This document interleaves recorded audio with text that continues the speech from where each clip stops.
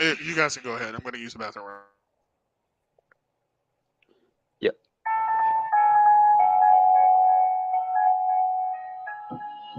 Jingle bell, jingle bell, jingle bell rock. Jingle bells swing and jingle bells ring. Moving and pumping, our Christmas is fun. Now the jingle hop has begun. Jingle bell, jingle bell, jingle bell rock. Jingle bells chiming, jingle bells chime. Dancing and prancing in Jingle Bell Square. In the frosty air. What a bright time, it's the right time to start the night away. Jingle bell time is the sweat time. Go gliding in a one-horse sleigh. Giddy up, jingle horse, pick up your feet. Jingle around the clock. Mix and mingle and a jingle and beat. That's the Jingle Bell Rock.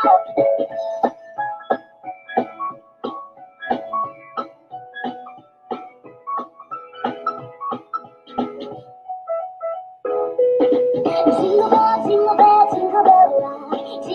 Jingle bells chiming, jingle bells time. Dancing in person in Jingle Bell Square. In the frosty air. What a bright time, it's the right time to rock the night away. Jingle bell time is the sweat time. Go gliding in a one-horse sleigh. Giddy up, jingle horse, pick up your feet. Jingle around the clock. Mix and mingle in a jingle and beat. That's the Jingle Bell. That's the Jingle Bell. That's the Jingle Bell.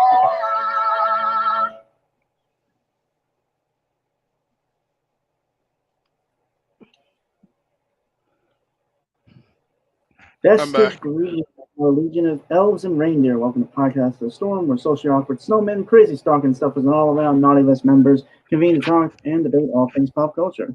With me, as always, is my co-host, the Jolly Holly Bookworm, aka the Authenticator, Dalton L. Mortimer. Hello, folks. And our second host, the Ghost of Christmas Yet to Cringe, Corrupt. Yo ho ho. And I am your host, Santa Claus Burglar, the Brainstorm Pop Culture. How's everyone doing this night? I am doing okay. Why do you sound lost? Why do you sound unsure? It's just like I'm mostly indifferent at the moment.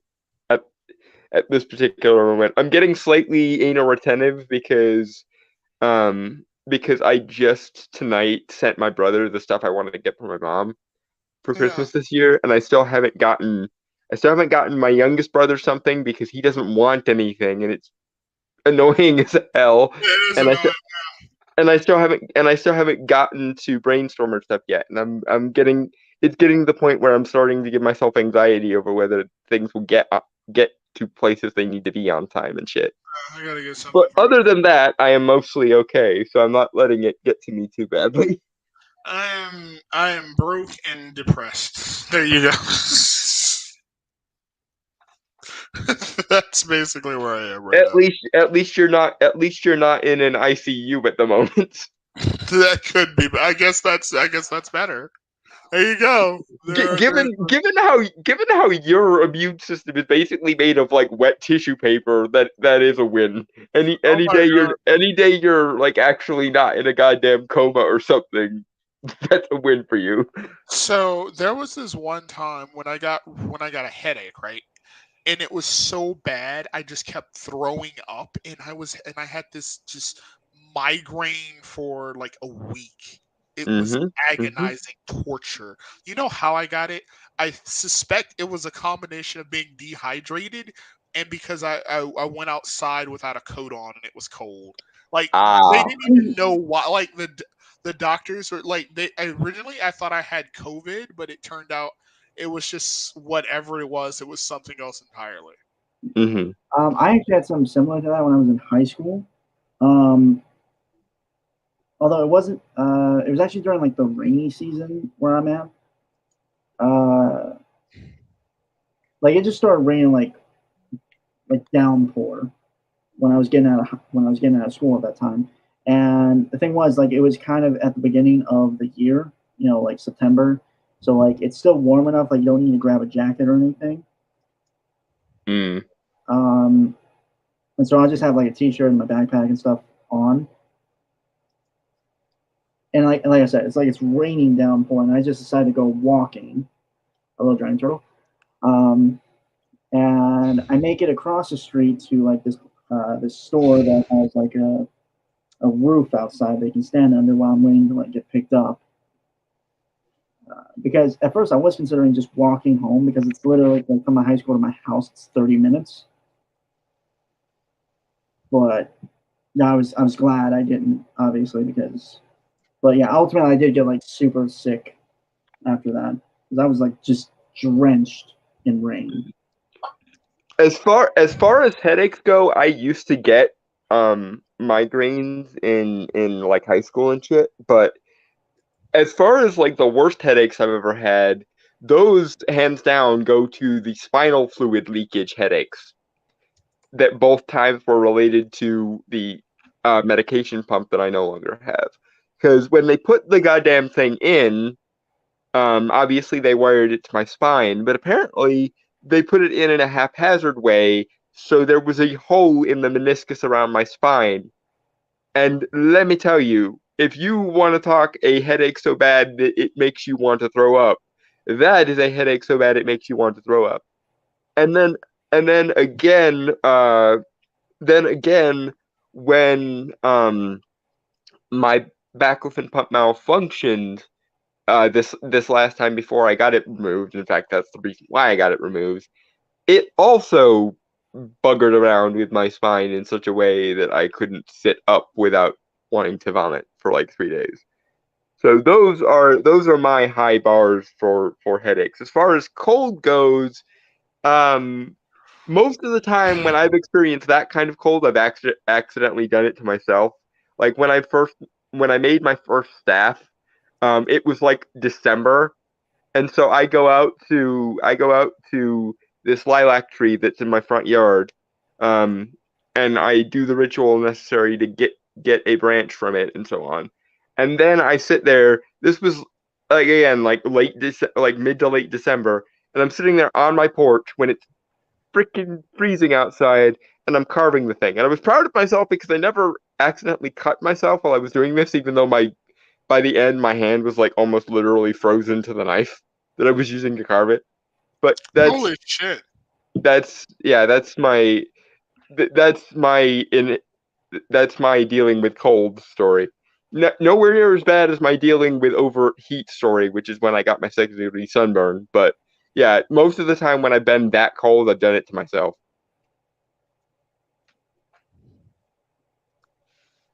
But as far as headaches go, never ever subject yourself to a spinal fluid leakage headache, folks, or you will be not having a good day. You will in fact not be having a good fortnight, probably.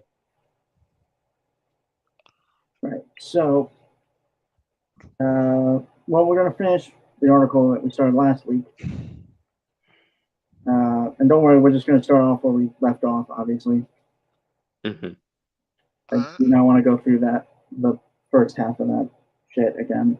Yeah, let's at least keep to the fresh, stupid. Yeah. Okay. Time to rethink Christmas as half the country not Christian, says diversity. Granted, this is in the UK, so.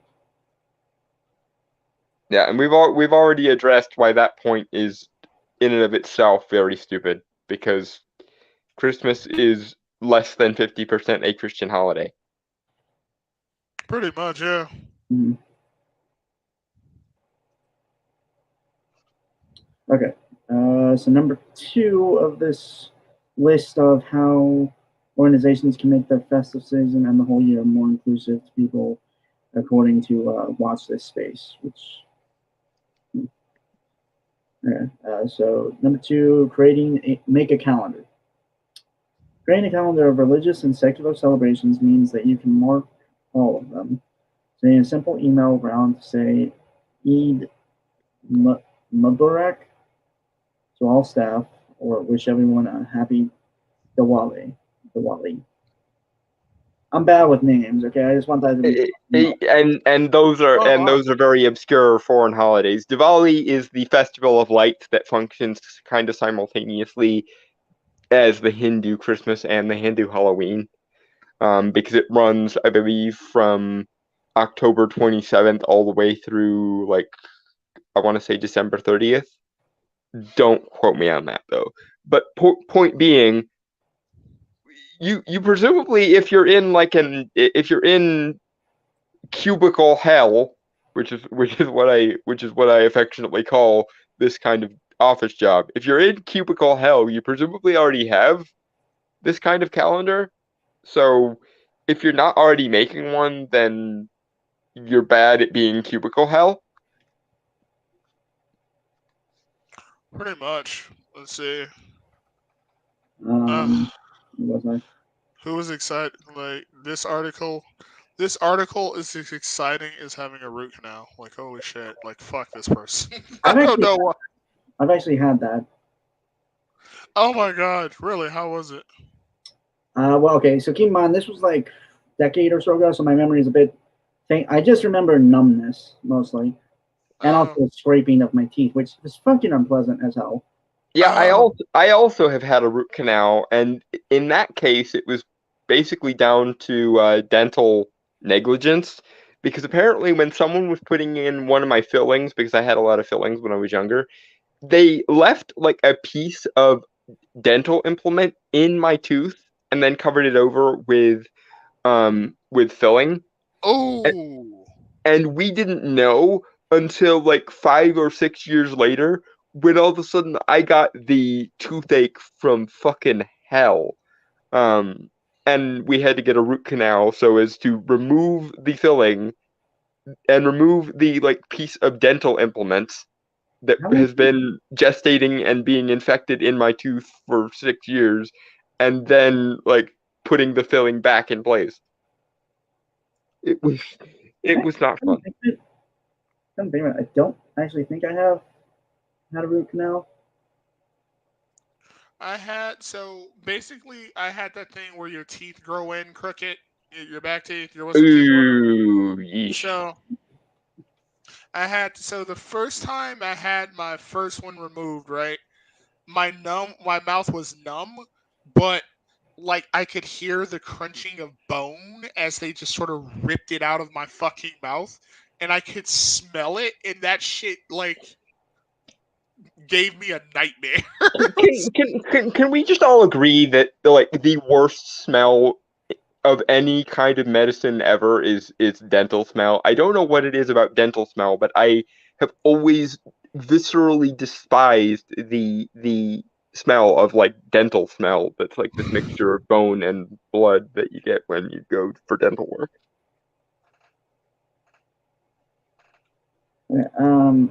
Honestly, I just hate those guys because it never really feels like those people would know what the fuck they're doing, like the dentists and stuff.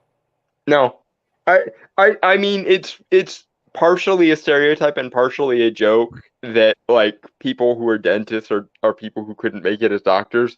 But I've heard of that too. Yeah. given the number of apparently stupidly incompetent dentists I've come across in my life, there's got to be at least some truth to that whole rigmarole. Here's the thing too, and their nurses, and at least in my case, a lot of their nurses are usually awful as fuck. They have no bad manner, and they're some of the most unlikable fucking people. Like holy shit. Yes, so to borrow a meme from Seinfeld, I think we're all fairly anti-dentite. Yes. Like my mother. Oh my god, I love that episode. Like my father's a dentist. The anti-dentite best. Yeah, I love the whole "this offend you as a Jewish person." No, it offends me as a comedian. I love that. That's what comes up every time someone tries to lump me into like a particular identity group. It's always like, so this offends you as insert minority here, and I'm like, no, it offends me as more individualistic minority identifier. Right. Exactly. Like, this offends you as a disabled person? No, it offends me as a nerd. Pretty much. Like it's funny because they go after this Twitter user called Young Crip a lot. over this shit. And the real young Crip is basically he makes a lot of dark humor jokes and shit. And he's like, what's the condition where you can't really move except for your like head and like your fingers? Paralysis. I think he has paralysis. Yes, he can't really like move. Or Basically, is he a quadriplegic? I think he's a quadriplegic. I believe Okay. he's a quadriplegic, and he makes like a lot of like dark and offensive jokes and shit. And the amount of hate he gets is hilarious. Like, it's funny that there are people who preach about inclusivity and tolerance will call you the most horrible shit when they're angry at you.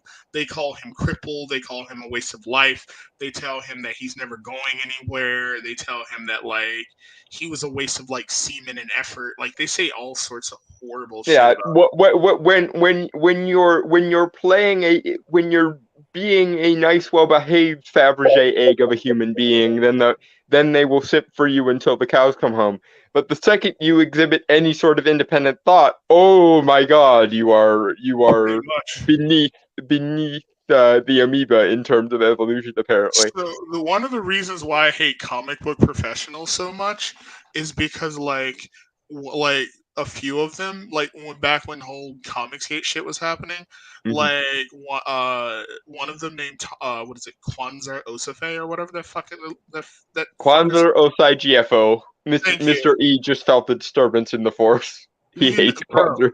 Bro, you know what he did, right? He would purposely go around to anybody who had that they were black in their About Me section and shit, or mention that they were black, and he would and he compiled a list.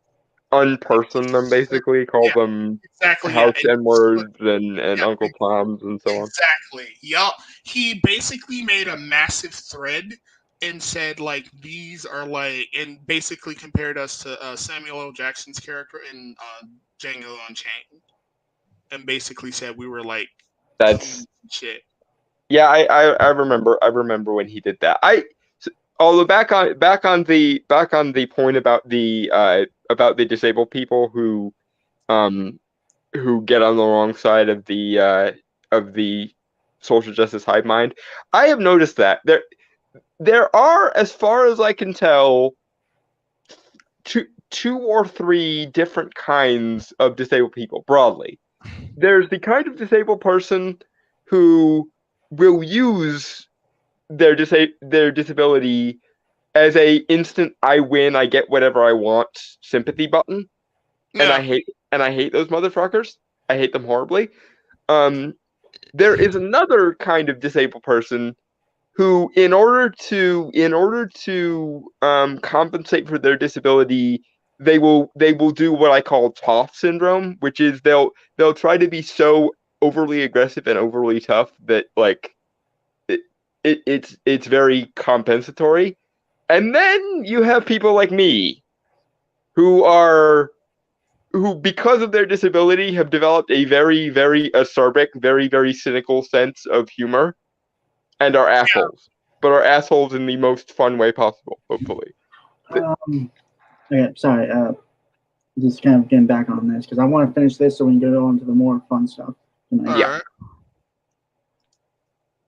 But yeah, I can confirm there are a lot of disabled people who get on the wrong side of social justice because they have gotten over their victimhood and they now will just mock both themselves and others to their faces for no reason other than because I can. I mean, sometimes. I'm black and I'm like gay for the most part, and it's just like I'm tired of being I don't want to be oppressed.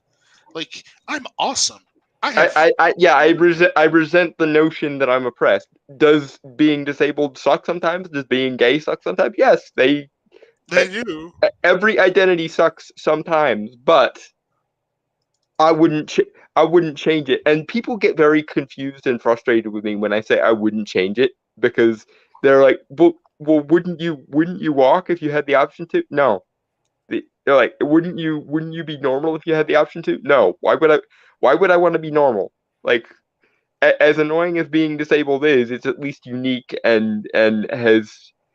Honestly, I think there's a positive aspect to being disabled, which is you either let it destroy you, or you become impervious to destruction from it. Basically, you either wallow in self pity for the rest of your life, or you own your shit and become a better person as a result of it.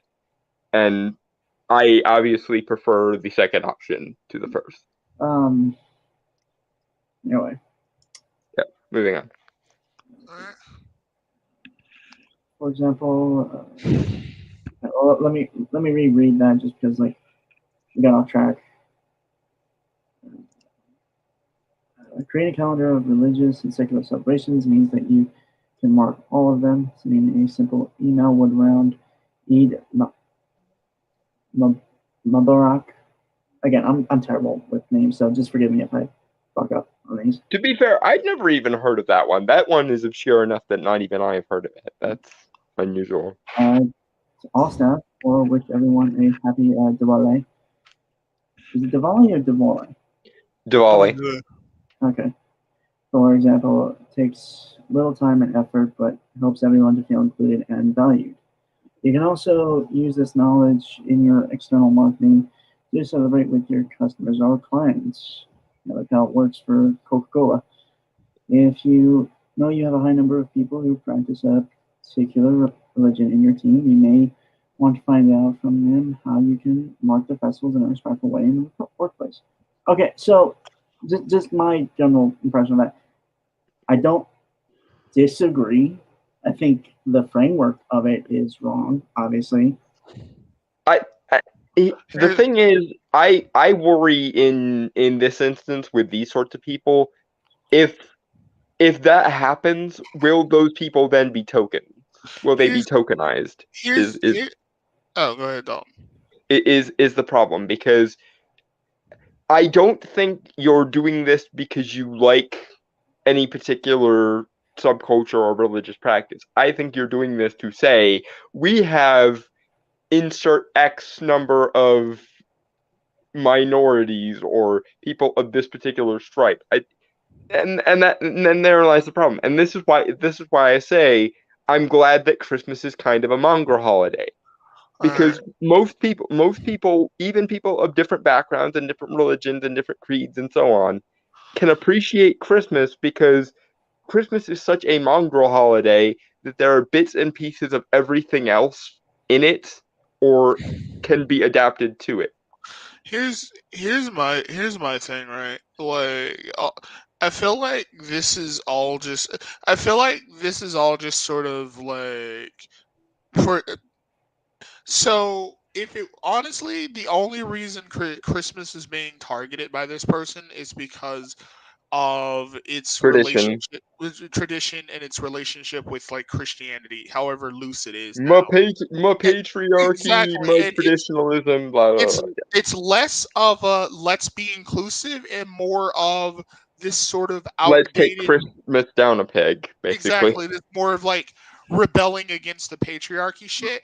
And honestly, here's my opinion. A cold hard sort of fact about reality. You can't be inclusive of everything. Like at that point, like it's one of the reasons why Happy Holidays existed for a while, because it was basically just an umbrella term for everything in the holidays, right? It was basically their way of shying away from Christmas. But like Christmas returned and the world didn't explode. There's no reason to just remove Christmas from to remove or cancel Christmas. You can as Dalton said, it's a mongrel holiday. It's a secularized holiday. Anyone can take part in it. People who don't celebrate it don't have to celebrate it. But like for most people, they do, because it isn't tied to anything anymore. It isn't just this thing that only Christians celebrate. And can I just say another thing about Happy Holidays? Because I never understood the visceral hatred that some people have for the phrase Happy Holidays. Because when I was a kid, I always just assumed it was because Halloween, Thanksgiving, Christmas, and New Year's are like right next to each other.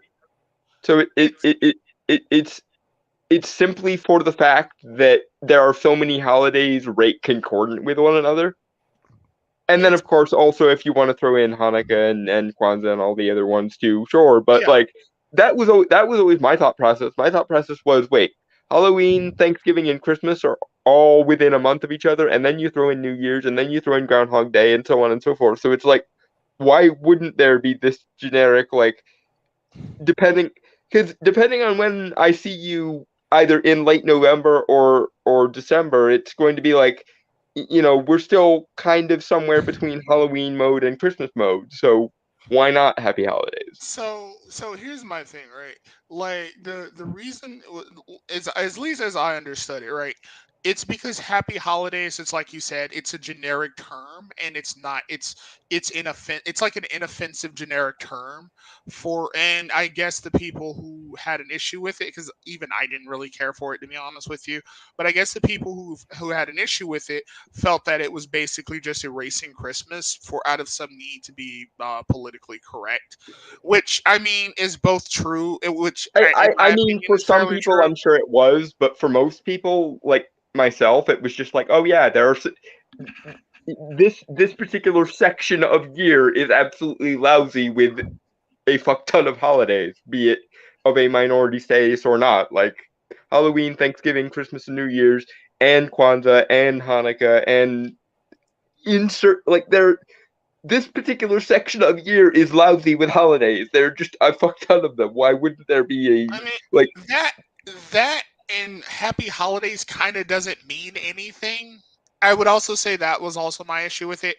It just kind of felt like it's like, what is that, like, what are you actually celebrating when you say happy holidays?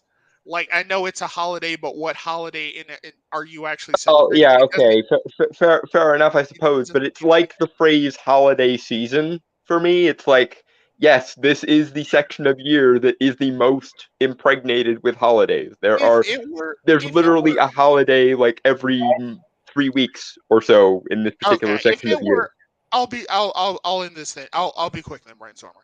If it were like kind of like your idea of like where it's just used like holiday season as just like this is a section for holidays, yes, I think that would be fine personally. If it was just used in that way as just like, oh, this is just like where all the holidays go, because you have Thanksgiving, you have Halloween, and then you have Christmas. Yeah, it And then you have everything else, which sucks. it never occurred to me that it would be a thing. But never mind. Moving on. It's the Latinx of Happy Holidays is like the Latinx of winter holidays. Holy shit, that's hilarious. Oh my god. I T-shirt. Okay, but the thing is, only in the minds of extremely triggered SJWs and or extremely triggered tradcons does it I function mean, that way. I mean, not really. Like even not like not really. I think if you honestly take a look at it, that is kind of the reason why it exists. Like it does exist. Like we do live in a culture where offense is currency, and like yeah, I mean, it's a generic. That's why it was used as a term, because it's a generic inoffensive term. We like that's why a lot of term. That's why we have a lot of terminology that's inoffensive. That why do you think we have like, instead of manholes, people holes? Like it's just because we live in a culture It- of What? offense. to be fair, that one did not catch on, and thank all of the gods in all of the pantheons for that it didn't That's catch fair. on. Like nobody I've like that. never No, heard of that until just now. that No, isn't. the SJWs did try to make it a thing that's what I'm saying. For most, for lack of a better word, normies, Happy Holidays is just because this section of year is fucktarded with holidays. There are so many of them. I mean, I think. Okay, guys, I'm What's up? sorry. I don't mean to like. It's Yeah, just like moving on. you guys are All just right, I going cannot around. stop looking at your fucking avatar, brainstormer. Goddamn. I'll change it probably when we get the last week. I haven't I had a really chance. like it. It's no, you don't have to change it. I really like No, it. no, That is it's just perfect. like it's related to something of the last week, so Oh, that's okay. why I'm gonna change it. But Are you gonna change it to Krampus? no, Oh. That should change I my couldn't find a good image of Krampus, honestly. I tried doing that last year, but I couldn't find a good image of him. Didn't they make a movie about Krampus No, where I he tried to fights? find that one, but I couldn't find one. I couldn't find a good image. I couldn't find one. The thing is, a lot of the imagery in the Krampus movie, for as good as the Krampus movie is suggestion rather than appearance. Like we never actually Oh, see they a don't full show on what he shot looks of like? him. No, No, they they do, but they never show like a full body image because Oh, it's he like one of those things. he Okay. he wears a cheap Santa mask for most of the movie, and then like his horns show above it for the most part. Like Okay. they never show a here is what Krampus looks like unfiltered Hell, image Okay, really. so it's like that movie. It's like that movie Sinister, where they never really show what the fucking monster looks like. Okay, like I couldn't even find a drawing. concept art of him. The most you ever see of him is like his claws and like his goat hoof legs are Oh, that's what you so see most. disappointing. And Because no one ever makes a Krampus movie. Well, I mean, I guess it's kind of hard to, but like, yeah, that's disappointing. there, I think there was a version I saw. Like it was a very cheap looking Christmas horror movie that had Krampus as like a slasher villain. Oh, I think I know the one you mean, where he was played by like a WWE type person, right? No, With chains. I don't know. I didn't see it. I saw the trailer for it. Like it was a white Krampus, like Snow White Krampus. I thought don't remember Krampus that was supposed one. to be like gray and like with Black, matted fur and shit. black actually. I did research for that. I've always seen him depicted as being brown, like your usual like satyr demon type thing. But I always thought I always thought his fur was supposed to be gray. Yeah, I actually looked this up. Like he has black fur, like in the depictions in actual like German folklore. Okay. yeah, I saw a recent Krampusnacht parade because Krampusnacht is I believe the December 6th and 7th. And there were a lot of different designs. The only thing that seems to be fairly consistent, apart from he looks like a generic satyr demon, is he always has chains and white birch twigs. Oh, you know what? You're right. He does look like a generic satyr demon. I was like, I remember him looking a bit more unique than like a typical satyr. But no, you're right. He does. He just looks like an average satyr demon. That's it. Yeah. Anyway, moving forward. Or Yeah, Incubus if you want to be a Christian about it. Or an Incubus if you want to be Christian about it. Okay. I mean, no, because No. he doesn't look at all like an incubus. Well, no, it's just Incubus are fucking sexy though. I was under the impression that satyrs were kind of No, the design of the satyr is like the generic demon look, but it's not associated as like they didn't take the concept of the satyr and turn it into the incubus. Like in fact, it's weird. For as many sexual connotations as the satyr has in its original mythologies, the incubus is usually the one kind of demon that doesn't look like a traditional satyr because they're supposed to be like all glamorous and come hither. They're really sexy. I love incubi. Oh my fucking god. Okay. I can't. Corrupt I can't argue about Corrupt that. is going to hell for degeneracy. We know this by now. Anyway. I mean, they're sexy though. Go ahead. I mean, I get it. It's the same thing with like traditional depictions of fairies. They're supposed to be glamour by their very nature. But anyway, moving on. Okay, just before that, like my point to this is, I stand on my point, I guess. I stick with the mantra that I always have when it comes to supernatural stuff, which also kind of refers to the golden rule that every man and woman should know about, which obviously don't stick it in crazy. But also, Okay. Crazy chicks have good sex. They do. I hear that all the fucking time, but I'm not gonna do it because I'm not stupid. No offense. They have crazy sex. They will do anything with you. It's Yes, and amazing. then you will be Johnny Depp at the defamation trial. Is what that ultimately results. Like this is why the golden rule exists. Right. You should have seen Um, brainstormer. You should have seen my Polish ex. She had massive tits. Well, Gigantic. I mean the East European women stereotype exists for a reason, but that doesn't change the fact that nobody wants to get Amber Hearded. Also, the thing is, my rule, my own personal vow and rule of the supernatural is I don't fuck with it at all. In this case, obviously being quite literally. Yeah, in this case, very literally. Do not fuck. My sister does that. She doesn't like anything supernatural because she believes in like negative energy and shit, and she thinks it's all like negative energy. No, I don't think it's all negative energy, obviously, because I've done a lot of research in mythology and supernatural stuff. But I just don't fuck. He doesn't want to be the generic. He doesn't want to be the generic horror movie victim, and because he's Hispanic, he thinks he's more likely to be the generic horror movie victim. I'm not supposed to be I'm black. Aren't I like the first person to die? I'll be the second then. But it's honestly not even that. It's kind of more evolved into I don't want to actually fuck up if I ever encounter that stuff. Like do something wrong, say something wrong, and incur the wrath of some supernatural entity.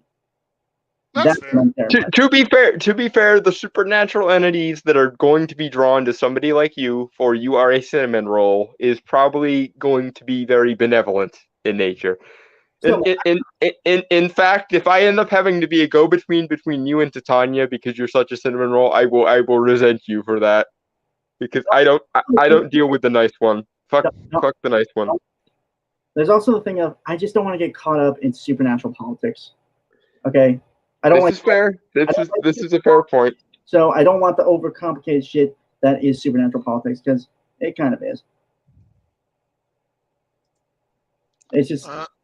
Anyway, the supernatural is very politically heavy, I guess.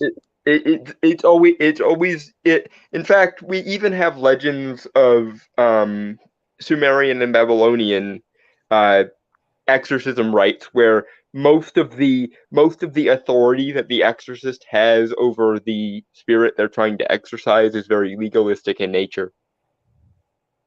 Like it's always very honor bound, my duty is this, your duty is this, therefore you must leave, and so on. I kind of agree with that, Dragon Troll. Give me aliens, space monsters, killer robots, and serial killers any day of the week before Ghost. Ghosts are honestly the lowest on my priorities. Humans just aren't that interesting to me, and they don't become more interesting without the flesh suits. Like seriously, I don't understand people's. I mean I do and I don't. Like I don't understand, given how many more interesting things there are in the supernatural realm to be interested in, people's fascination with ghosts.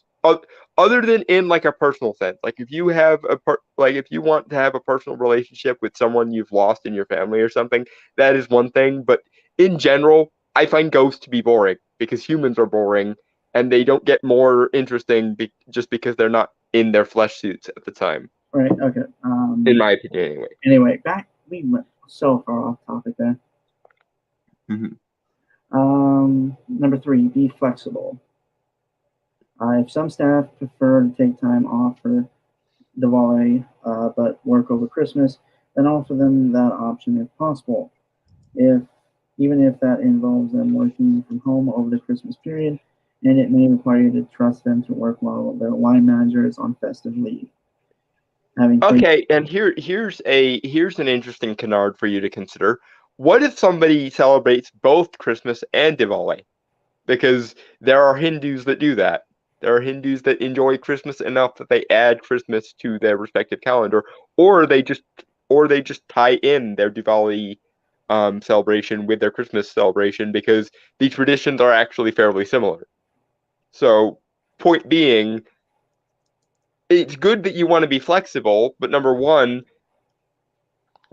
shouldn't that just be the default assumption? and two, most people, especially in Western countries that work in cubicle hell, are going to be the kind of lax religious people who include various different kinds of festival in their holiday season. That's why I don't really fully want to get rid of the holiday season thing, because there are people who celebrate, kind of all of the above sort of position. Also, how are we supposed? Also, like, so here's my thing, right? If we were to go through with this idea of basically just like canceling Christmas and making it this sort of like mishmash. So what is the idea, to cancel Christmas and make it this mishmash of different holidays, or just to give lip service to different people of different holidays and not call it Christmas? I'm not Yeah, really understanding.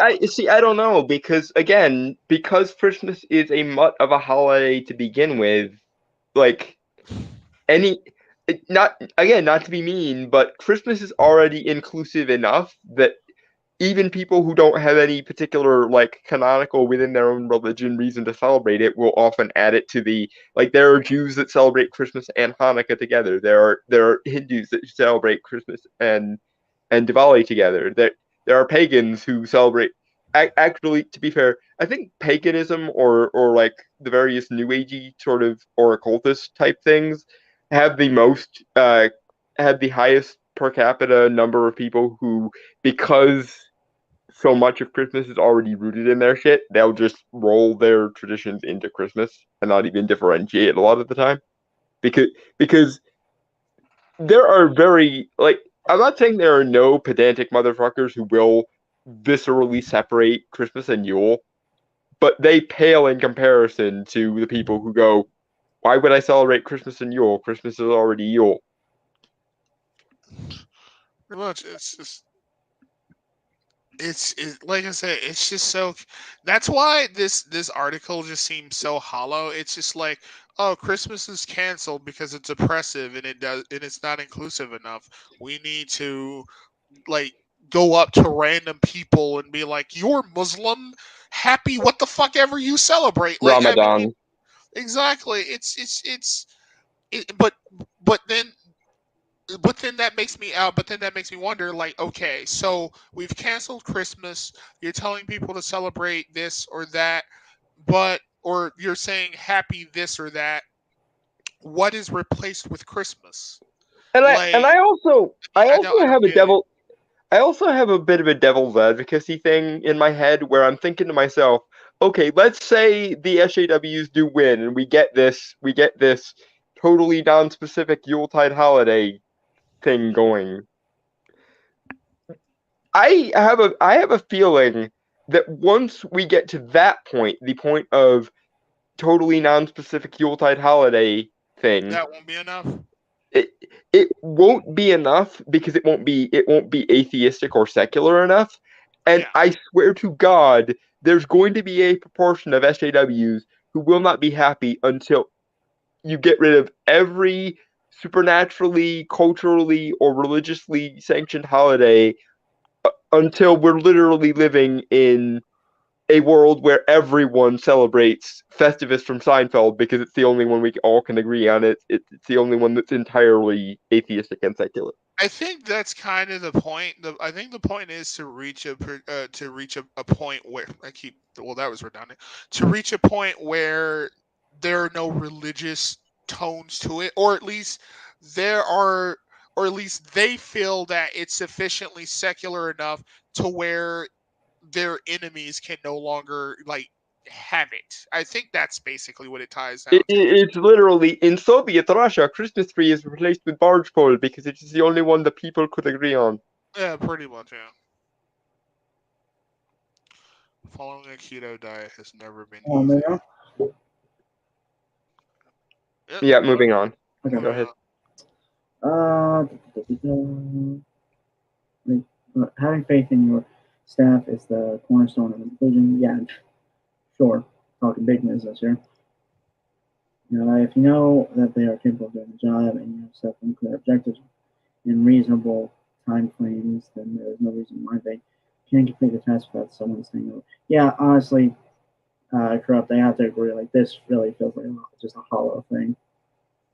Yeah, it is. It's really hollow. It's mostly just why I don't like Christmas because patriarchy. So let's replace It's it with something. it's literally there to pander to no one except for extremely devout atheistic SJWs and extremely devout fundamentalists of every other religion except Christianity, basically. Pretty much, Because yeah. because everyone else has no problem with Christmas. Everyone else is already on board with Christmas is a cool holiday, regardless of whatever I mean, yeah, significance you want to append to it. yeah, it's secular as fuck. Like you can just like when people think about Christmas, like some people think about the baby Jesus, but a lot of people are like, oh shit, I get to hang out with my friends, my family, eat lots of food, and exchange gifts. Yeah, and even the combination of like the obscure occultist or the just like uber academic go, Christmas is awesome because it has all of this, multicultural significance from all of this history that, with Saturnalia and Yule Yeah, and the it winter is. solstice and on It, and on and on it goes. exactly. It is very multicultural actually. So like there is no one offended by the existence of Christmas except for fundamentalists of other religions who can't for some reason learn to coexist with other shit, and extremely devout people who think the only true morality is social justice and or atheism. And not just casually, I don't think there's evidence for God's atheist, but atheism as a purposeful anti-theistic ideology. I am so I am so depressed by the fact that like I hate what Atheism Plus did to the fucking to the fucking conversation. You know. I want to ask what that is, but I don't want. I actually don't. It's basically remember what happened with Gamergate and Comicsgate, where feminists and social justice warriors were like, your particular mode of expression must now include our morality because reasons and only our morality. It's that, but for atheism. It's so Someone went, atheism isn't properly atheist unless it's feminist and social justice focused. yeah, that's basically it, and that's how you got Atheism Plus. You know what was really sad about Atheism Plus? Again, I regret this, but it was what it was. I was for it because I have no idea why. We all did stupid things in our late teens and early 20s, man. Like, oh my god, I like I say, I don't even know why I liked or believed in any of the shit that I did when I was like an SJW and shit. Because like I was just so I would have found myself so unfun to be around. Like I didn't like anything. Like holy shit. Everything was problematic. It was so awful. Like oh my oh also I was like deceitful as shit. It's funny how many moralistic authoritarians are just complete amoral cunts when all is Yeah, said and done. I was really like amoral and really deceitful. Like holy shit. I used to do a lot of really fucked up shit because I just did not care. It was oh my god, it was so awful. Right. Yeah. Anyway, moving on. Now let me put it back up because I pressed something and it was going to send us to like another article. So yeah, well, you see this like button here that I thought it was like for this thing. No, I know what you mean. I've had that happen too, where I accidentally like been scrolling through and hit a hyperlink, and then it's like shit. It takes me 5 minutes to get back to whatever I was actually doing. Yeah, I just anyway. Okay, I think this is the last part. So yay. Merciful Hecate, this took too long. It's weird because this article offers nothing. Go ahead. I was going to say, I think the reason why it took us so long last week is because we obviously just got really off topic. Yeah, true. But but our sidebars are what people come for a lot of the time. Pretty much because like this article, like it doesn't offer anything. It's not like it doesn't even offer like a good combative argument that you can be like, I want to fight this. It's just they function as springboards, basically. They're input for our brains so we can be spurred on to more interesting shit. Yes. Oh my God, that's beautiful, Dalton. Holy, I want to gift wrap that quote.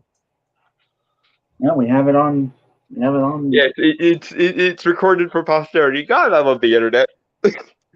Because now whenever I make an argument or I have a phrasing that I really like, I can revisit it and be like, oh, that's the phrasing that I like. Because sometimes I'll just stumble on, my brain will basically burp up a really good idea, and then I'll be like, shit, I can't remember what I said. Oh wait, I have it on tape. Yay. Exactly, because like, yeah, that's basically what these are. These articles are like hollow, they're basically just garbage, but like they give us like sidebars and interesting things we can think about and tangents we can go on. All right. Go ahead, Brainstorm. Last thing, number 4. Celebrate purpose. Fuck. Celebrate purpose. Fucking son of a. What's weird is I was great at English in school. I'm a writer. I should know how to fucking talk. Oh, you know what's funny? I do not talk. Or rather, I don't talk the way that I write, or whether I don't write the way that I talk. Yeah, no, they're different skills, dude. They've actually done studies, and it's been shown that like the verbal part of the brain that you use when you're speaking is completely different from the part of the brain you use when you're typing in like a other format, whether it be writing, whether it be typing, whether it be whatever. I noticed that when I actually have written like scripts and stuff. It's weird. Like, yeah, I used to be halfway decent at both, but it's been so long since I've written a thing that I'm probably absolutely shit at writing now. like it's weird. Yeah, go ahead, Brainstorm. I don't want to go on another fucking tangent. Yeah. Go ahead, Brainstorm. Yeah, let's put the proverbial bullet in this thing's head and then move on. Celebrate purposefully. You mean like people already do? The thing that people like that is so fatuous that it almost circles back to being redundant, because that is the word celebration is tied to various purposes like that. Like drawing celebration is basically, when you get right down to it, drawing specific attention to something. Like that's what holidays are for. That's why we set aside particular days or particular times for particular celebrations, because it's literally drawing a distinction between the normal everyday time period and these specific purposeful times. I feel like this person ran out of shit to say, so they just kind of like made up something like celebrate purposefully. Like, what does that mean? That's the funny thing. Most of this article is apparently based on another article this person read. So not only is the person who apparently wrote it originally completely fatuous, but this person saw that completely fatuous article and went, I'm going to take most of this for my own article that's going to be even more bitter and cynical and shitty. Right. So let's actually get into the article. That was just the title. Rather than enforcing awkward socializing for the sake of Christmas, honestly, companies should stop doing that altogether, not just for Christmas. Like, I will defend socializing. Like, I mean awkward socializing in the workplace. You know what I mean? Oh, you mean like when you're like talking to? Do you mean small talk in general? Yeah. When it's a corporate initiative, I think is what he's getting at. When you feel sort of obliged to socialize with your coworkers, even if you wouldn't otherwise. I mean, like, we can talk about it later. Let's just go. Yeah, ahead. Go ahead. To be fair, whenever I've done a job, well, I've only had one job. I kept to myself and just did my job. I was not a social person, so maybe that's why I have that. That's why I don't really like that, you know. The thing about socializing at work is that, like, yeah, it can be distracting, but like working in general can be, for a lot of people, can be really grueling, and being able to socialize and talk to each other. Yeah, I know about grueling. Yeah, allows you to basically pass the time by like socializing with other people. Well, the thing, I mean that's ultimately the thing is though, right? People will a lot of people will become friends with their coworkers just by sheer osmosis eventually. But the thing is, we all know certain coworkers who we wouldn't piss on if they were on fire. Um, anyone who's ever worked a job or even just been in a public situation where they've had to deal with people knows that. Like there are people who you would become friends with regardless, and they just happen to be in the vicinity of your sphere because they're work friends. But there are also people you're forced to work with who are the worst human beings imaginable, and you wouldn't piss on if they were on fire. So I think what Brainstormer might be getting at, and he can correct me if I'm wrong, is because so many corporate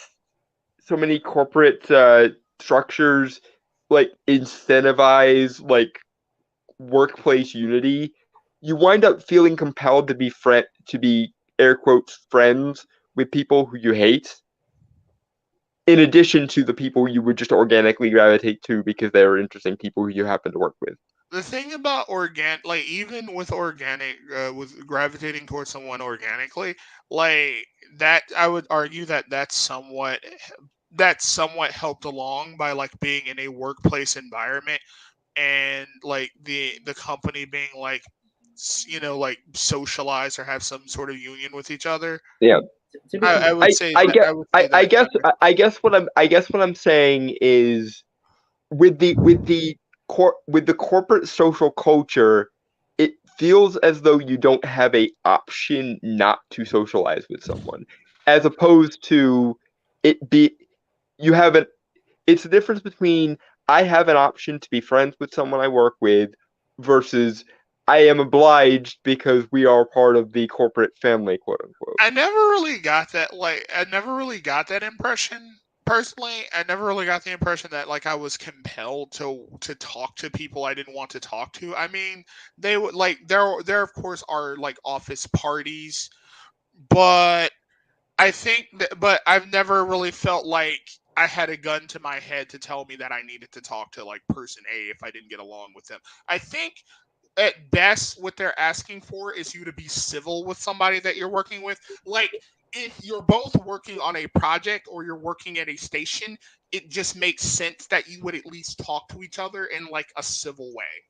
Yeah. I think that's what's being asked. Okay. Well, I think the other factor is, let's face it, the Karens in HR and PR who basically see the workplace as their personal fiefdom and will like impose themselves on anyone that works underneath them. Oh, I have a They're horror story for you later.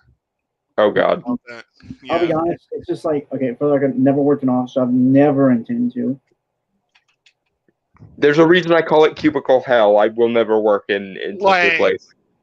Dalton, oh my god, you will hate this shit when I tell you this later. Right, Oh my but, Oh my god. I worked at a bar when I was 19. I was a dishwasher, you know.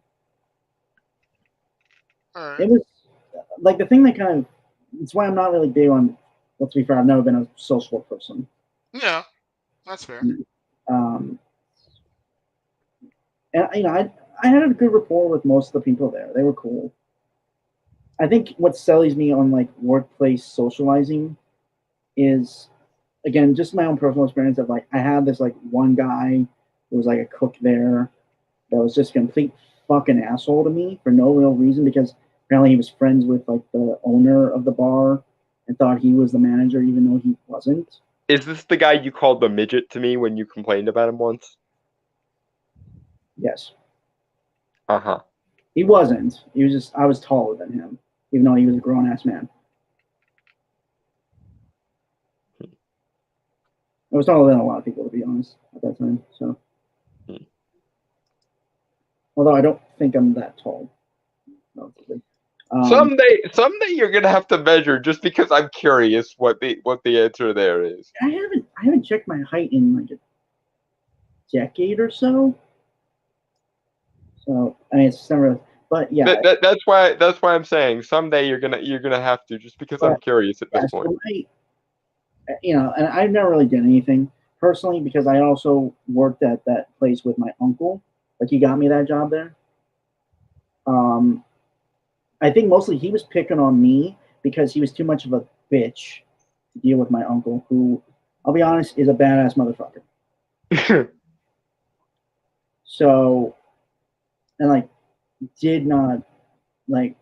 I tried socializing. I tried like talk to him, be friends with him and stuff. He was just kind of an ass, right? And given your tolerance threshold for asshole, that like you and I somehow became friends. So if this person is enough of an asshole that he's less tolerable than me, this person probably deserves to be locked up somewhere. But yeah, so that might have sullied my like idea of like that whole experience might have sullied my idea of socializing in the workplace. You know. Yeah, and That guy, I get it even from not working in that kind of environment either, because, and I'm gonna sound like a massive dickhead when I say this, but I'm a massive dickhead anyway, so this is not news. Most people, like I am an uber individualist when it comes to associating with people, in the sense that I find most human beings are just not worth it. Like they are not worth the effort it would take for me to be social with them. So like when I find someone who is worth my fucking time, I cling to them like nobody's business. Ahem.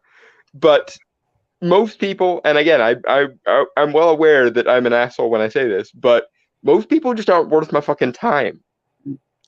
I feel the same way. I like Brainstormer and I like you, Dalton, and like also, some dude, other okay, some so other people. I'm sorry, it's just a story came to me, and I think I've told Dalton this before, but the moment I really started to hate this guy, like legitimately hate this guy. I'm not gonna name names, obviously. Just he called in the second dishwasher on the day I'm supposed to come in on work. Didn't ask the manager who was coming in at the same time I was, like the guy who runs the kitchen, right? And told me he tried to call me and say that I didn't have to come in. So basically, I got cheated out of a day of work, and I still have Just no. because this guy tried to spite you. I honestly have no reason why he did that. Like even to this day. He's probably if he's as much of an asshole as you describe, he probably did it just to troll you, basically, just to be vindictive. I won't lie. There was a legit moment I legitimately wanted to fight him. I didn't though because I still wanted the job. I got good money out of that. So. Uh-huh. But yeah, Cursed be you motherfuckers who have a moral compass. I didn't want to lose my job or get arrested because I was at that age I could be arrested for assaulting him. Mm-hmm. So not entirely moral compass in that regard, just logically thinking. Yeah, but most people's desire to whack heads would have overcome their even pragmatic thinking there. That's why I attribute it to you being better at heart than most people. Yeah. Anyway, moving on. Yeah, it's fucking off topic there. Celebrated milestones in your achievements as a team throughout the year and bringing people together in a way that helps them to get to know one another and understand their work. Much more powerful than everyone drunkenly draping tinsel over each other. I have no idea what any of that meant. I don't read it again. I didn't really catch or internalize any of that either. Okay. Celebrating milestones in your achievements as a team throughout the year and bringing people together in a way that helps them to get to know one another and understand their work is much more powerful than everyone drunkenly draping tinsel over each other. Ah, okay. So you want to replace Christmas and the various universal meanings that it can have with the allegiance to the corporate family. Yeah, no, you can fuck off. And here's the thing. What happens when you interview like 90% of your staff and they're fine with celebrating Christmas and they really don't want to engage with the soulless corporate bullshit? Because that's the thing. All of these corporate like team building days are so robotic and sterile in their like their striving for a kind of secular efficiency that I've never known anyone who's worked this kind of job, which again, to be fair, I have not worked a cubicle hell job and I strive to never work a cubicle hell job. But all the people who have ever interacted with who have worked cubicle hell jobs have told me how soulless and stifling the corporate family appointed days are. So I have to tell you, as annoying as the office Christmas party is, if you gave people the option of office Christmas party or appointed corporate family working days or like team building days, most people are probably gonna pick office Christmas party, even the ones that aren't like Christmas oriented or Christian in any way.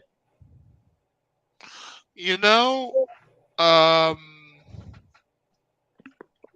to go with that, to follow that up, um, shit, I nearly forgot my train of thought. Anyway, so to follow up with Dalton is saying, it sounds like I've been saying, they just kind of want to replace Christmas with just basically some sort of bland, inoffensive, I guess, day where people, which is basically just Christmas in spirit, just without just without being called Christmas. Corporate Festivus, basically. Exactly.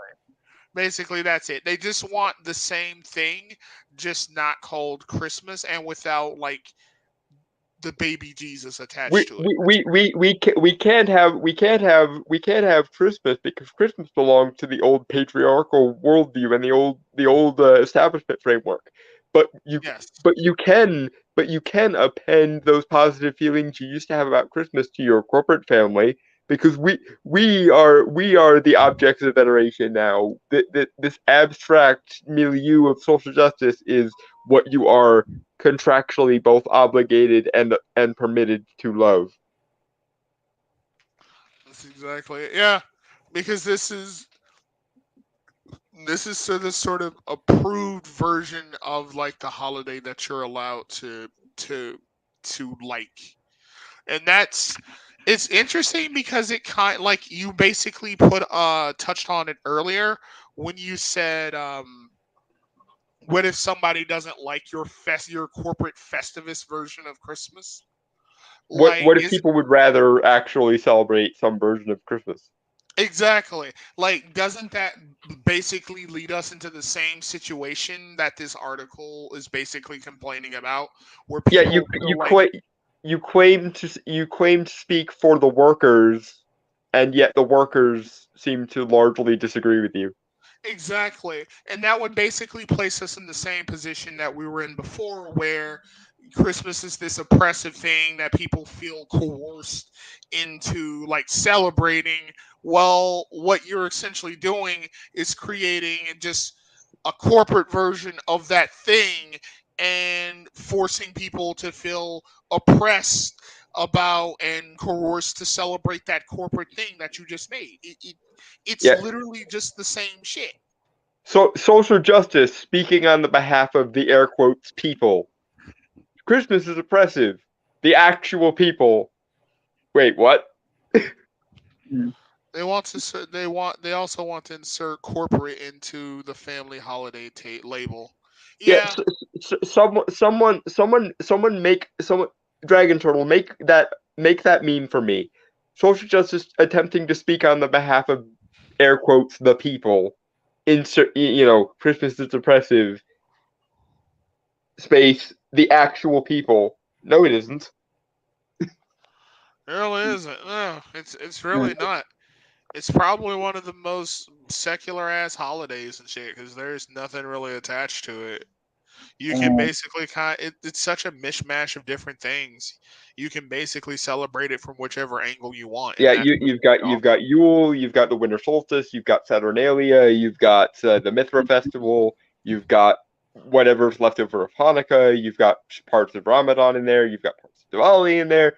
It's just literally everyone has an angle on Christmas, and no one outside of extremely fundamentalist religious kooks or other like hyper strict moralists of some stripe or social justice moralizers have any problem with it. Like those are your two extremes who have something who find Christmas sinful or problematic. The hyper fundamentalist religious kooks or the hyper atheistic social justice mongers. Those are the only two varieties of people who get offended by this. Okay.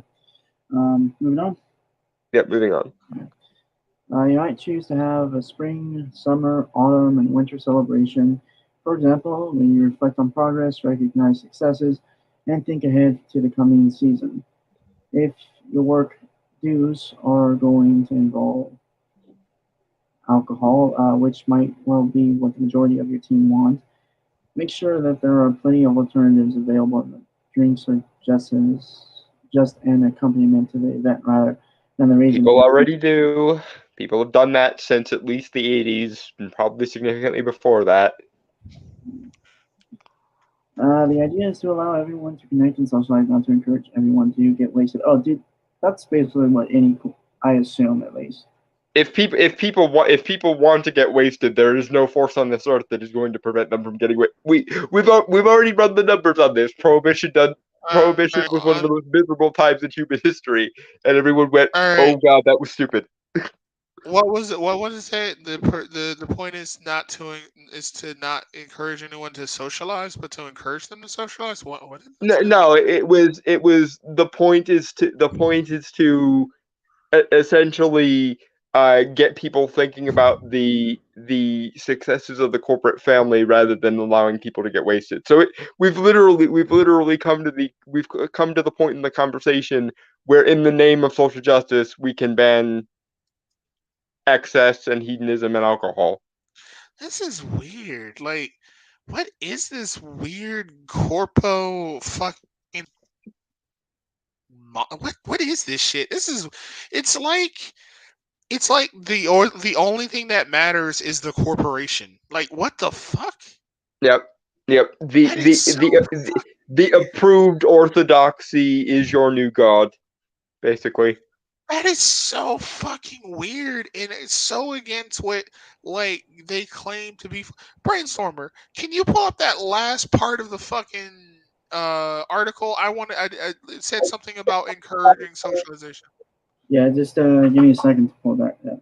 Because I am so fucking curious as to what that said. Like it just blows my mind how weird this is.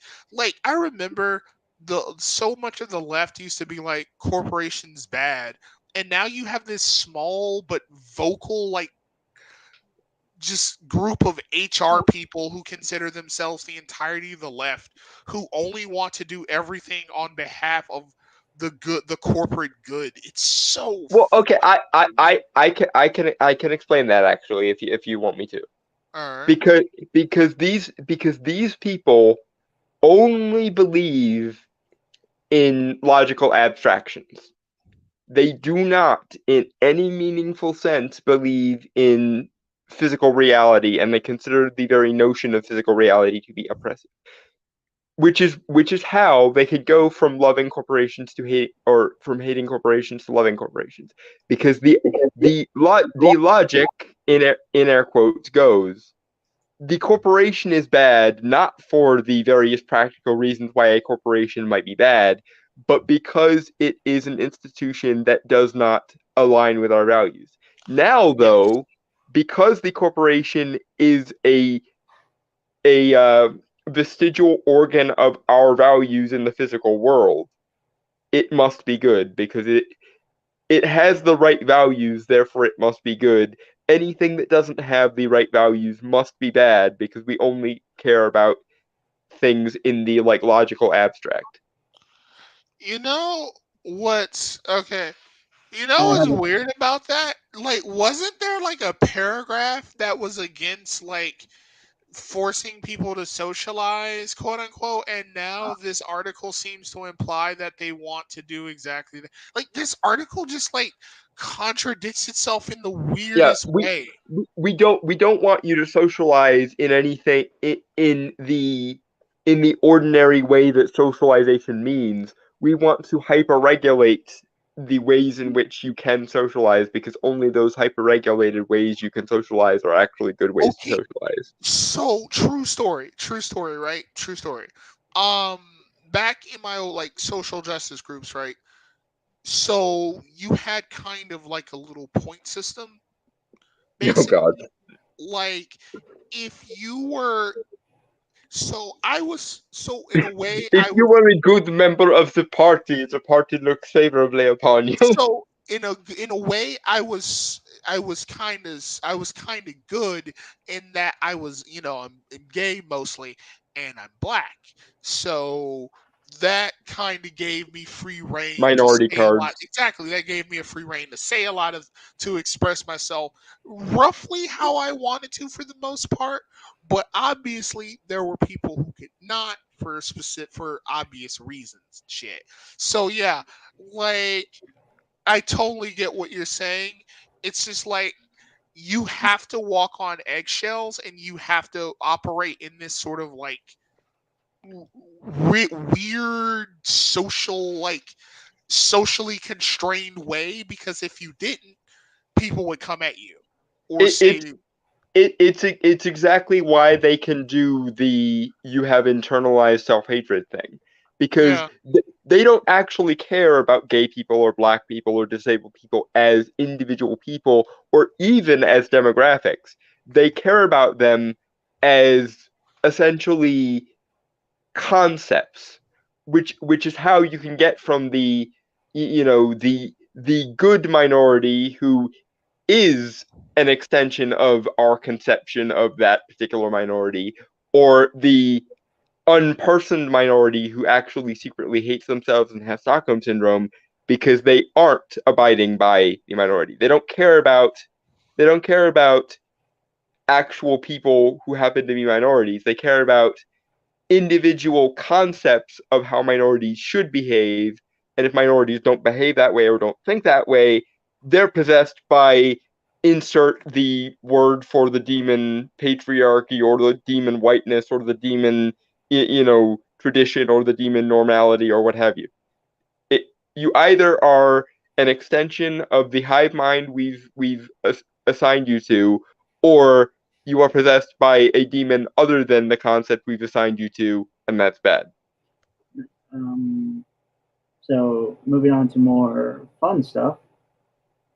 Hopefully, That's all we have after that, thankfully. thank God. I guess since I already have the stuff pulled up, not on here, obviously, it's on my computer.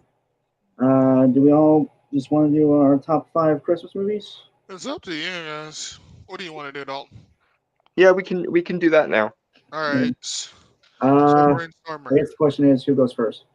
All right, brainstormer. I like you, so I think you should go first. Yeah, you can go first, brainstormer, if you I want mean, to be to. fair, I All was right. the one who came up with my list, like Monday. So Yeah, go ahead. What's your number one, brainstormer? Like I feel like brainstormer. I feel like you're the de facto leader of the bunch here. well, it is my Well, podcast. I mean it is his channel technically. Well, that's So, true. Home Alone 2, Lost in New York. Oh, I love that movie. Yeah, it's honestly I like it a lot better than the first one. I think. I think it does what a good sequel should do, which is it takes everything the first movie did and doubles down on it. Right. I think it's a lot larger in scope and a lot more fun. I think it leans a bit more into the cartooniness than the first one did. Yeah. Um, I mean, to be fair, it is obviously just reusing the formula from the first one, which I'm not going to fault it for it, although it does expand on it a lot more. And I'll be honest, it is actually like a lot to me, at least, because I watched these both and kind of compared them in my head. I think this one is better in terms of making you feel something. Not Yeah, I'd agree with you there. For example, I think I like the dynamic between Kevin and the pigeon lady more than I like him and his neighbor as a dynamic. yeah, I don't know. It felt more genuine and real, I think. Yeah. It also has a lot more. It also has a lot more Christmassy imagery because it's very like it focuses a lot on the picturesque aspects of like New York. Yeah. And I think I can speak for a lot of kids when I say that seeing Duncan's Toy Chest as a child, the toy store that was supposedly in New York, seeing that as a kid made me almost have like a sugar high of want as a kid. Probably not you, Brainstormer, because you are a wholesome little bugger that doesn't want things. But when I watched that as a kid, back when I actually did care about toys here and there, I was just overcome with this sensation of I want all of that. Pretty much like when you were like when you were a kid and you used to just have like all these toys in this big ass chest, you're like, holy fuck. Oh yeah, okay. I actually had a toy chest when I was a kid. Really? No, Yeah. I'm jealous of you. Believe it or not, I actually, until a certain point up in my childhood, I was actually I was a normal kid. Oh, really? Yeah. That's somewhat surprising. Honestly, Not really. I mean, we all have our own supervillain origin stories, you know. I mean, true, but yeah, Brainstormer has told me a lot of things about him as a kid and stuff. I'm not gonna go into it because it's his stuff, but like that sort of like my like stereotypical childhood was very brief because like by the age of like 9, I was asking for like physics books for Christmas Nerd. because I idealized Stephen Hawking from like the ages of 9 to 11. And one of the first books I ever read cover to cover on my own without prompting was Stephen Hawking's Universe in a Nutshell. So I guess before about the age of 9 I was ostensibly normal, but even then I was very like obsessive and nerdy about shit. Like I memorized like the entire Batman animated series from back to front as a child, and I broke a VCR once watching Tim Burton's Batman movies over and over. But yeah, that's Mhm. another one. So I guess Dalton then? Yeah, I'll go next. Wait. So we're doing it like one after the other, like that. Yeah. Yeah, everybody's doing their number one, and then we're moving, and then everybody's Okay, doing that's number two, and then we okay. move, and so on. Dalton's number one. There we go. The Jim Carrey Grinch, and the only reason the Chuck Jones one is not here is because it's not actually a movie. Although I remember when Jim Carrey's Grinch came out, it was one of the first movies. It was one of the first movies I ever remember watching on I think it was DVD. I think that was either Jim Carrey's Grinch or the Fellowship of the Ring were the first movie I ever watched on DVD. But point being, I absolutely love Jim Carrey's version of the Grinch, which to be fair, I think is technically Ron Howard's version of the Grinch more than it is Jim Carrey's. But everyone knows what I mean when I say Jim Carrey Grinch. Yeah, because like everyone thinks that they're Jim Carrey is the Grinch. Yeah. And again, I love most versions of the Grinch. The only version of the Grinch that I don't like is the most recent one that had Benedict Cumberbatch in it for some reason, and they never fucking let him. This is my biggest problem with including Benedict Cumberbatch in things. If you're gonna include Benedict Cumberbatch in things, let the man use his accent, like his actual, honest to goodness accent, because he has a really interesting sounding voice, and Right. no one seems to let him actually use his voice. Especially because imagine if they had let him use his actual British voice, and they also had him be the narrator of the newest version of the Grinch. That would have been amazing. But anyway, specifically things I love about the Jim Carrey Grinch. Number one, I've always seen, even before I knew the word satire, I always saw the Grinch movie as basically a satire or parody version of the original Grinch. And two, and this is a weird thing about this particular era of movies where they would use CGI, but they weren't entirely comfortable with it yet. So you got a lot of really big, elaborate movies with big, elaborate sets and big, elaborate like stylization done in a very practical way. And that's something I've always loved about this movie. The fact that they realized this quasi-satirical version of Whoville in mostly practical terms. It's practical stuff is just like I'm not one of those people who thinks that practical stuff is necessarily more impressive than CGI, but there's something special about a big movie like this one using predominantly practical effects to do what they do. Because it makes Whoville feel like a very real place that could exist, especially with the satirical elements. Especially, yeah, that's actually a good point. Honestly, this is the only Grinch I've ever seen. So.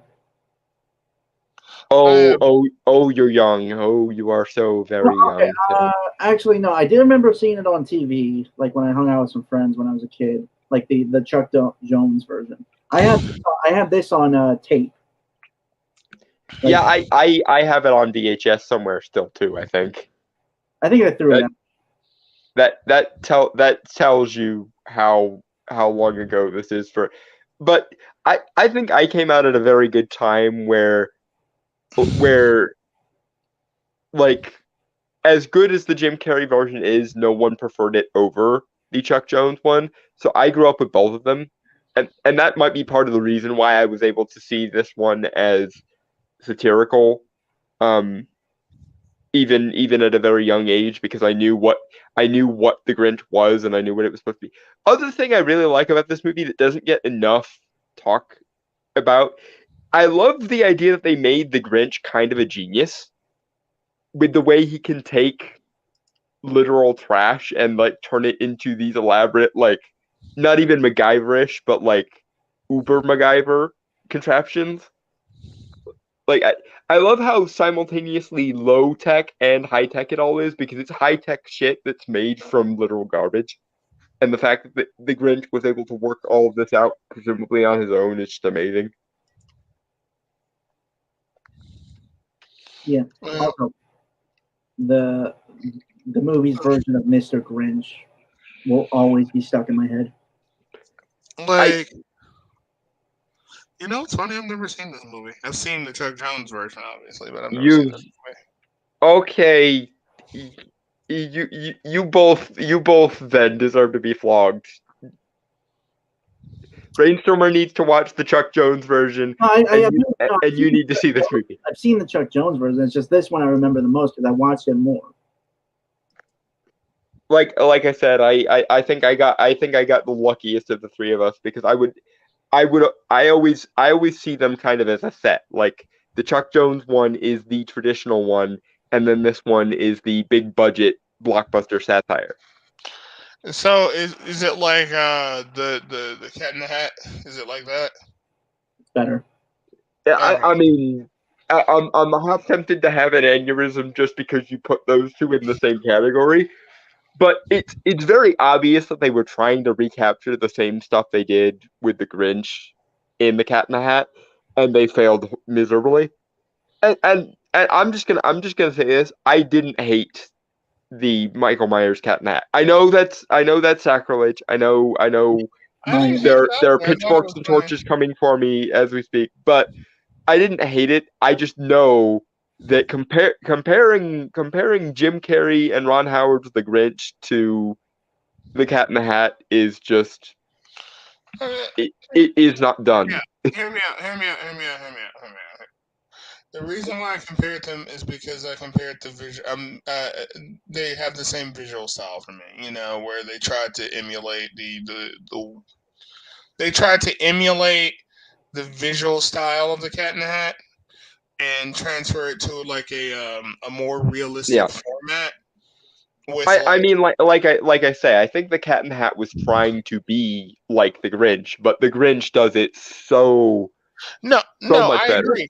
I agree with you. I agree with you. I'm only speaking in terms of the visuals, basically, Mhm. where they tried to capture the visual style of the town that the Cat in the Hat visited with like Thing 1 and Thing 2, Mhm. and the weird car that he drives and the way Yeah. Mike Myers looked. That shit. That's Yeah. basically what I'm talking about. I mean, it's similar, and I think they were trying to ape the Grinch's style, but it wasn't nearly as. The other thing about the Ron Howard Jim Carrey Grinch, and I don't know how the hell they stumble on this, but I love the idea that the Whoville of the Grinch in the Ron Howard Jim Carrey version takes place inside of a snowflake, because that makes a weird connection between the small Who's in the Horton Hears a Who story and the Who's in the Grinch story, which again I don't know how they stumbled on, but it was genius because it was one of those things that it didn't need to exist, but that extra little touch of someone putting that much extra little bit of effort in was just genius. Yeah. Anyway, go on to your script. All right. Give me a sec.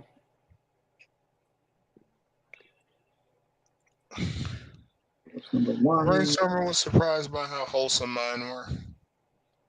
I mean, yeah, like one that makes sense. We're used to you being borderline Slanesh cultist, correct? Well, that does make sense. But Charlie Brown, I just think it's cute. I think it's cute, and I think it's wholesome, and I like how Charlie Brown is like your perpetual loser, but like he tries, and I think this and he's kind, and I think that sort of shines through really well in this movie. I still need to watch that Peanuts movie that came out. Oh, the 3D one, right? The recent like computer animated one. I thought that was really good actually. They didn't modernize it too terribly much. It's still very much in the vein of the original Peanuts. Yeah, I couldn't see it. Like I couldn't see it at my theater or anything, just because like a lot of other things were coming out, and I didn't see a lot of advertising for it, to be honest. That's also. Yeah, I think you'll like it. I think it has enough of a wholesomeness to it that I think you'll really enjoy it.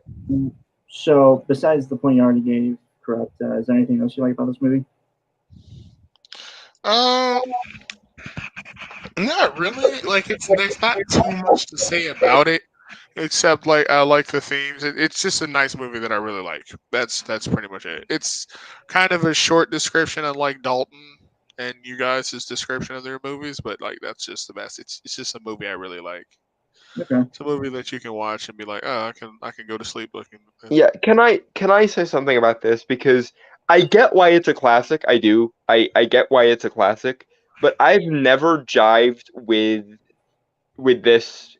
Like, I love the Peanuts characters. In fact, basically every other appearance of the Peanuts I really enjoy. But this one rubs me the wrong way because of the way it ends, the way it stops the way it stops the rest of the special dead, so that Linus can literally deliver a sermon. Like if it just weren't for that section of the thing, I would like this. But I'm fairly consistent in this. I don't like it when when moralistic themes are jammed into something. And it doesn't matter to me whether it's TradCon family value stuff or whether it's social justice stuff. Like, Okay, so I will say this, like, and this is kind of my exception, and this is kind of like a small exception I have. Like Charlie Brown has always been kind of like that. Like it's always had those kind of themes and elements to it, and so I'm willing to be like, I mean, if like a property like for example, if it's right, baked in, if it's baked into what the thing is, like the very nature of that thing is, it's like at that point I feel like I'm getting angry at the fact that it exists. You know? right? And Like I guess the difference for me is I've watched a lot of Peanut stuff, but this it never wasn't my felt as heavy handed as it does this time. this wasn't actually my first exposure to the Peanuts as characters. I think my first exposure to the Peanuts as characters was Bon Voyage Charlie Brown or something along those lines, or it might have been the Thanksgiving one actually. But Um, the thing is, it's always been very like wholesome, like 1950s middle America because it, an adaptation of the comic strip in a lot of Yeah. ways. But it's never been tradcon or excessively Christian. Well, like I So mean, so for me that and the other thing is I really like Linus as a character. Like he is probably the closest character to my temperament, or at least my temperament when I was a kid. So having him be the uber religious one doesn't really follow for me. I mean, well, TradCon, like, what is TradCon but a return to like those values, though? You know, like I think you have to keep in mind like what the thing is. It's like it's one of the reasons why, like I can understand if it was something like, so I can understand if it was like you had a property that was that wasn't that way, but then they started shoving in these themes into it. Like I could get being angry at that, but Charlie Brown has always been kind of like that. It's always been kind of like But traditional values and shit. that's the thing though. I've never outside of the Christmas special, I've never seen it as I particularly mean, politically I, conservative or particularly religious. I've I just seen mean, it as like universally wholesome. those values that are universally wholesome are kind of part of that traditional Christian, are part of that traditional conservative paradigm. Like that, they are That's basically those values, though.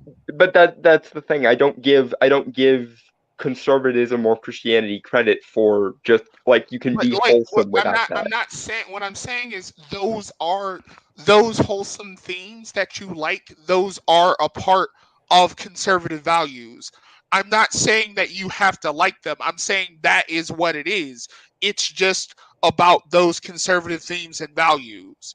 It's like getting it. It's as if it's like I wouldn't get like I don't get annoyed by King of the Hill because I'm liberal, right? I'm very liberal, but Mhm. I don't get annoyed by King of the Hill when it does like when it dives a little bit like dips its toe into the more the conservative nature of the show because it in essence That's what it's for. it's a very conservative show. It's not like oh my god, like I hate you if you're a liberal, but it Yeah. does come from a conservative perspective, Yeah. and I think you have to keep that in mind. Yeah, and Like that's my thing.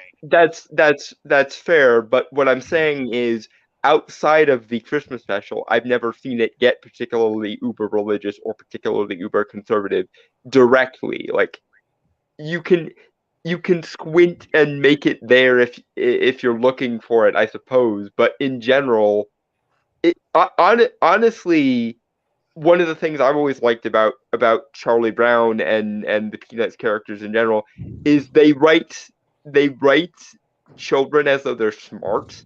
In fact, in many ways, smarter than the obviously we don't get much input from the adults because wah wah noise. But one of the things I always liked about Charlie Brown is that it treats children like they are capable of being smart. and or broadly speaking intellectual. And I've never, outside of the Christmas special, I've never gotten conservative or Christian or traditionalist themes from it. The nature, like, so what I'm basically saying is that the nature of so like what do you think conservative values are? Like what do you think conservative values are? Let's not get too far into the Well, like, pedantry here. no, but I'm asking you, like, what do you think they are? Because I'm telling you that's what the show is. Now I agree with you that now I agree with you that the show or the special has never delivered sermons. Yeah, I could see that being annoying, and I could see that being annoying, man. Like being like, oh, you're going a little too far into the religious shit. That annoys me. I get that. I was annoyed by it too, but like the show itself it is conservative. Like it is a conservative show, and those themes do pop up every now, and those themes do get stronger every now and then. Not overtly, but they do get stronger every now and then. I And mean, that's I'm not why sure. I'm not sure if it's I'm not sure if it's just I haven't watched it in a while or you haven't watched it in a while. But those themes were never noticeable for me outside of outside of stopping the Christmas special dead to sermonize. I guess is what I'm getting at. So it's like I wouldn't I wouldn't give conservatives rights over Charlie Brown, or I wouldn't give traditionalism rights over Charlie Brown. It never occurred to me until the sermonizing. I think, So again, maybe it's a bias for me not paying close enough attention, or maybe it's a bias for you, kind of, I guess, giving conservatism more credit than it deserves. no, I don't know which, I'm but not giving it like what I'm asking you. What do you think conservative values are? Like, if what do you think conservative values are? Because that's basically what the show is. It has a lot of conservative values in it. It like they don't beat you over the head and go like you have to be a Christian and you have to be a white heterosexual male. Like it doesn't do that. But again, that's why I'm confused. That's why I'm a little bit confused here, because I didn't see any traditionalism in it other than in that one section of the Christmas. That's why I'm asking you, what do you think traditionalism is? Like, what do you think traditional conservative values are? Like, what are they to you? We're gonna get too far into the weeds if we go. I don't think we are. I'm asking you a question about what do you think this thing is when you're saying I didn't get that from that. I'm asking you, well, what do you think these things are? Like, that's what I'm asking you. If you don't want to pursue the argument any further, we can move on. But, like, that's what I'm just trying to ask you, what you think these things are, because they will probably tell you, yeah, this show kind of represents a little bit of our values.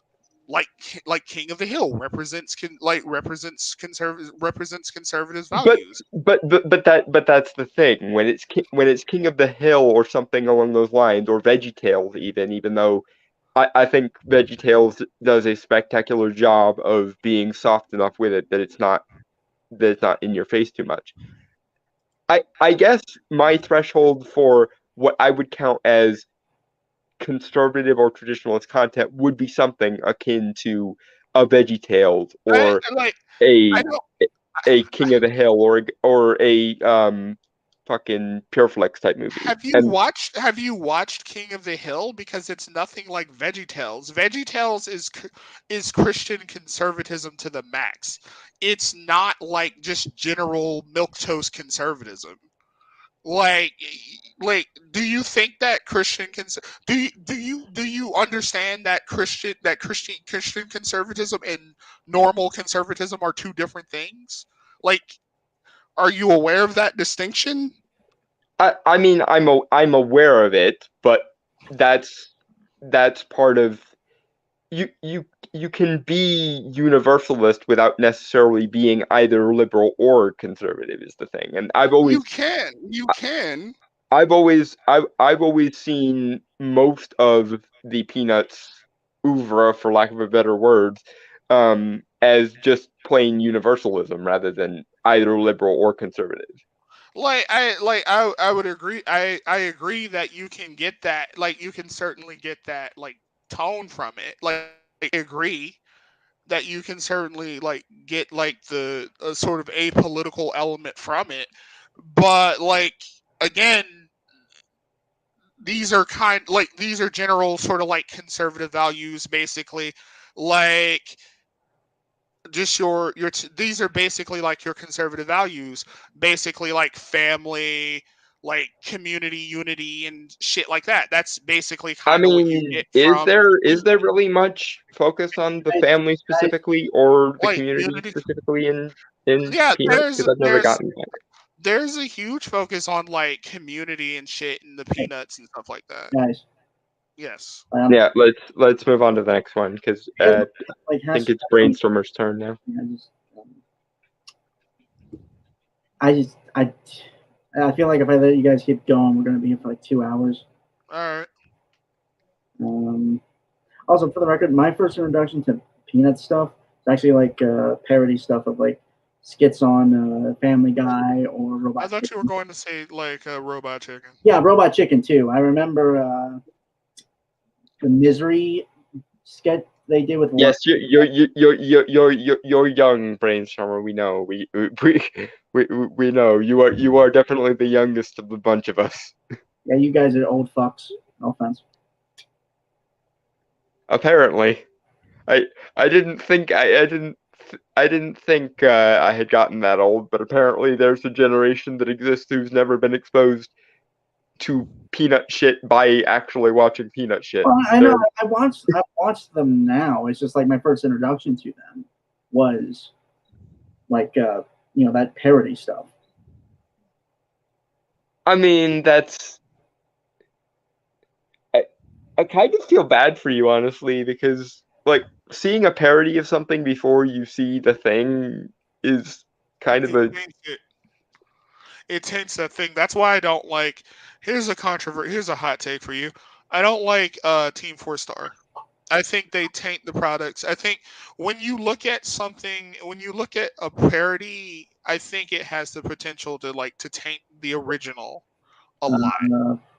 I mean, it depends on which Team 4-Star thing you're referring to, because I will tell you, I got into DBZ right as the Android and Cell sagas were happening, like the dubs were being released on Toonami and stuff, and I love the Team 4-Star version of DBZ, and I will agree with a lot of people who have said in the comments something to the effect of it graduates at some point from being a parody dub to just being a genuinely good dub. In a lot of ways. That's fair. Yeah. To be fair, the first thing I ever saw from Team 4-Star was the Hellsing Ultimate Abridged, which I think is really good. It's funny in a kind of an absurd way. I think I get what you're saying, because if I had watched DBZ Abridged without having any background in Dragon Ball, that would taint it for me probably. But yeah, I don't think at any point Team 4-Star are particularly like disrespectful or. The only thing I can say for someone who's seen DBZ Abridged before they see proper DBZ is they're probably going to be missing a lot of the human element that DBZ Abridged brings to DBZ, just because a lot of the dubs are so arch and like overly simplistic that they miss a lot of the human chemistry. That's fair.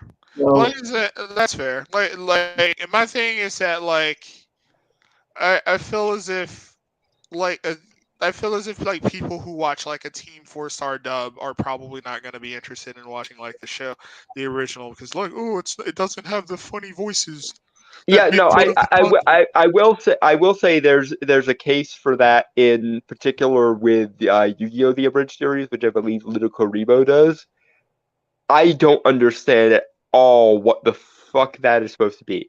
'Cause, I guess that's why I'm defending Teen Four Star at least a little bit, because DBZ Abridged, for all of its unique creative leniencies that they've taken, it's still basically the same plot, and mostly the characters are the same, with the possible exception of Mr. Popo, because they've made Mr. Popo this very, very sort of omnipotent Hannibal Lecter type character. But for all of the jokes and in jokes that DBZ Abridged made, it's still mostly the same show. But with Yu-Gi-Oh! The Abridged series, there is nothing in Yu-Gi-Oh! The Abridged series that has any resemblance to what Yu-Gi-Oh! Actually is. Well, to be fair, the show Yu-Gi-Oh! Is nothing like the manga. Yeah, I that's mean, fair.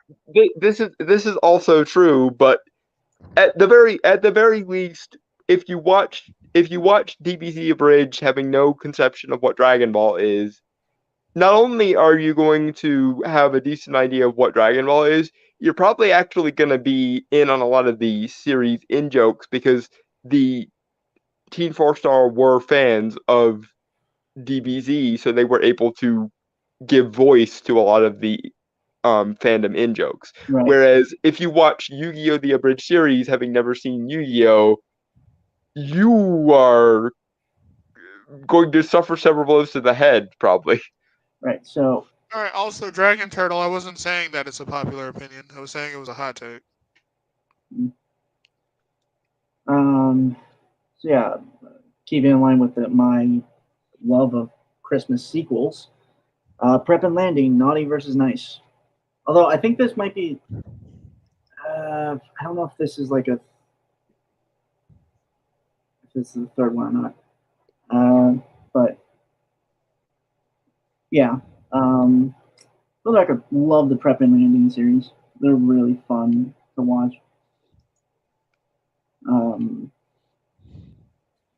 Specifically this one, just because like it kind of delves more into characters,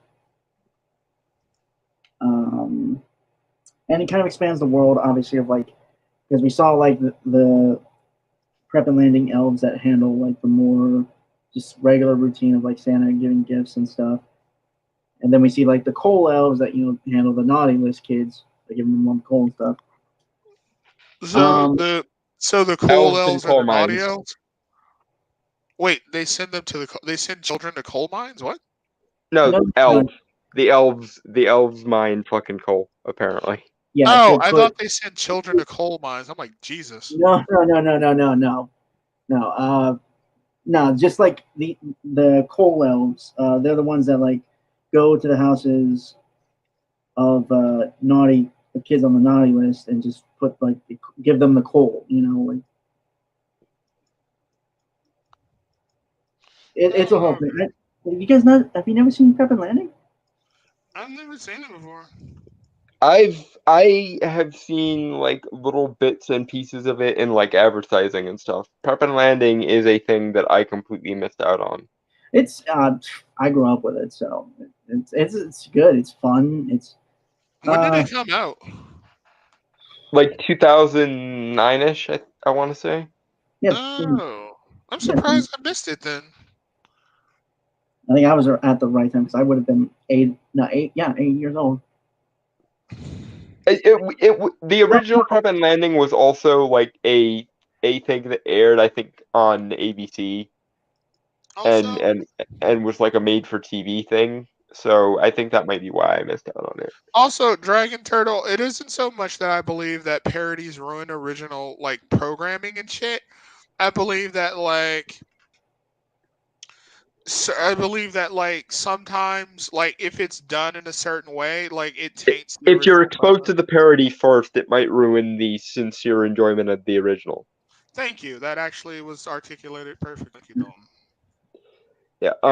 I will say though, on the other hand, a good parody will make you feel nostalgic when you see the original. Like, for example, I remember years before I actually watched Silence of the Lambs, I watched an episode of Fairly Odd Parents where Auntie Cosmo was being treated like Hannibal Lecter, and he calls Wanda Clarice at one point because he doesn't have his monocle on.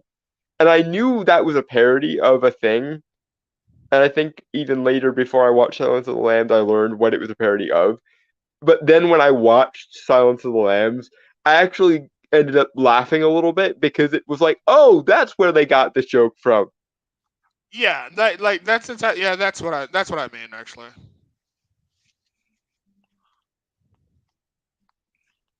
I agree with that. That's how I feel about certain things.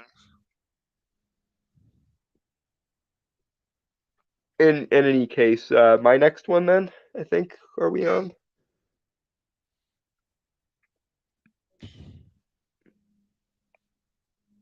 The Red-Nosed Reindeer, the movie. Son of a bitch! I forgot I was muted. What were you saying? I said this one was a weird one because it was hard for me to find an image of it to use. I remember this movie when I was like, Jesus God. This is an old fucking movie. Where did you find this movie? It's 1998, which is a year before I was born. So yeah, and I would have been 4 when this movie came out because I was born in '95. No, anyway, I wanted to spotlight this movie because apparently no one has heard of this fucking thing.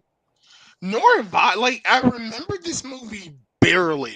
Like, I vaguely remember this movie. Like every time around Christmas, somebody gets into a conversation with me about Rudolph, they always default to the stop motion one, the like Rankin Bass one, and I always default to this movie whenever I think of Rudolph. This movie was great. Like I remember watching it well into like my preteen years every year because this movie. I know a lot of people have a lot of nostalgia for the Rankin Bass one. I do, but the stop motion one, right? Yeah, but this one is genuinely really great, and I'm annoyed that I'm apparently the only person that remembers this movie exists half the time. Okay. But anyway, this obviously is a backstory movie for Rudolph. It has a fairly star-studded cast for something that is basically a direct-to-video movie. It has John Goodman as Santa Claus, Eric Idle as a fox named Slyly. Whoopi Goldberg plays the main villain in it, which is Stormella the Snow Queen, I believe is her name. And they even kind of do something here which the other one doesn't do, and it always annoyed me that the other one didn't do it, and that's why I kind of have a vendetta against stop motion one a little bit because it's not as good as this movie, and that is they explain where the fuck Robin or Rudy's nose powers come from, because apparently when he was a doe, he was blessed by these sprites that are essentially the living embodiments of the Northern Lights. So his nose is literally a physical embodiment of the Northern Lights. I've always really liked that idea. There are also really interesting side characters. Like there are these two elves that exist in like a mailroom essentially, named Boone and Doggle, and they're basically the comedy relief of the movie. And they're name sound so familiar. Boone and Doggle. Because it means like it comes from the word boondoggle, which basically like means shenanigans.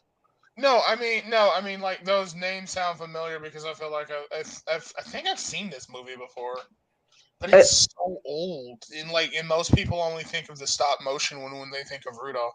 Yeah, and again, that's part of the reason I wanted to spotlight this movie, because this is my go-to Rudolph movie. Whenever I say Rudolph, this is the version I'm talking about. Also, they turn the reindeer games in this movie. They turn the reindeer games basically into a combination of like horse racing and the Olympics.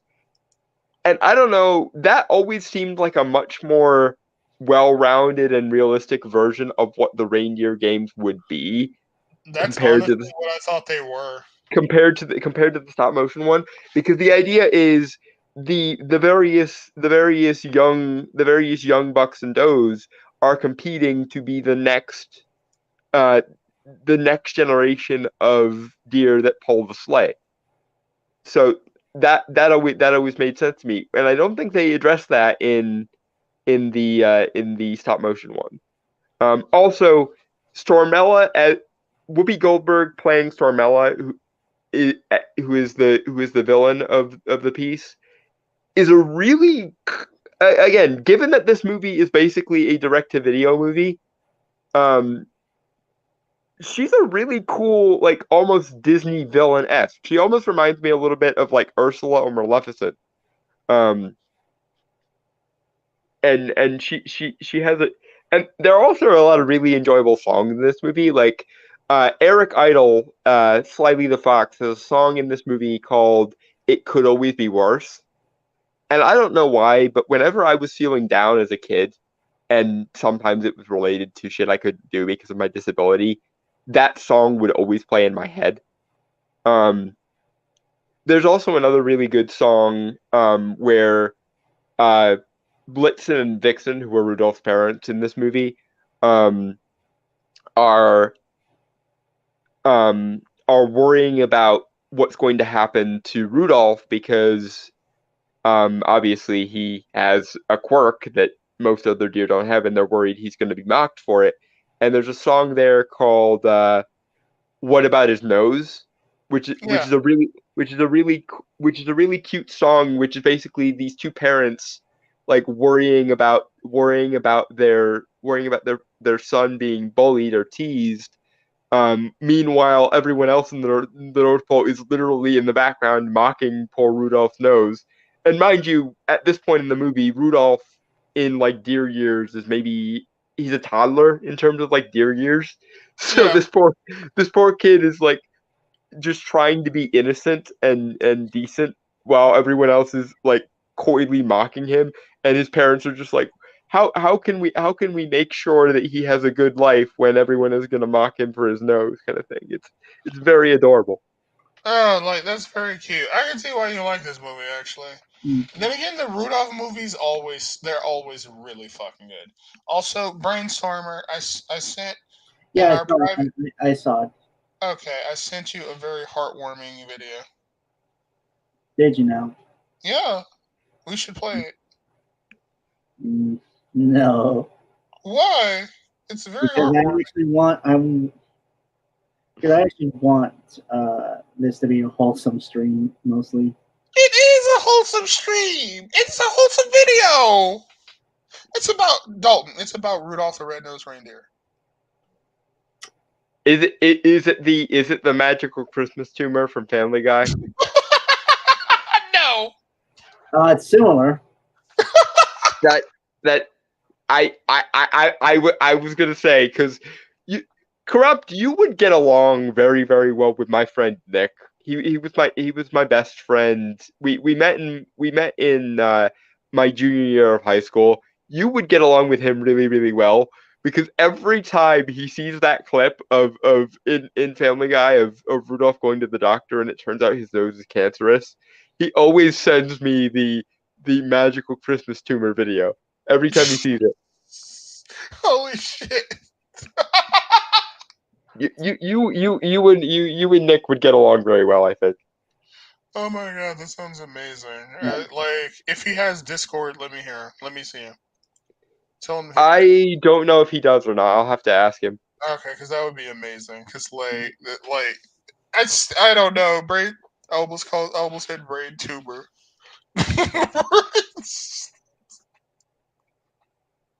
And this, Corrupt, is why we constantly think of you as the next best thing to a Slaaneshi cultist.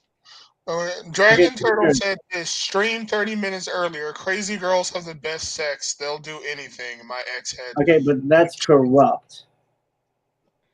Yeah. I love Corrupt, but he is very, very Slaaneshian in his degeneracy. Okay. But do you both at least understand where I come from when I say crazy girls are like have amazing No, food? it's true. We all. I think everyone knows that the crazy ones have the best sex because they will just go whole hog when they indulge in things. But that being said, there is a reason why, for example, the Johnny Depp Amber Heard case exists. Oh yeah. That and also, I'm not into that. Really? No, You're not into like crazy sex? no. You're so wholesome. God, you are like a cinnamon roll. No. To be fair, Brainstormer's ideal of foreplay is With like knives and shit. No. What is no his idea of foreplay is beating the crap out of each other in a dojo and then fucking. Oh, well, I was close. Because he wants to find a woman who can kick his ass and who will fight him for dominance in I regret. situations. There are days I regret telling you shit about myself, man. Wait, really? You want like a dommy mommy? No, he wants someone who will basically who they can basically struggle together with situations like that. That just sounds like consensual rape. Like, what the fuck? What Your is mind that? goes to weird places, man. Okay, moving Yeah, on. no, that I will defend Brainstormer in that. That doesn't necessarily follow. What he essentially wants is like a Wonder Woman or the comic version of She-Hulk, or I swear to God, if he eventually gets to reading this, he's gonna have such a crush on Karen Murphy when he reads the Dresden Files. Okay. So you want like a kind of What muscular Dragon Charles said in the chat. a rival. Yeah. What are you, like the hero of a TV show or something? Like, Yes, he is. I keep telling you he has a superhero backstory. He has like a backstory that the Punisher or Batman would have, but he has the moral compass of Captain America or Superman. Thank you for saying that, Don. That's So you want like a Catwoman? yeah. I made the obvious Michelle Pfeiffer whip joke and he said no, so apparently not. No, Shigo then, I guess. Yeah, he has a crush on Shigo. Yeah, you remember the time we did the February? We did that top 5 Smash or pass list. Yeah. She was on there. I never got a chance to make mine, but yeah, Well, no, you did yours a week after me and Dalton did ours. I think so. Yeah. Shigo does. Yeah, okay, that makes sense. Basically, you want an equal and a partner, but someone who's pretty who's no nonsense and who can kick your ass, basically. Yeah, I push, she pushes back. That's how it works. Yeah, the biggest controversy that I always tease Brainstormer over is he keeps wanting to redeem Azula, and I keep saying that if she hurts you, I will bloodbend that bitch. So okay, so all right, so I thought when you said beat each other up, I thought you meant you physically wanted to be beaten up or something. I was like, no, like sparring, dude, sparring. That's why I said his ideal foreplay is they go to a martial arts dojo, they spar for an hour, and after whichever one of them beats the other one, they can go. Okay, we're done talking about my non-existent love life here. But yeah, this is a corruption number 2. Frosty the Snowman. I really like this. Go ahead. I was just gonna say, who doesn't love that movie? It's such a What about you, Dalton? I have fond memories of this one too. I think well, okay, we're talking about you are referring to the more classic one, came out when?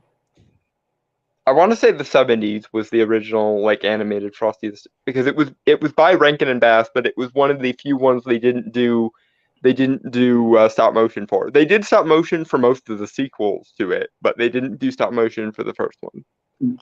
All right. What about you, Brainstormer? How do you feel about Frosty the Snowman? Because I mean, I like it. I think I'm more familiar with like an, one of the sequels that came out in the 2000s. I think. I didn't even know there was a sequel to it. Yeah, no, there are a lot of sequels to it, both in the original Rankin Bass verse and also not.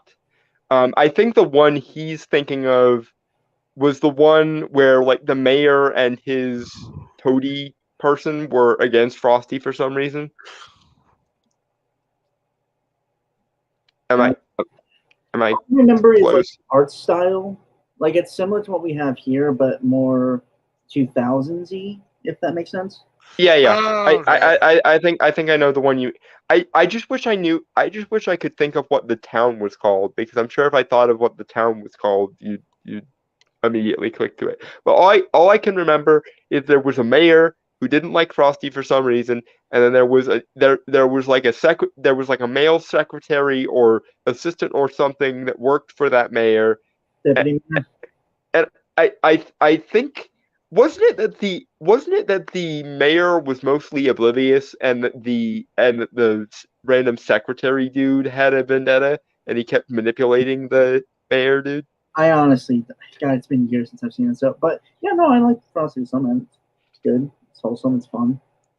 It was like it was just like the thing about Christmas movies is just that like barring the speech at the end of Charlie Brown, which I didn't care for myself either, like these movies are pretty I like wholesome kind of innocent fucking uh movies for Christmas. Nothing too like Again, it's terrible. weird to hear that come from you. Is all I'm saying. And yeah, trust me, like it's Well, weird but for me to hear. I mean that's kind of what makes Christmas special. Even the most degenerate asshole Oh, thank you. can aspire can feel the warmth of hearth and home during Christmas time. Just like even the most prudish, safe person can feel the enjoyment of things dark and creepy around Halloween. Pretty much, yeah, because it's like there's a thing about like Christmas and like Frosty the Snow. Like for example, right? Like Frosty's such a nice dude, and then when his hat falls off his head, everyone like loses their shit to get the hat back so that he'll come back. And I'm like, Yeah, everything. that's the funny thing though. In the original song, it's meant that he's like a troublemaker, but in this version, like all of the troublemaking type things he does in the song, and they do keep the plot very close to the song for obvious reasons. Yeah, All the things he does that were in the song taken to as him being a troublemaker are actually him being just oblivious to how things work. Like when he goes through the traffic and the cop yells at him, he's just confused by the idea of the traffic cop being annoyed at him. yeah, like because he doesn't because it's like he doesn't understand because he's like he doesn't understand what. He was just born that day basically. Which that that is always the thing that confused me about Frosty. Like I get the sentiment of each time the hat is placed on his head, he's reborn. So happy birthday! He's basically announcing himself. Yeah, But that always confused me when they put the hat on his head, and instead of saying like Merry Christmas or something along those lines, he says Happy Birthday. Again, I get the sentiment of he's reborn each time. It's just because it's like it's a Christmas. odd. It's odd that like he goes Happy Birthday instead of like Merry Christmas or something like Oh that. my god, I will say one thing. I completely I remember him saying that and it always kind of was weird to me too when he went happy birthday. Like I kind of got it. Yeah, Like cuz he was just born literally. yeah, he was being reborn each time because apparently like in between the times that the hat is on his head, he's literally not alive. So is Apparently, he not the same? So what's interesting about that is he's the same person even though he's reborn. yeah. Like I guess you could, and I'm gonna get into the metaphysical logistics because I'm me. I guess you could argue that the soul of Frosty, insofar as he could be said to have one, is in the hat. Okay, and the body is just a vehicle that facilitates the hat, right? Yeah. Okay, So, I can see that. That makes sense actually. so What- I just remembered something like more exposure I've had to Frosty the Snowman, barring the thing, barring the movies. Uh, Robot Chicken again. I like Robot Chicken. Yeah, it's very wide berth of things it shows. Um, I'm just remembering a couple skits where they had Frosty the Snowman or a Frosty Snowman analog, I suppose. Hmm. Um, one was where the hat constantly gets blown off something and he takes control of something else, whatever he like lands on, right? Like not just snow, but also Like a pile of shit or something. fire. Oh my god, that would be Or horrible. Actually, yes. when he was made of yellow snow that one time. I didn't. It's been so long since I've seen those. Does no one remember the Frosty made of yellow snow gag? Never mind. No. The other thing I really enjoy about this movie, and it's a totally selfish, totally me reason to enjoy this movie, but I like the implication that the magician dude that obviously Frosty gets his hat from is both a stage illusionist and a magical practitioner, because like later Oh, on in because the the hat gave him powers and shit, right? yeah, later, well, that, but also later on in the movie when he's talking to Santa and like he's going through his personal Christmas list, he asks both for like playing cards, which is a like illusionist thing to ask for, but he Yeah. also asks, I believe, for a new crystal ball. So that's a very practitioner-y thing to, in fact, and in fact, backstory time. When I was like 12, I asked for this would have been like the year after I first got into magic properly. Um, and I asked for a bunch of magic stuff for Christmas, and one of the things I got was a Uh, crystal ball. So I, that's interesting. Um, my book, my very first, what was it? It was Modern Magic book. I forgot what that book was. I also wanted playing cards in the crystal ball. It was hmm. that was that along with my Modern Magic book that I got. I I just remembered another skit. It wasn't like Frosty specifically, but it was a magical snowman. It was an animated snowman, which obviously everyone knows the bit at that point. Right. Um, well, I don't know if you guys know about this joke, but kids were making a snowman.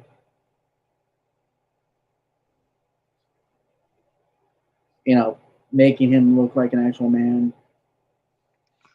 Oh, Oh, the ice sculpture version of Frosty rather than No, no, the. no, no. with like the dick and balls and everything. The carrot stick snowman. Uh, Oh well, that's. I Yeah, don't think I've ever seen I that one, but that is funny. remember that skit because Magic Hat like flies onto that snowman as the kid is putting the carrot there.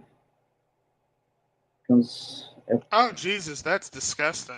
Well, that's. hey, okay, This is. robot chicken. What are you expecting? I mean, yes, but oddly, Brainstormer, I think it would be better off for you if you were exposed to less parody shit as a child. I actually think I turned out rather well. I mean, you did, but I do wonder how much your brain was broken by being exposed to parody shit too much as a child. I Okay. remember like a long time ago when I used to go to England Teen streams and shit, and Dalton was there. They both basically tried to intervention me, so I would stop reading so many comic books that were really cringy and shit. That's the thing though. Eglantine and I were both trying to get you to read good shit, and you were like, "No, I need the cringe. I need the cringe." And we're like, exactly, you have a cringe addiction, corrupt. So there's this like so Brainstormer. There's this comic called Savage Dragon, right? It's so amazing. I'm Oh aware. god. seen video. I think I've So, seen video of yours about it actually. oh my god, like when so his lolly wife or whatever, like this like little girl who's also his son's wife, like they were having sex one time, Yeah, and then he like, I know what you're talking about. I've seen the video you did about it a while oh ago. my god, it was amazing. Like that stuff like that. Oh my god, that's magic. And then like there's like the New Mutants or whatever like they're doing now. Like that shit's so awful. Like, oh, it's just special. I'm not entirely sure if this technically counts as a Christmas movie, although it is encompassing of various holidays. Thinking which one talking about Dalton, at least. Mm-hmm. What was that? Rise of the Guardians. Oh, I wanted to watch this. I saw it when it came out, actually.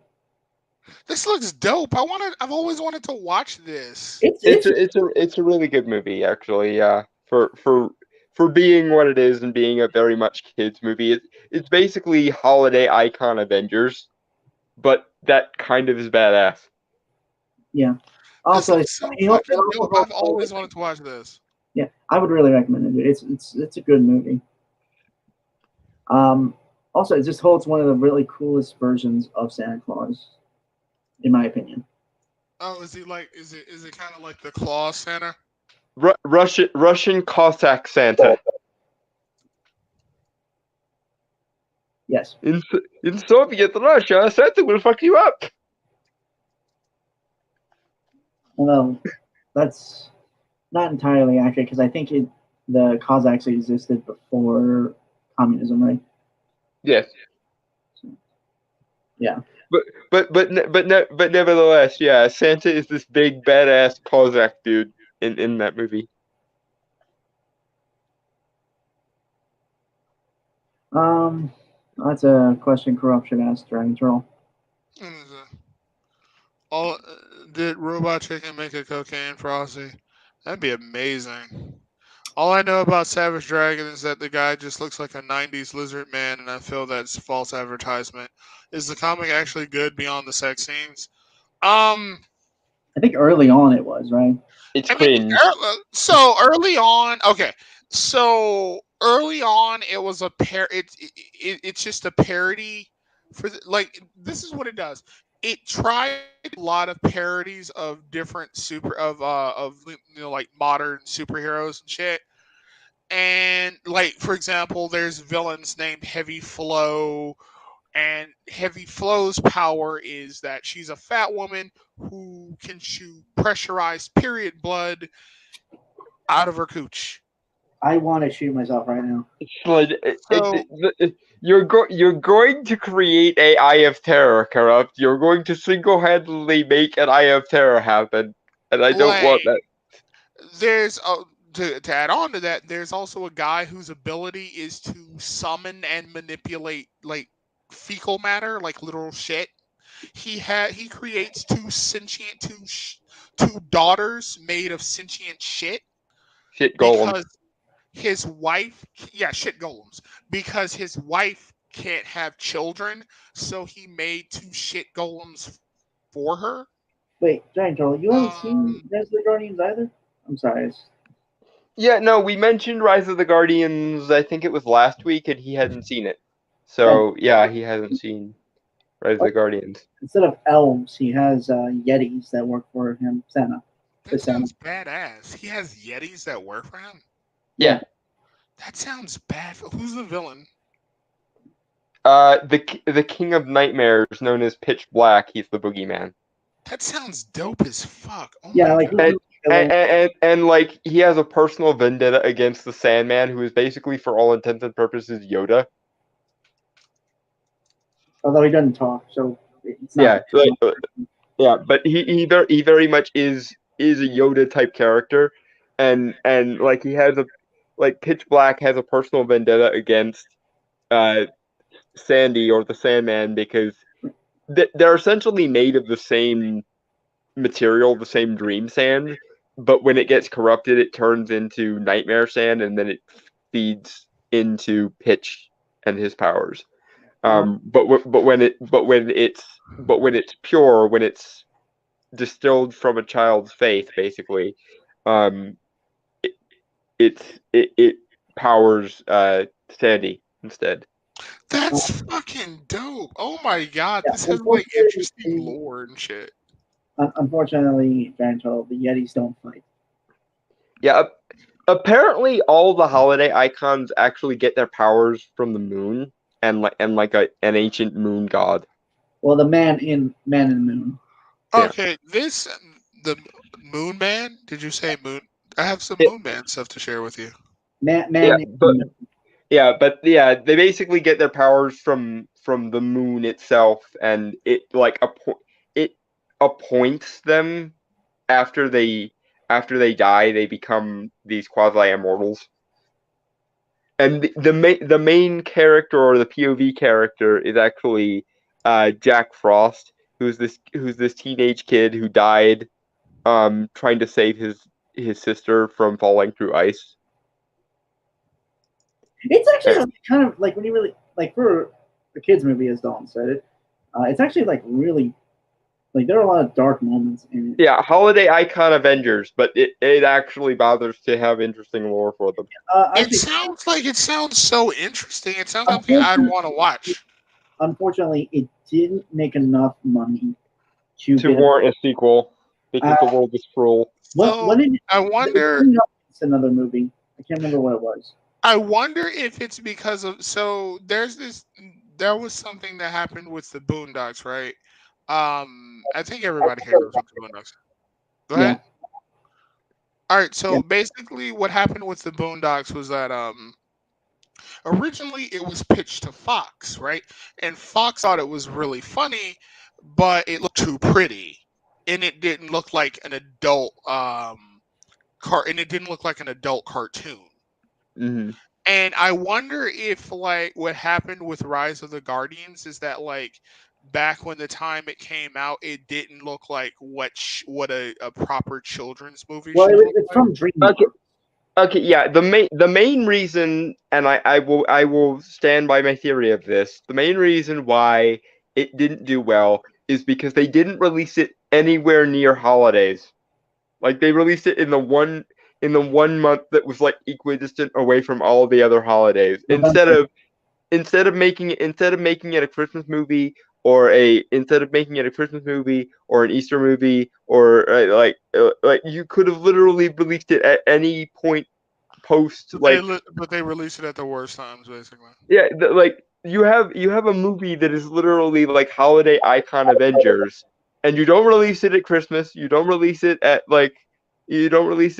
in like January around New Year's. You're like, what sense could possibly be made of this decision? Especially considering that like Santa Claus is basically the leader of the team. Like he is the Iron Man or the Captain America type person of the team, and yet they didn't release it at Christmas because people are stupid, apparently. So, hold on. Like, again, I'm gonna check out this movie because it looks really interesting. I'm sorry. Yeah, for a kids movie, it is a very good thing. Yeah, I agree with Dragon Turtle. Sometimes companies send people, products, IPs out to die. I suppose what was it? I think there was it went up against a movie that made a lot more. Like it was closely released to some. Was it Despicable Me? It may have been, and honestly, I enjoy the Despicable Me franchise and the Minions franchise, but the problem with the Despicable Me franchise or the Minions franchise is, even though I genuinely think they're okay movies, like they're completely serviceable movies, they are responsible for killing far too many much better movies. Like because of Despicable Me, we never got a Megamind sequel. Because of Despicable Me, we never. Okay, that was the one I was thinking about. So the problem with the thing about Despicable Me is that like I feel as if you have these movies that are basically just behemoths when it comes to merchandising and shit, and And unless companies follow that kind of motto, like nothing else is just going to compete with what they like. Yeah, and again, I don't have any particular vendetta against Despicable Me. Despicable Me is fine as a franchise and everything, but but many better and more interesting movie concepts have died so that Despicable Me might live, and I'm not okay with it. I feel like Dalton would hate the concept of Baby Yoda. Remember the whole Baby Yoda thing just because of what it created. Like again, I don't hate the concept of Baby Yoda as a baby of Yoda's species. I really despise calling him Baby Yoda because Yoda's species is an entire species, and it's not like it's not like it's actually young Yoda. His name is Grogu, Yeah, but Grogu. Yeah. but given everything else that could have been, actually no, I don't hate it because if it weren't for Baby Yoda, we never would have gotten more attention paid to the Mandalorian. And given that the Mandalorian is probably the best thing that that Disney has made since obtaining the Star Wars license, Yeah. if we must have Baby Yoda in order to give us the best thing Disney has made with the Star Wars license so far, so be it. Yeah, like what I mean by that is that like basically when companies find something that's marketable like Grogu or Baby Yoda or whatever you want to call him, right? They latch onto it, then mass manufacture it, and other products sometimes get pushed aside or just Vis-a-vis Despicable Me with the minions. exactly because like the minions sell the minions just print money. And Like, I get it because they're funny and they're enjoyable. Like again, I don't have any particular massive vendetta against Despicable Me as a franchise, and I really like the idea of the villain as the main character it's type just they type kill thing. everything else, right? Like I again, many individually better concepts or franchises have died so that Despicable Me might live, and Yeah, I'm not. basically, because it just cannibalizes everything else. Right. Because, like, you know, Because even as far as the idea of supervillain as good guy, I genuinely think Megamind is a much better version of what Despicable Me tried to be. And unfortunately, because Despicable Me got there first, Megamind got lost in the shuffle. I have Right. a question Okay. then. All right, one second, brainstormer. Can I ask Dalton this question? Sure. Mhm. Okay. So, what if they inserted a really cute character like a sidekick in there, like a la Baby Grogu or Despicable Me, so that the franchise, so that Megamind could Yeah, live? they, And honestly, they already kind of have one because before Minion meant the little yellow bastards, and again, nothing personal against the little yellow bastards, but before Minion just immediately conjured the images of the little yellow bastards in people's minds, Megamind had his own minion who was You this mean the like fish thing with the robot body? yeah Yeah. the like robot slash gorilla body.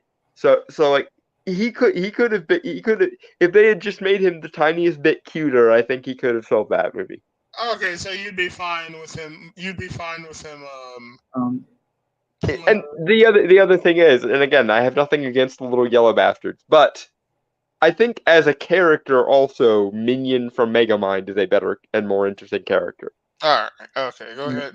Go ahead, brainstorming. Sorry about that. no, it's fine. I was just gonna say like, well, also the thing that really makes me really like this movie is, well, one of the ways I always judge movies is whether or not it elicits some type of emotional response to me because I'm very usually stoic. Yeah. Let me be clear, I am not cold. I just am not. You're just not overly emotive, basically. Yeah.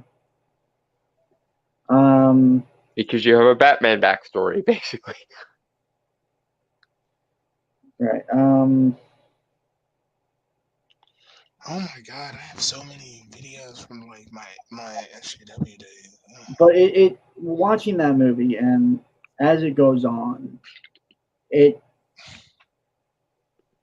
like I'll be honest, I am. There are like certain moments I can't recall them now, but that make me tear up a bit. Not like cry or anything, but making me tear up. Question: was one of those moments Jack's backstory, where we learn his origin story essentially? Probably.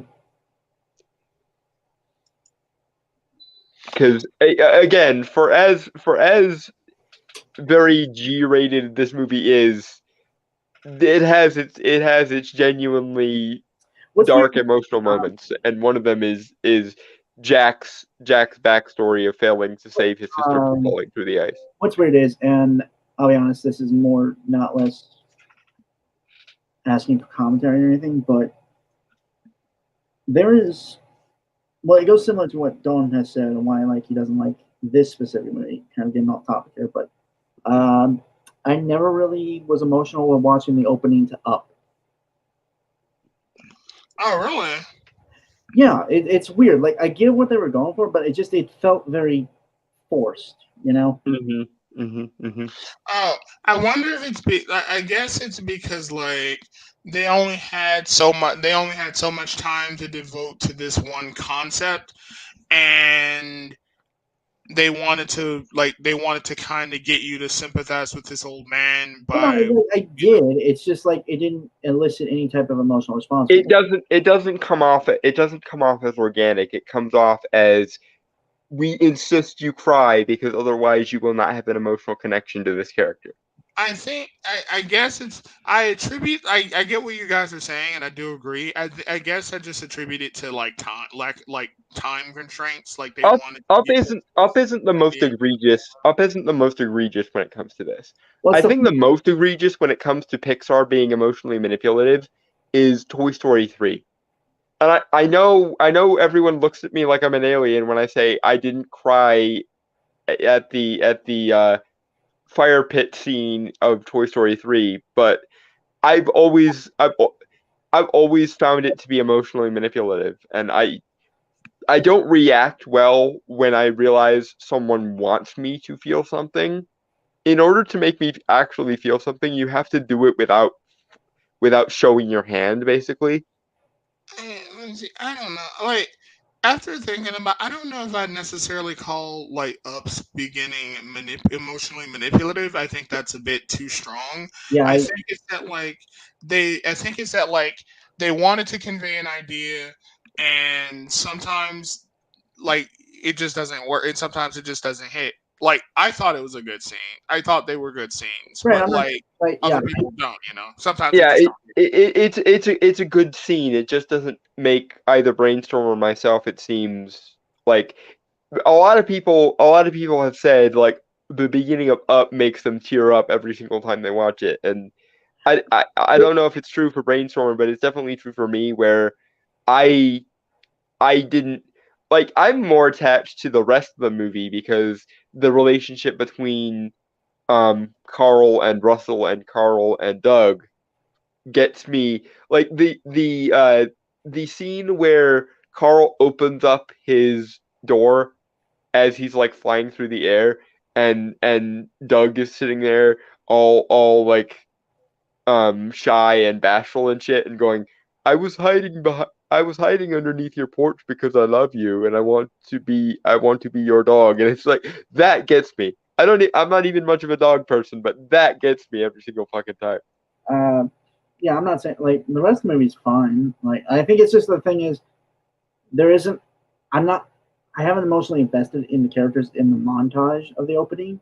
Yeah, yeah, I can get that. Like that's why I agree that I think it was, like I said, I feel like they wanted to convey an idea and they only had so much time to do it, and they chose to do it in a montage, which is always really risky Yeah. because Time saving device. Exactly. As the audience, you need to be able to like empathize, and you see these characters fleshed out, and sometimes you don't always get a chance to do that. Yeah. But like that's why I think it just didn't land the way that they want to. I don't think that's why I feel like maybe emotional manipulation is maybe a little too harsh. Like I said, it's not anywhere close to Pixar's most egregious one. I think once they realized that something like Up can work, Pixar just decided that every movie will now contain the obligatory "you will cry now" scene.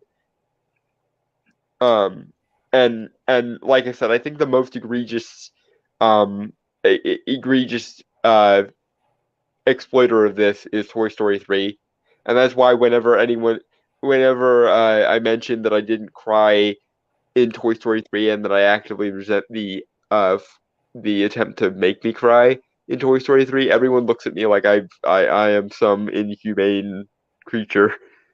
What, you Yeah, mean you didn't cry at the end of Toy Story 3? What kind of monster are you? And I'm like, well, because it was very obviously they were telegraphing they wanted me to cry, and So, I don't. number 3. Yeah.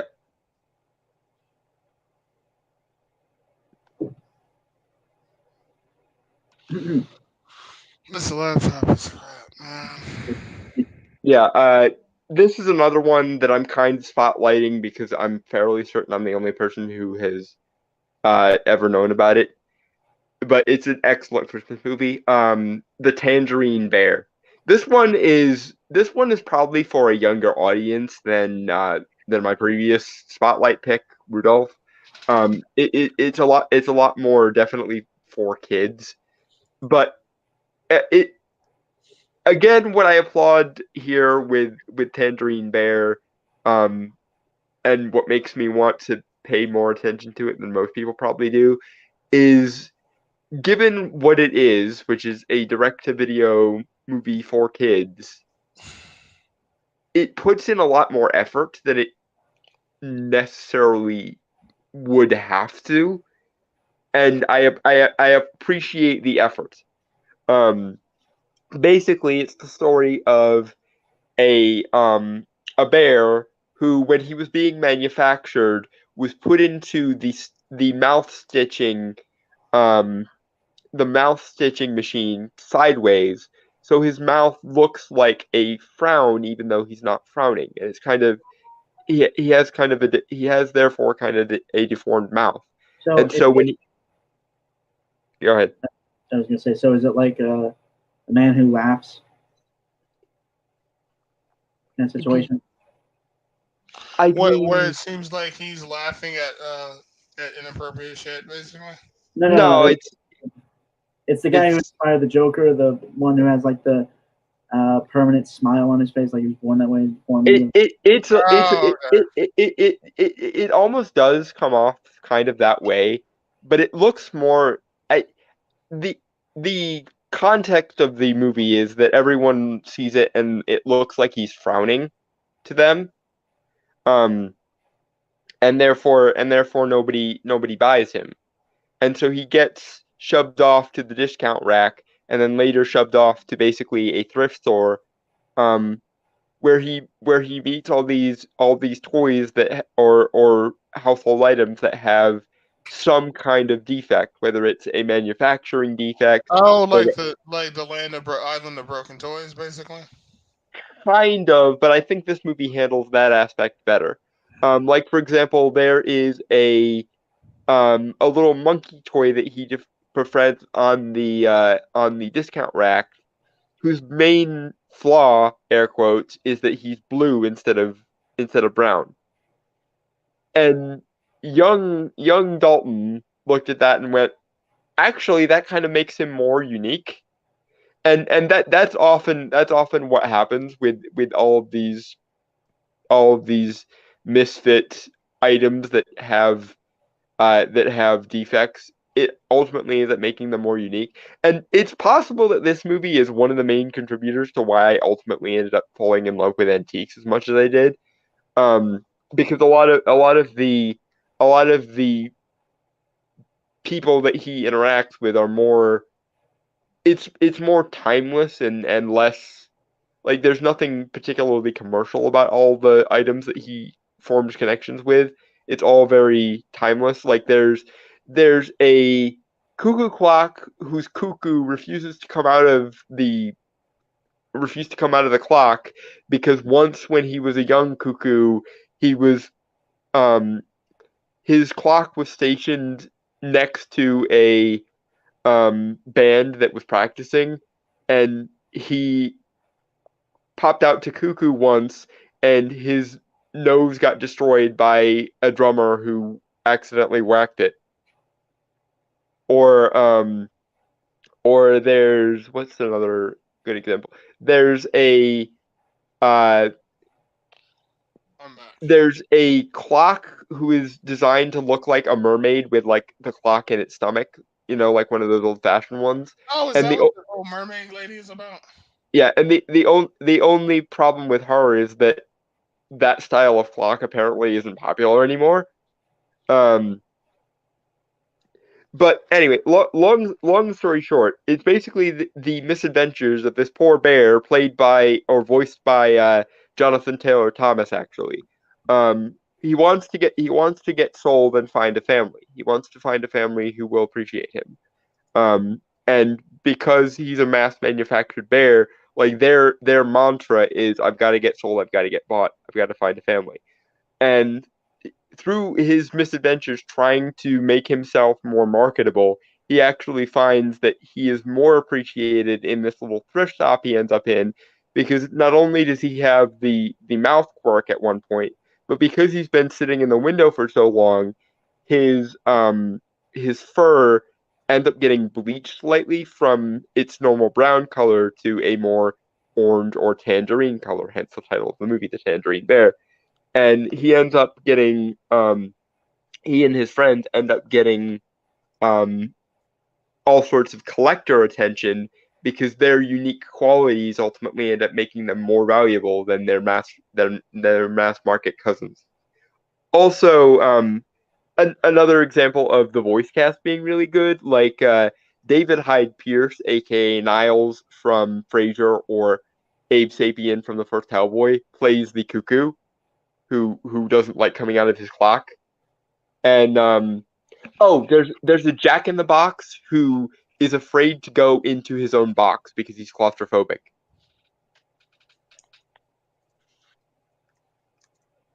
That's It pretty fucking.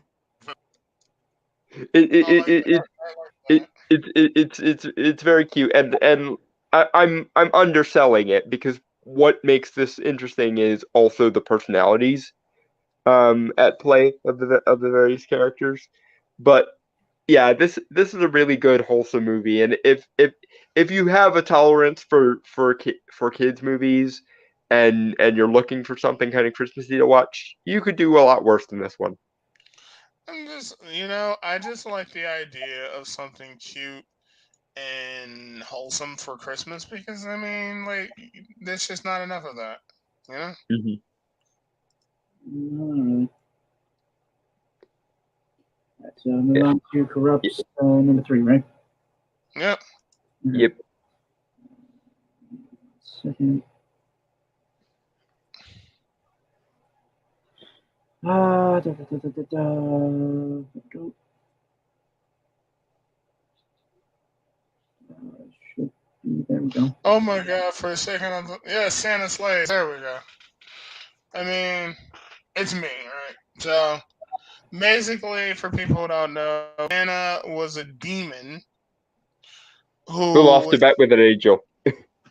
who lost a bet with an angel, and instead of killing children, killing people, he would have to deliver presents to them for I forgot how many years, like I, 8,000, I 1,000. think it was like 1,000. 1,000 years basically, and that's and then he like the deal is up, and he goes on a killing spree. Like there's one scene where like there's a stripper pole, right? And like he sees a stripper on the stripper pole, and before he goes to use it, he like sprays hand like sanitizer on the pole and wipes it down, and then goes uses the pole to kill people. It's fucking Yeah, hilarious. I also really like this movie, as far as like Christmassy horror movies go. And brief shout out to the movie Krampus, because if we had gone for more than five, I probably would have put Krampus on here, but I didn't. But yeah, this movie is really good. The only thing actually that would have made this movie better is if like they had worked in the Krampus mythos to it somehow, like Krampus and Santa were the same entity. Oh, that would be interesting. Instead of Santa just being a demon and like losing a Yeah, bet, just a you know, generic demon. He could have been Krampus, and then like the Santa guise was one he put on after he lost the bet with the angel. That would have been an interesting way to play it. I mean, it's fine as it is, and if you're into like holiday themed horror movies, then it's definitely good. oh But my God, there's another movie I should have nominated. It's about an evil Jack Frost. oh yeah, I think I know the one you mean. The one who is a serial killer dies and becomes like it's like Chucky, but with a snowman. Yeah, I know that one. like there's so many of these movies, and like people, there's so I mean, many of there's, these movies. I don't know if I should. Maybe for next week, because there's a trailer for a new Christmas horror movie coming out. Which one is that? I don't want to. I don't want to make it a surprise for you guys, honestly. All right. But I'm also just realizing something. Well, I might have fucked up on the numbering for these podcasts. I'm not so fucking tired. What, did you reuse a number we've already used, or did you skip one? I think I just reused one. Ah, Number well, three. you can always change it afterwards, I think. I'll try to do that. I just realized that. I mean, you could try to edit it now and see if it works. It No, usually does. it doesn't work. Okay, but yeah, I think I watched this like once when I was young, and it was like on TV. So I probably should. I honestly should watch it again. To be honest. As far as Christmas horror movies go, I have to say Krampus is probably my favorite. Although, to be fair, I really loved Michael Dougherty's previous holiday horror movie, which is Trick or Treat. I will say that I don't think Krampus is as good as Trick or Treat was, but I do think it's definitely good. Was Trick or Treat that movie with the anthologist? Or am I Yes, thinking it of something was. else? Oh, I saw that. Like I get what. Okay, you know what? After realizing what you're talking about, yeah, like Trick or Treat was excellent. It had like a Yeah. lot of lore. It was interesting. It had lore. It had like, and it tied into that lore in like the actual like mythos. Yeah, they made a Halloween movie that was actually about Halloween, and that's one of the reasons why it's one of my favorites of the Halloween season. But Krampus is very much the same thing, but with Christmas lore instead of Halloween lore, obviously. Again, I don't think it's quite as well executed as Trick or Treat, but that's just because Trick or Treat was fucking amazing. All right, so here's technically my last one because my actual last one ties into something later on in the podcast. Yeah. So I don't know if anyone knows this movie. There we go. Arthur Christmas. I remember Arthur Christmas. So for those who don't know what Arthur Christmas is, basically, Santa Claus is a role taken up by a single family over various generations, right? And it's kind of, I'm not going to say corporatized because it's not really that. It's just become very like efficient in like the gift stuff. Like clearly here you can see like the elves and Santa and stuff. I feel so old because Brainstormers movies are so modern, and mine are like from the Great Depression era. Yeah, I know, and mine are like so obscure that I'm pretty sure I'm the only one that's heard of half of them. But to be fair, I deliberately added some of the more obscure ones to my list just because I feel like more people need to see them. Sorry for interrupting you, Brainstormer. Go ahead. But yeah, like I think you can see by the poster here, like it's more militaristic and stuff. You know, it's like they're just they make the gift giving more efficient, industrialized, I suppose, I'd say.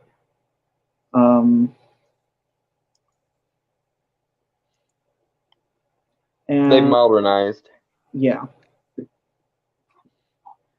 And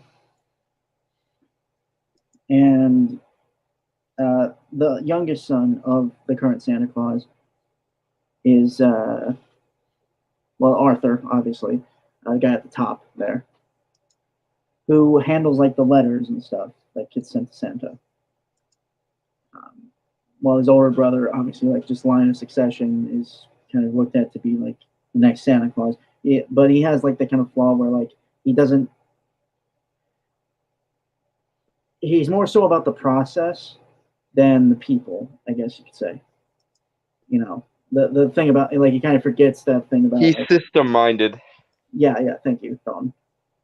And Arthur basically goes on this journey because like there's one kid that isn't going to get a gift because the system made like Clerical error. Yeah, clerical error. Thank you. And it's interesting because it kind of explores the theme. Like it's not saying like it finds that middle ground between like the idea of like modernization and like the old like Christmas traditions and stuff, and like how Arthur kind of embodies both things. I'm not doing justice with this description, mainly because it has been a while since I've seen it. But it came to my mind and like really thinking it over. It's a great film. Like again, like Corrupt says, it's very like wholesome. It's very, it's just like it's a really like heartwarming movie, really, and fun too. I remember when this came out, and I think I might have seen it once, but it didn't. It's not that I have anything against this movie. It didn't wow me. Who's the villain anyway? It doesn't really have any. Yeah, I was gonna say I don't think there is one in this. Really? Honestly, like if you more so time, I guess, in terms of like Christmas night, so like Santa go around the world and stuff. Doesn't the oldest like patriarch of the clan have like amnesia at this point, or like short-term memory loss? Dude, it's been a while, so I honestly couldn't answer. I remember. Does anybody remember all of the other reindeer? The one about the dog? Yes. And the like evil mailman who tries to stop her? Yeah. Yeah. It aired on Cartoon Network, yeah. Mm-hmm. I'm surprised Brainstormer didn't put that on his list. Well, that's a TV special. I thought we were just going movies. Yeah, so. Yeah, that was my thinking too. I was going more with theatrical length movies. We can do favorite Christmas specials next week if you guys want. Okay. Yeah, why not? Yeah. All right. But yeah, like I really like it. Like it's not. It always does what I like to do, which is like try to find a middle ground of two things of an argument. It's not saying one is better than the other. It just says like both have their merits and both can work. You just got to find that balance between them. That's actually a nice message. Yeah, like they have. Okay, so like example at the beginning, like the new age kind of Santa Claus stuff, like the high tech thing, all that. It's legitimate. Like the sleigh is legitimately just a spaceship. That's fucking cool as shit. I love that idea. But it doesn't have reindeer anymore. Santa Claus as presented by Batman. Yeah, basically. Wait, he doesn't have reindeer anymore? Oh. For the new sled. And they use the old sled with the old reindeer, which are kind of old. Like if you look to your, I guess, right, you see kind of an older reindeer with like a cone around his head and stuff. Yeah. Because they haven't been in use. So they're more or less pets, to be fair. Mm-hmm. And so again, but at the end of the movie, when Arthur kind of takes up the role because he seems like the best fit for it now, he combines both. Like, he has a legion of reindeer pull this sci-fi sleigh now. Kind of, so like that kind of representation of, like, again, old and new working together. Like, none are better than the other. Both work better together. I like that. Like it's about together, like unity. Yeah. Mm-hmm. Keeping what worked and improving what doesn't. Yeah. Honestly, we need more movies like that. Honestly, we do the ever widening gulf between tradcons and progressives is baffling. okay. And meanwhile, I'm sitting in the middle going, "Can you both fuck off, please?" All right. So now Dalton, right? Yeah. And he talked about this briefly last week.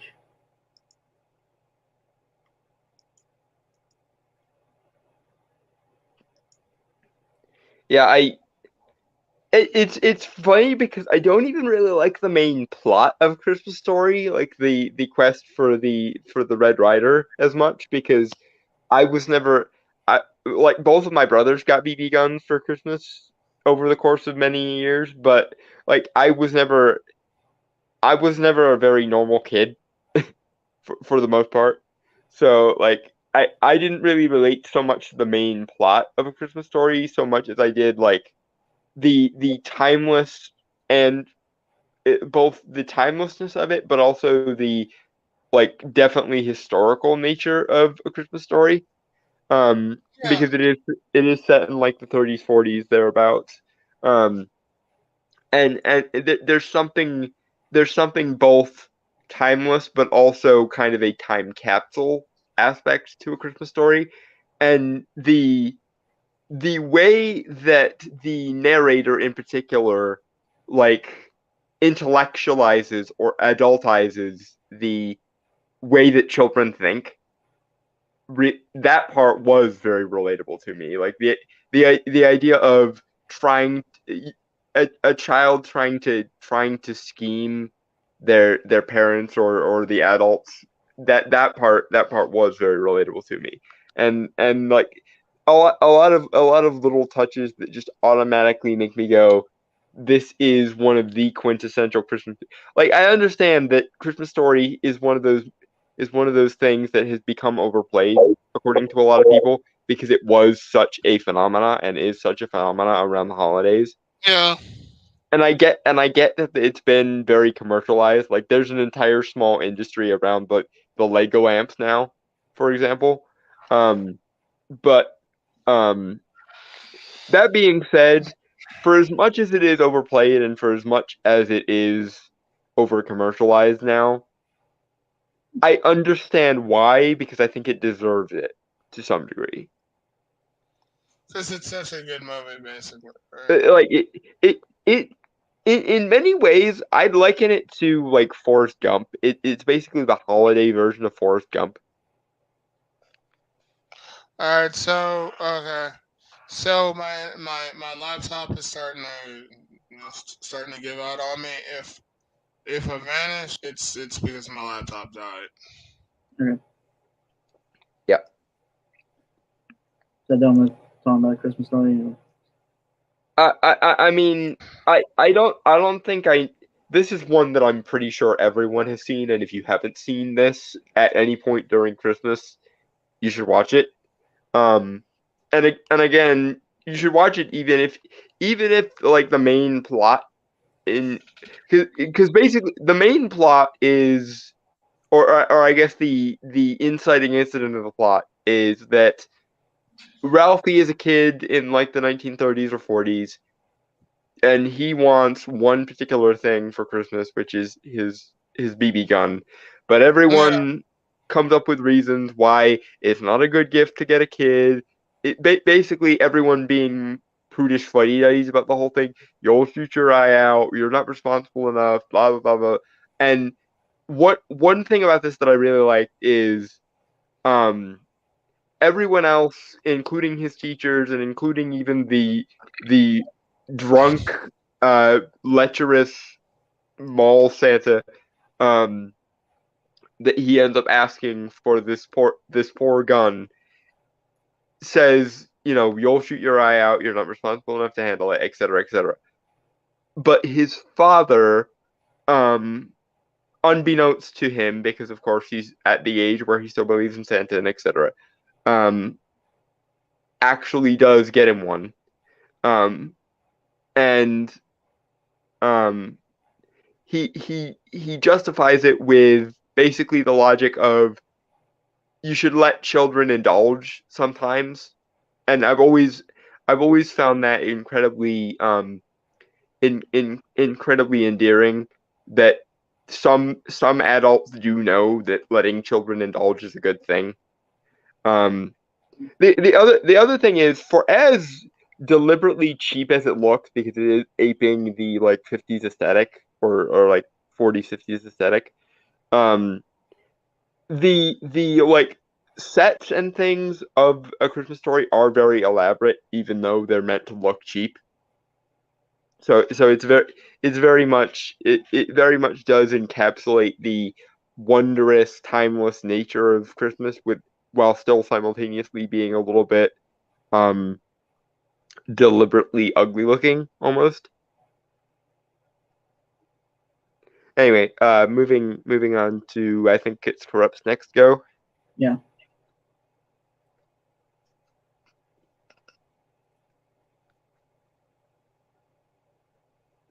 Don't think he's here currently. I can still see him there, but that might just be because StreamYard is not syncing with my phone. Well, no, I think he's muted. So. He's probably looking for his charge record.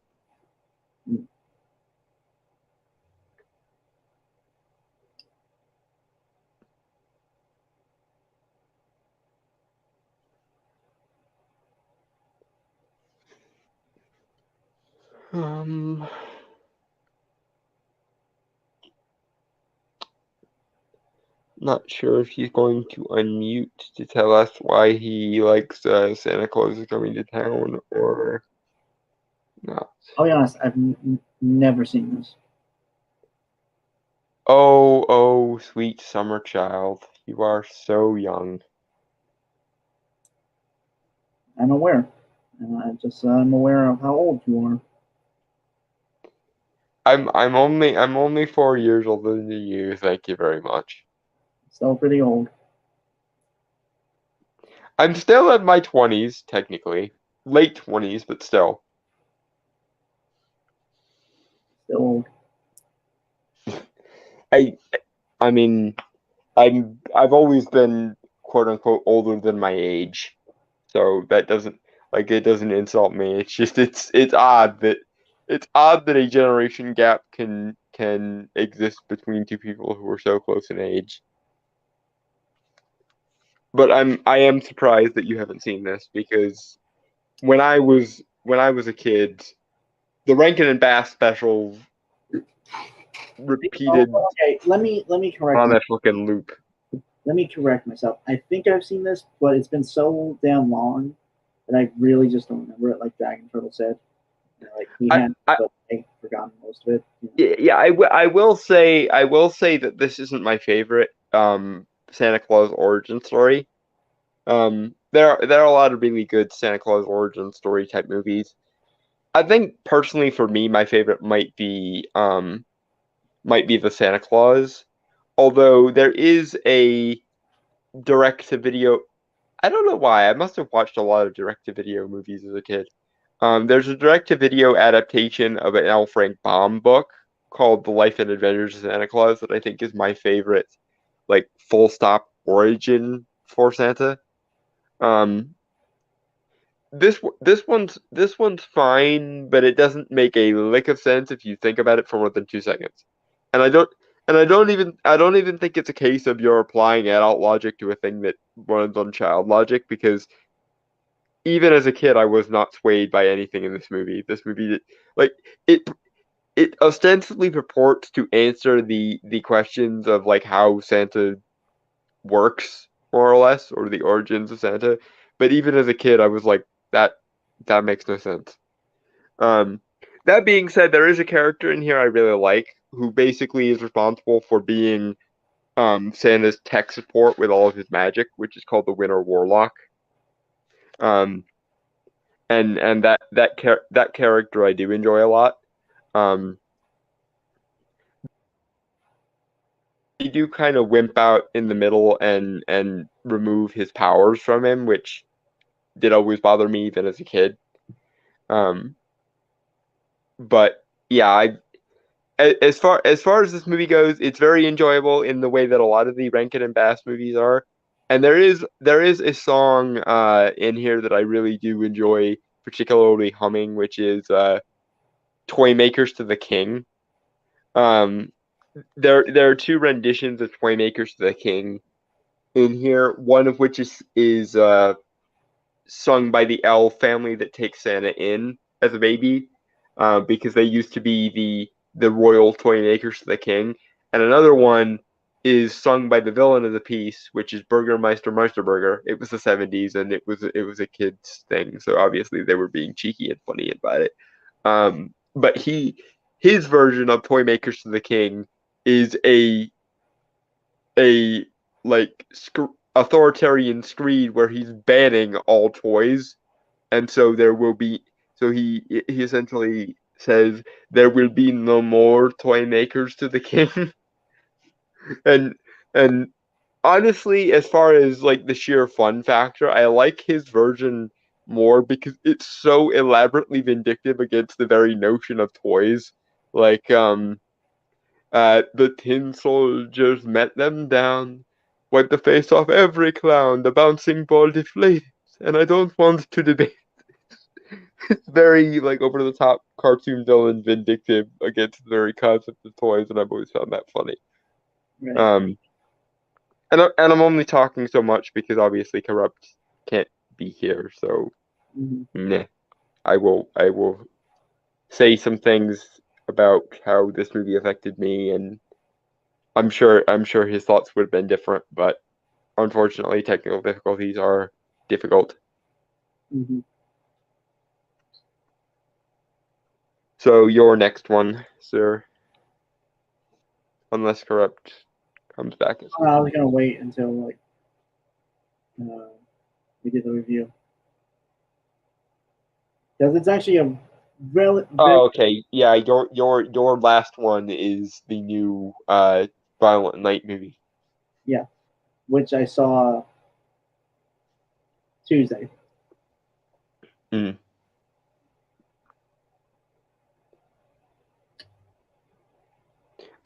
mean, it's a good movie. I just wouldn't quite put it up top 5 yet. Although I do think it has the potential to be a top 5 Christmas movie, especially if they make a franchise out of it. The Violent Night could basically be Christmas Yuletide John Wick, and I wouldn't be upset at all.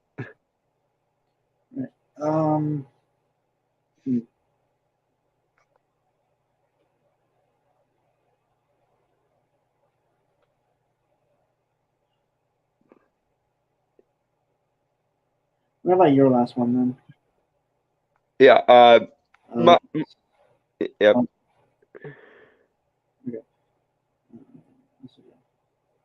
that out of the way. What was Corrupt's last one if we don't end up getting to it? Well,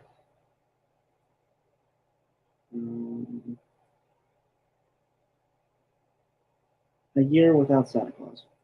Oh, I like that one too.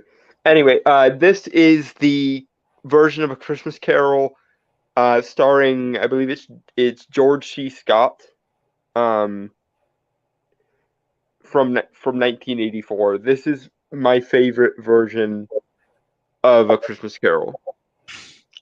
I like the beefcake in the background there. Ghost Christmas Past. Also, hello, Corrupt. The what now? Ghost Christmas Present. Oh, yeah, he was cute. Actually, before you, let me Now that you're back, do you want to do your do you want to Yep. do yours? 'Cause Yep. Let's go. Let's go, gentlemen. Were you running? What's up? You sound like you just ran. Oh, I had to do some stuff. Sorry about that. Okay. So yeah, set number 4 is not confident. I just thought that. I just really liked it. Santa Claus is coming to town. I really liked it. What else make you think of a song? Yep. Also, what was really great about it was I think everyone's pretty much seen this movie, right? I would say so, but Brainstorm apparently hasn't seen it Well, enough to say so. yeah, it's been so long. I saw it like when I was a kid, like when I still had cable. All right, so okay, We had a brief discussion about it, just giving our thoughts on it, or Dalton more so than me. So I'm kind of caught up on it. okay. If you guys have already talked about it, then we can just go. No, We can just- we've talked about it, but it's your list, so by all means give just your had- input. honestly. Okay, so basically, what I really liked about this movie was one, I really liked the stop motion because I really like stop motion. Mhm. It's one of the reasons why I want to see the new Netflix Pinocchio. You're gonna really enjoy that, my friend. It's very good. Like, thank you. Like, and this was it was really fun. It was lighthearted. I like the resolutions. I like the villain, especially in how ridiculous he was. Yeah, Like, I said the same thing of how over the top like cartoon villain he was. It was very enjoyable.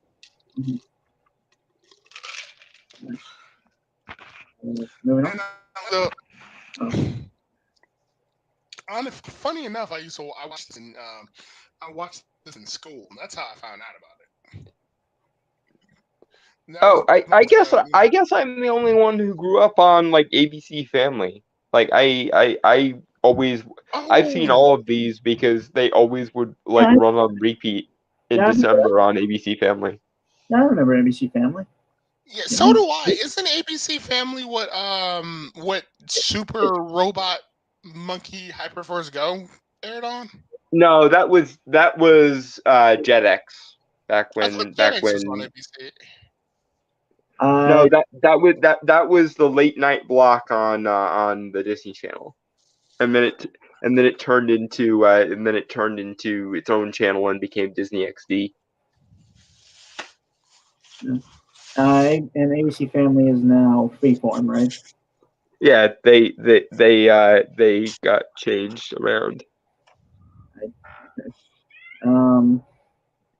It's ironic because they still do all the same things ABC Family did, just different name. Yeah, which is weird because Disney had no problem with just buying ABC. Like they didn't change the original ABC name or anything, but they changed ABC Family into something else. And they didn't even like Disneyfy it either. They changed it to Freeform of all things. I don't get people sometimes. So. Yeah. Sometimes people are dumb. I'm fucking stupid. I was talking the entire time. Oh, they turned 20th century into they turned Fox into 20th century. They just took away the Fox part entirely. Yeah, the only thing they didn't buy from Fox was the news channel. Anyway, yeah, my next one.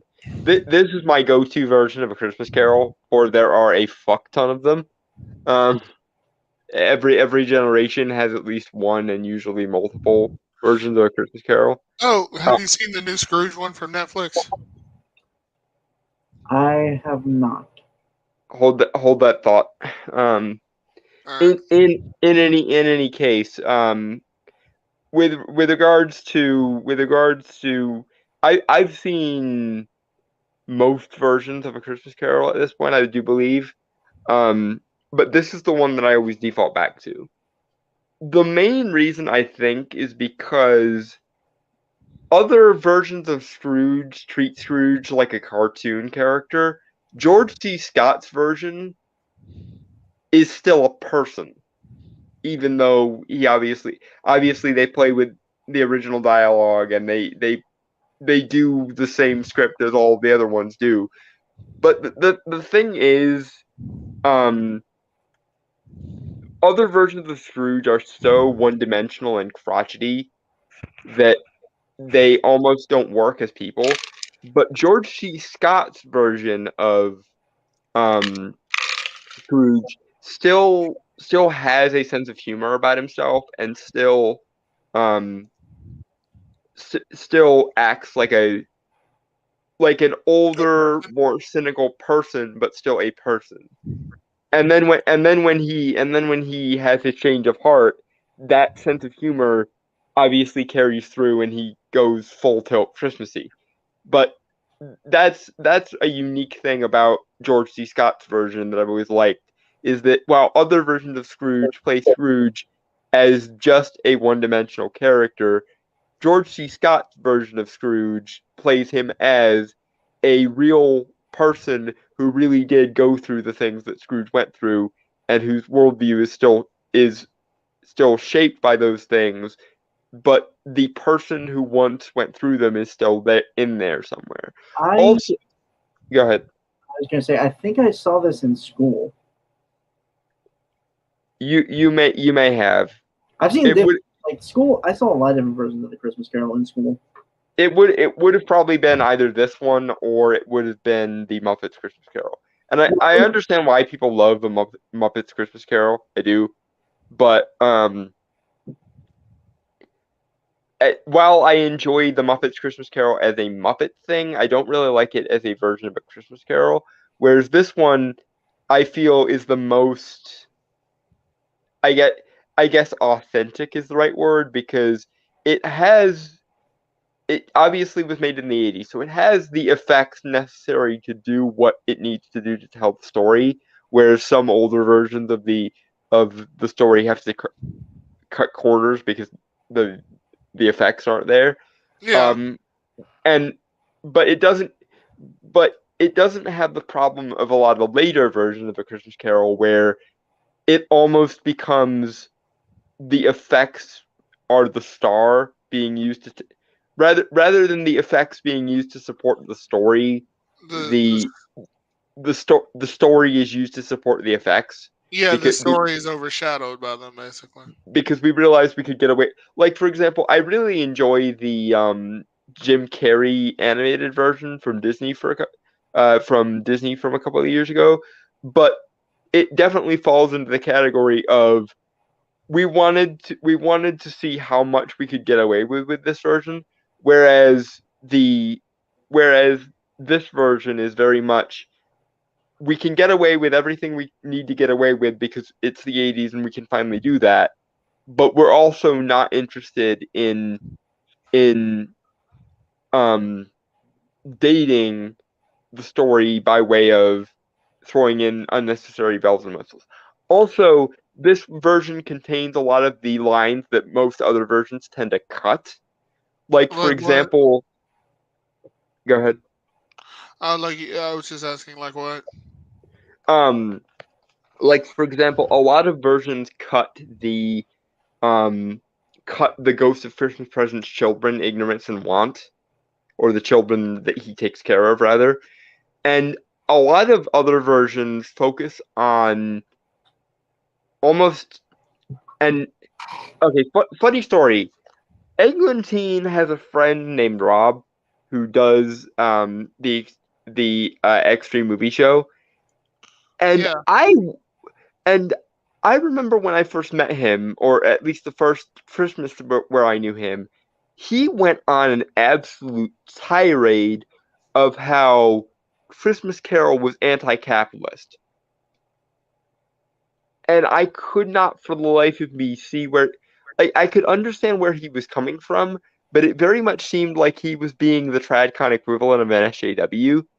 And I tried to explain to him that that even though Scrooge is definitely played as greedy and definitely played as the curmudgeon businessman, it's never like he's never considered evil because he's a businessman or because he's a capitalist, because there are several counterexamples to Scrooge in the movie who are also men of business, like Scrooge's nephew Fred, or the gentleman that constantly are trying to get Scrooge to donate to charity in the beginning of the movie.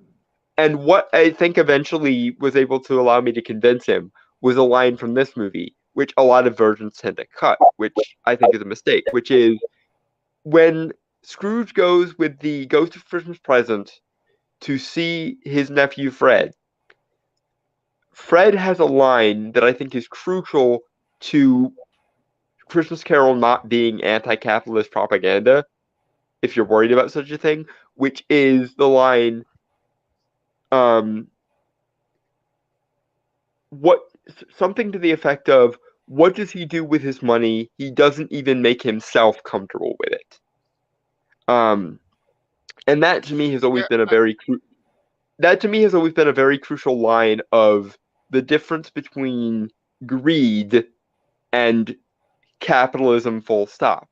Someone who is curmudgeonly, like Scrooge is supposed to be, doesn't use their money for anything. They don't make.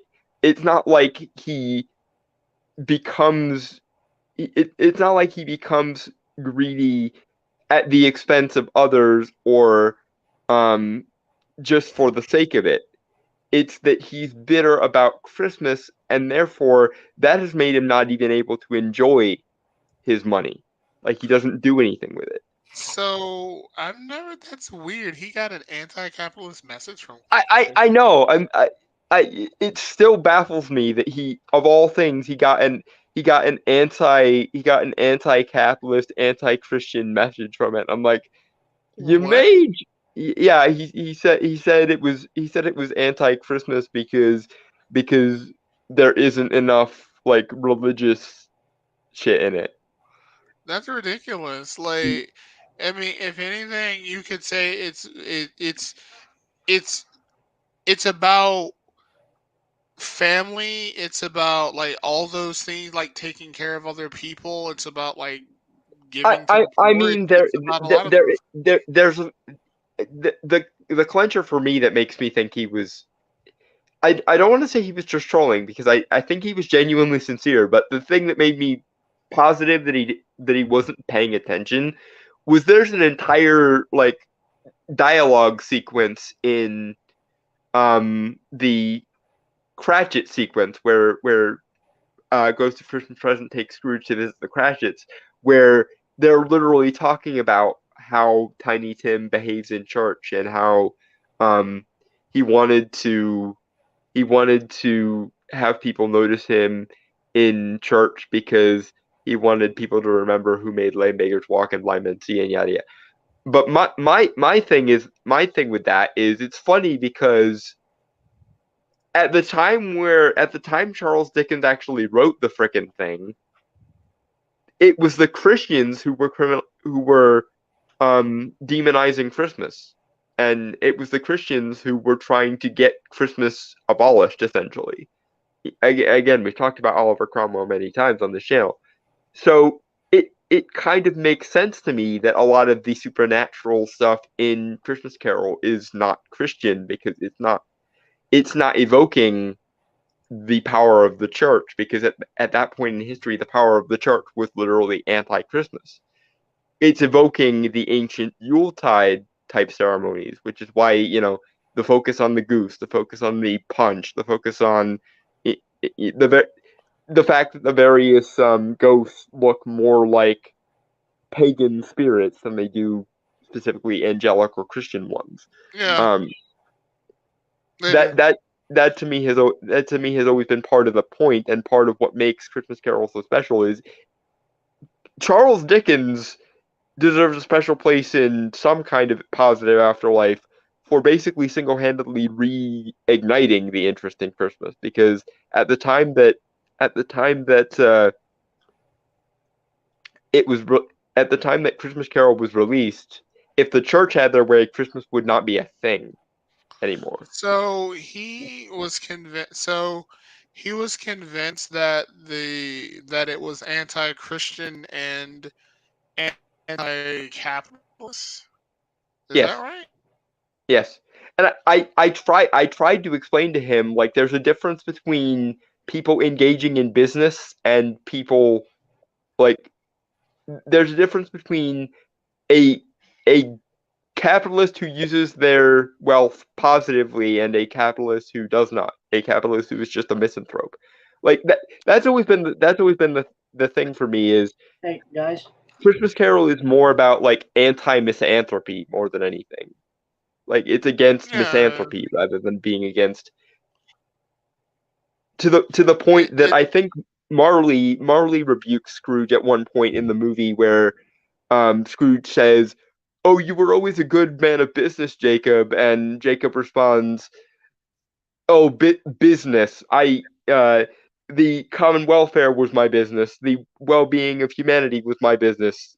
The dealings of my trade were nothing but a drop in a comprehensive ocean of things that were my business." Something to that effect. yeah. All hey, right, go ahead, can brainstorm. you guys hear me? Yeah. Okay, I was gonna say something. Okay, never mind. sorry, Go ahead. I was just checking because I wasn't sure if anyone could hear me or not. Oh, I can hear you perfectly. Yeah, Okay, no, yeah, we can hear you. You're fine. on my end, you guys were like glitching out, and I couldn't really understand you. So Ah, Oh okay. yeah, Dalton glitched I think out for that me once. Yeah. okay, okay, that might just be my phone being dumb then. But long story short, it was both of you guys. yeah, That's the thing. yeah. Long story short, though, as far as adaptations of A Christmas Carol go, you could do a lot worse than the 1984 version. And also, as far as portrayals of Scrooge go, I think George C. Scott might be my favorite because he still comes across as someone's grandfather or someone's uncle, as in like a real person who just happens to be bitter and cynical about Christmas, instead of someone who A cartoon. couldn't exist by virtue of the sheer misanthropy of it. Yeah. Like so speaking of, you say that, but apparently there's a video that's gonna be in the new YouTube Rewind that Oh where God. basically a chick turned her a chick's misanthropy is basically like her sexuality. It's basically treated as her fucking sexuality. So I'm like, oh my god, That's sad, but yeah, you the year who's without a Santa Claus. yeah, that's your I number five. wasn't Oh my sure. god. I knew there were a few different versions. I wasn't sure which one you meant, so I just picked like the original, I guess. So here's my thing, right? This is what I mean. Like brainstormers picks make me feel so old because they're all like these new. They're all Yeah, these new I know. I'm movies. sitting here like, and he hasn't seen half of the ones we've picked, and it's like, it almost makes you want to tie him down and be like, you will watch these now. God, I like have it's so seen the old. things you've seen, and I have seen some of your picks. It's just I haven't seen them in a very long time. That's the thing. And and to be fair, A Year Without Santa Claus, the one I remember is that CGI animated one that came out in like 2010s. Oh, So did they the just sequel. remake all of these movies? No, it's not a remake. It's a sequel. He's thinking of the Miser Brothers Christmas. Yeah, Uh It's like a half sequel, half spin-off. It's the Lion King 1.5 of the Year Without a Santa Claus, basically. oh, that makes a lot of sense. Okay. Because the Miser Brothers were such standout characters, they decided to give them their own special. I'm the heat miser. I'm the snow. I like that. So I, basically, sorry. what's up? Go ahead, brainstormer. I was gonna say like that song gets stuck in my head all the time, and I've listened to a few covers of it. I'm Mr. White Shut the fuck Christmas up. and Mr. Snow. I don't need to. I don't I need got it. to. I got it. Oh yeah, I didn't get a chance to say this before we changed subjects, but like, I am still astounded by the fact that someone thought that like A Christmas Carol was anti-capitalism. I know. I know. I have to see if I can find the video because I still have a difficulty imagining it. Because it's like, I mean, I guess the argument is that, oh, well, the only capitalist is portrayed as being like miserly and evil, and But everyone else. the But thing is that's not even true though. As far as I can remember, doesn't Scrooge's nephew Fred hire um Bob Cratchit's son Peter? Yeah, you're right. So even then, like, you can't really say that. So yeah, And then you've got the two charity guys that like go, you know, at this festive time of year, it's incumbent upon those of us with means to provide for the poor and provide them meat and drink and means of warmth and so on and so forth. okay. Well, maybe. Oh, so maybe the argument is that like, if you the argument is that like those people are acting out of charity, and charity isn't the same as capitalism, and that these two are Okay, at yeah, odds but with each other. I mean, I sure, guess. I have no idea. but even then, you've got in Scrooge's own personal backstory, you've got what's his name, his old boss, Fezziwig, who was literally the guy that Scrooge was apprenticed to, and he still made time for like Christmas festivities. Yeah, and he was like a nice guy. Yeah. Yeah. So even then you can't really say that. So even then you really can't say that it's like quote unquote anti-capital. I don't even understand how Yeah, to. the most you can say is it makes a distinction between someone who is using their wealth well, i.e., by making their own lives and the lives of other people pleasant or like positive, and people who and again, it's not like they portray spending money as bad because one of Scrooge's main quirks is that he doesn't like spending money, period. Like, isn't there a scene um where he's literally like in the dark at his own home and it's like Yeah, um uh heat and light were expensive and darkness was cheap and Scrooge liked it kind of thing. yeah, and he doesn't even eat like he doesn't eat feast or eat anything expensive. He eats like just really cheap soup, and Yeah, he sits alone and like he's not living the extravagant fat cat lifestyle. He's basically living I, like a pauper just because he wants to save so much. yeah, huh. That feels familiar somehow. what living like a pauper. Kinda, yeah. Okay, that was mean even by my standards. Goddamn corrupt.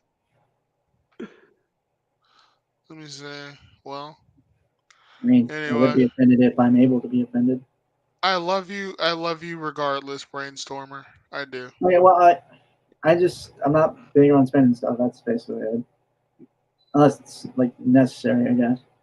I mean, And I that's get it. why, as your friends, it's our job to spoil you every now and again. I mean, I would like to buy you something every. I would like to buy you Well, something. okay, so I got my list, and I told you guys last week when I made for that list. So And we had to talk you into adding a filing cabinet to it. yeah, um, nah, just I was trying to make a joke. Clearly, it went into something deeper than I hadn't intended. But Shit. I'm sorry, Brainstormer. I don't think either Corrupt or myself are trying to be mean to you. It's just we feel like you've earned a little bit of indulgence every now and again. You are like cartoonishly pure of heart, sir. You You are a deserve really to yeah. indulge a little bit. You are a really nice guy. Yeah. Like that's why. That's why Live a little, man. Is I'd all we're like you saying. to enjoy something because like again, you're a really nice guy, and I'd like you to enjoy I some part of life. You know. I don't know if I'd agree with that sentiment. I mean, humility is good, but at the same time, like, especially around times of year that are supposed to be special, like, you could stand to indulge. Well, I mean, here's my thing, right? Well, I mean, nobody. Okay, I guess nobody thinks they're a nice person, but honestly, you're at least as close to a nice person as I've ever met. It's Yeah, like, I was gonna say you're the closest thing to a nice person that would tolerate someone like me. And corrupt. say that again. I mean, yeah, corrupt is basically the a Slaneshi cultist, and I'm basically the like gentleman trickster devil from every negative fairy tale. I mean, I I get along well with a lot of people actually. I'm proud that about All myself. right, but yeah, back to this. So what are the things you like about it? You without Santa Claus? So Like, what? basically, the movie itself is the movie itself is like all of the rest of them. It kind of follows like the same plot beats, but it's very silly and very fun. And Uh, like, what's up sorry. Well, I was gonna say I'm just not remembering that there was a live action version. of this? Yeah, to be fair, I only saw It like was terrible. It was absolutely terrible. It I saw the scene. it fell again more into like parody mode, and it was bad. Uh, I see. That's disappointing because I really like this movie. right. Yeah, I don't really have. I mean, like, I don't really have much to say. Like you're right. Like it is very like it's always kind of the same thing over and over again with it. So But like I said, but like I think what stood out for me were the characters and how like yeah you had your kind of like your pure snow characters, but then you had like the miser brothers. The brothers were fucking, oh my god, they were funny as Yeah, hell. the like vindictive nature elementals. you know what? I'm gonna look up something because I found something really cool related to this. So I'll mute for a minute to find it, just All because I think right, you guys are finding it really cool. yeah, Yeah, let's but fucking fight, Dalton. no. But in any case, yeah, I also really like this movie, and in fact, if you put a gun to my head, I think this might be my favorite of the Rankin and Bass specials because this one is fairly unique. Um, It is.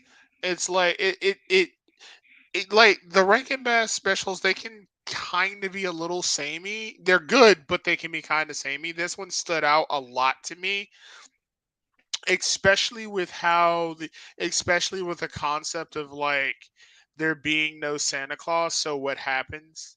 I always thought that was kind of I always thought that was kind of fun. I don't really understand why Santa Claus looks like he's like drunk on the cover here, but like I thought it was. I just think this is just a great movie. Really, it, that's it, I it don't. is, and again, I understand why the Miser brothers got their own spinoff, even though it ended up badly. Um, because the spinoff is terrible, but but I will say that every time I think of this movie, I do get the Snow Miser song and Heat Miser song stuck in my head. Oh, That I have that the be Heat Mice. I love that shit. that being said, I am definitely on Snow Miser's side of this particular argument. Like it's funny because for those that don't know, Anglintine lives in Florida, so Yeah.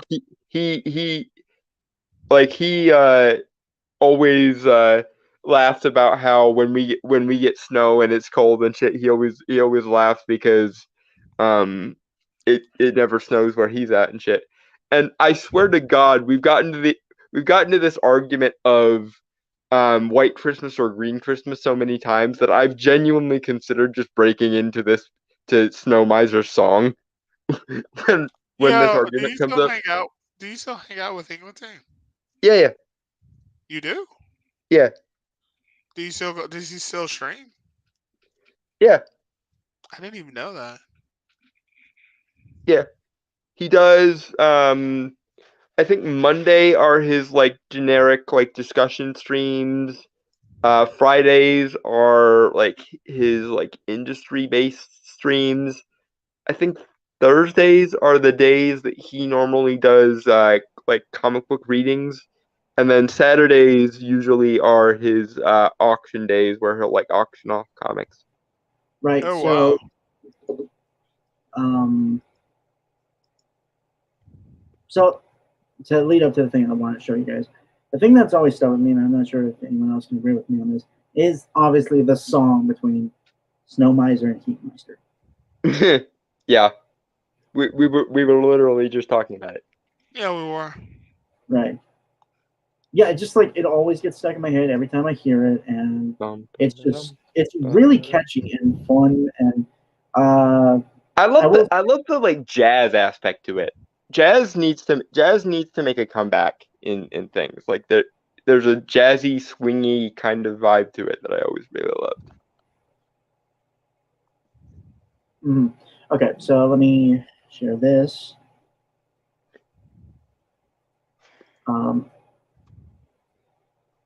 So this is like an advertisement from a haunted house for a thing they're calling Krampus Night, like a theme thing, where I think it's going to be open for December. Not entirely sure of that one. Mm. But, and you guys can see it, right? Okay. Mm-hmm. I muted it for obvious reasons. It's using the song. At Jack Frost and Inferno at Krampus Night Asylum 49. This sounds. Why does this sound like a shitty rave? Sorry, I just saw Dragon Turtles. I just saw Dragon Turtles comment. Dragon Turtle, keep in mind that Scrooge doesn't make himself comfortable with the money either. He doesn't spend money on himself either. Like that is one of Fred's, I would argue, quintessential lines, and that's why I hate when they edit it out of other versions. Is he do, what use is his wealth to him? He doesn't even make himself comfortable with it. Okay, I don't know why it's not. I thought you left Eglantine's fucking thing. No. Really? Yeah. I know my account got deleted That's why I'm gone. Aw. Because that's why I had to add you guys onto a new Twitter account. Because my Twitter account got deleted. Were we being naughty again, corrupt? Yeah, I got like my Twitter account got fucking deleted, and I lost all my fucking followers and shit. And I lost access to Eglantine's stream. But I imagine Eglantine has no interest in talking to me anyway. So let me see. I wouldn't say that. Every time I mention you, he asks how you're doing. Really? Yeah. Okay, I don't know why the short wasn't playing when I was sharing it. That is awesome. I love that design. Yeah. Yo, Dalton, can you ask Eglantine if I can join his fucking thing again? Yeah, sure. Yeah. All right, thank you. This is their interpretation of Snow Miser, which is really cool. That looks awesome. He looks like a fucking demon. There we go. Okay, now it's playing. You guys can see that, right? Yes, I can. He looks like a fucking demon. I love this.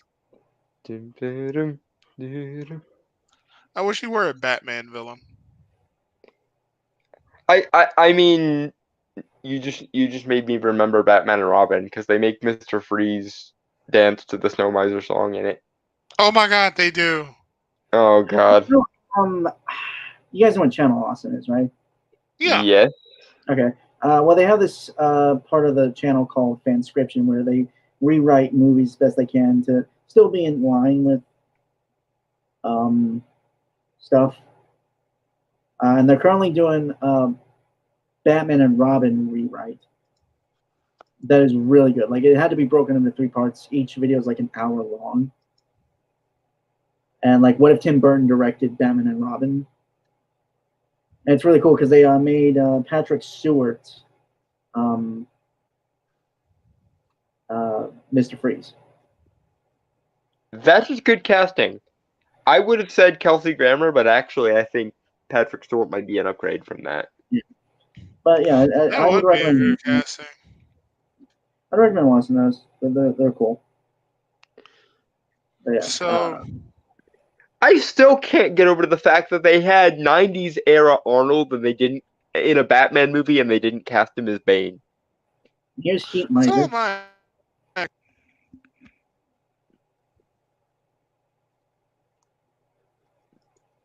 So am Okay, I, actually. yeah, I gotta give it to them. Whoever did this is badass. That's Why gotta does he respect look the like? master. Wait! Why he look like one of the killer clowns from outer space? He I think does a bit, yeah. Yeah, I think that's kind of what they're basing off of. And- I've never finished that movie. Because this is a TikTok video, I have to publicly say I disavow TikTok. That's not TikTok. It's What YouTube happened? Shorts. Oh, okay, never mind then. Because Don't hate TikTok.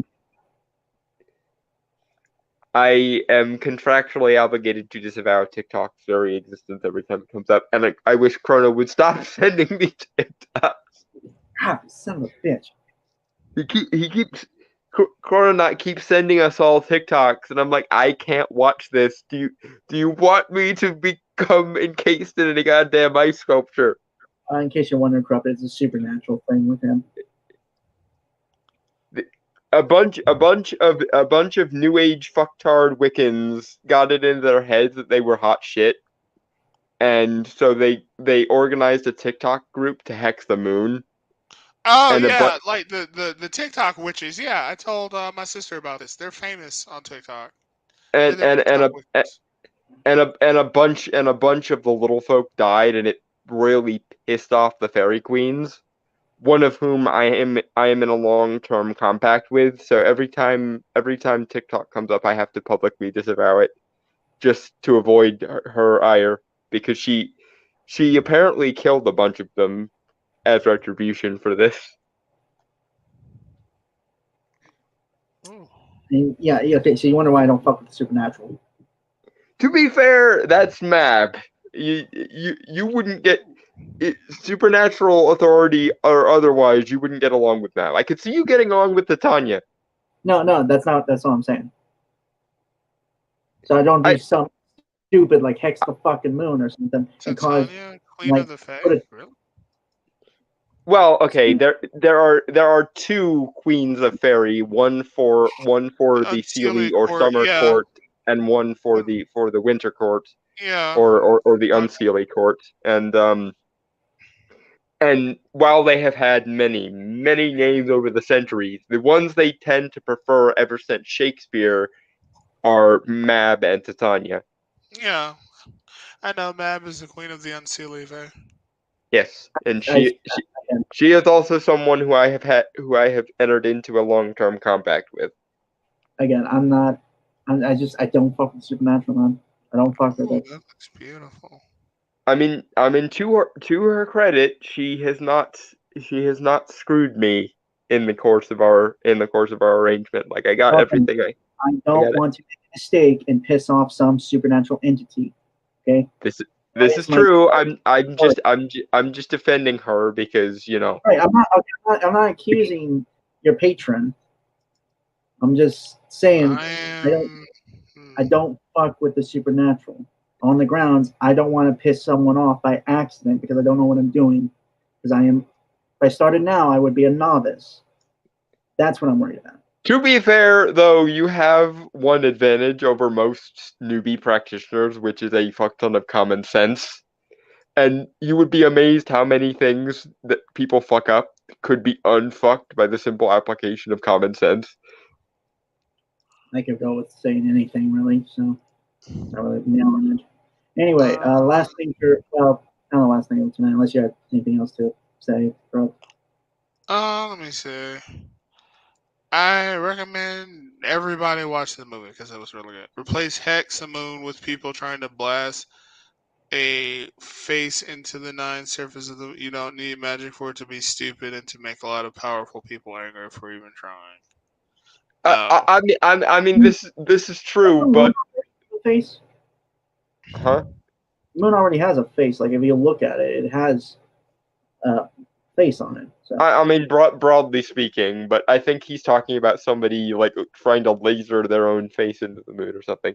And yes, that would probably also piss off all the powers that be on the moon because I remember a bunch of there was this guy who basically doesn't believe in the occult shit, and he pissed off all the like little Wiccan chicks on TikTok, and he dared them to curse him, so they all no. like so they all like uh made curse like did curses to the moon and shit, and nothing happened to him, so he did like a little football victory dance. It was hilarious. Well, to be fair, most Wiccans have the collective IQ of a wet sponge. I do have to ask though, was the guy white? He was a white guy, yes. Yeah, that makes sense. I'm sorry. Brainstormer has a racial classification theory based on horror movie tropes that It's not even that. only It's just, white people can get away with supernatural shit. look, hey, I've seen enough I have seen enough online videos to know that white people do the most dumbest shit ever. You cannot you can't Says deny the that. kid who stuck I his will. mouth to a pole. I will be honest. I will be honest, right? I will be very honest with you. If I were him, I wouldn't believe them either. I mean, like, just because it's a bunch of white girls on TikTok talking Yeah, about TikTok their hipsters. like That's why should he believe that they have any sort of Yeah, like that's power? that's that's fair. That's fair. And again, like I say, there are hipster bitches in Magic, just like there's hipster bitches and everything else. So I don't blame this guy for disparaging new hipster. agey Wiccans because grr. And no, that doesn't mean that nobody who studies Wicca can ever have power. I'm just saying that as a rule, there are more new agey novices in Wicca than there are in just about every other strain of magic. Okay, but yeah, Violent Night. I saw this movie Tuesday. I With my, saw it. I want to say not this, not obviously yesterday, but the last Saturday, the day before we did our trailer reaction for it. I would have watched it, but I had like a lot of shit I had to do. I'm sorry. that's fair. I mean, it's So- definitely worth a watch if you do catch it at some I just point. don't want to pirate it because I want to actually give it money. Yeah, dude, I would recommend it. Like it's a fun movie. It's real. Also, it's got a lot of heart. I will say that too. Like there are moments that are just generally touching, and it touches on a lot of interesting things about like how people view Christmas and stuff like that, and family and stuff like that. It's just really it's cool. Plus, Santa Claus is a badass. I only really have there are two air quotes complaints, which aren't even really complaints. It's nitpicking, but there are two little things that I feel like this movie could have done better. Thing one, I could have done without the "oh, people are so greedy, oh, everyone is so cynical" derp theme thing, because honestly, at this point, the cliche of Christmas movie ragging on greed is almost as much of a cliche as the need to do so in the first place. Right. The other thing I will say is I wish Santa was fully empowered the whole time, because throughout the course of the movie, his magic is on the fritz because his powers aren't quite working right, Um, and only towards like the latter half of the second act and most of the third act does he have his full powers. And uh, I honestly think that if he had had his full powers the whole time, it would have been kind of like number 5 from Umbrella Academy, and I would have enjoyed that. right. I have a Well, question. does him not? I do have one question. Does him not having his powers like add any tension or anything, or is it just kind of unnecessary, or is he just I kind of know unstoppable regardless? it adds a little bit of tension. Um, it adds a little bit of tension, and it does result in him getting quite bloodied up at some point throughout the movie. And there is a subplot towards the end of the movie where he's dying, and basically it takes an act of faith from the little girl that he's protecting throughout the course of the movie to bring him back.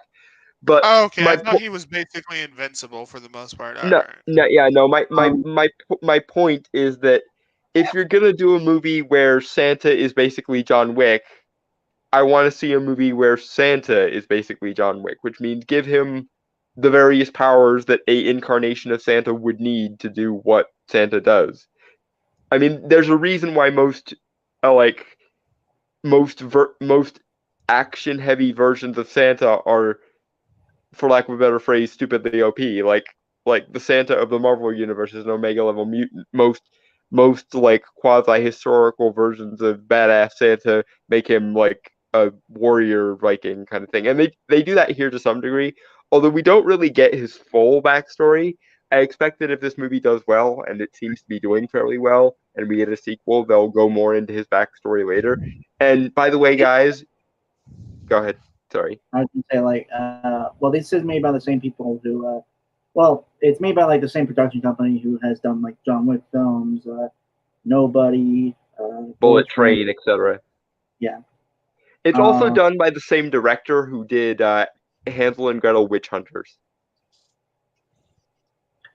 I saw that.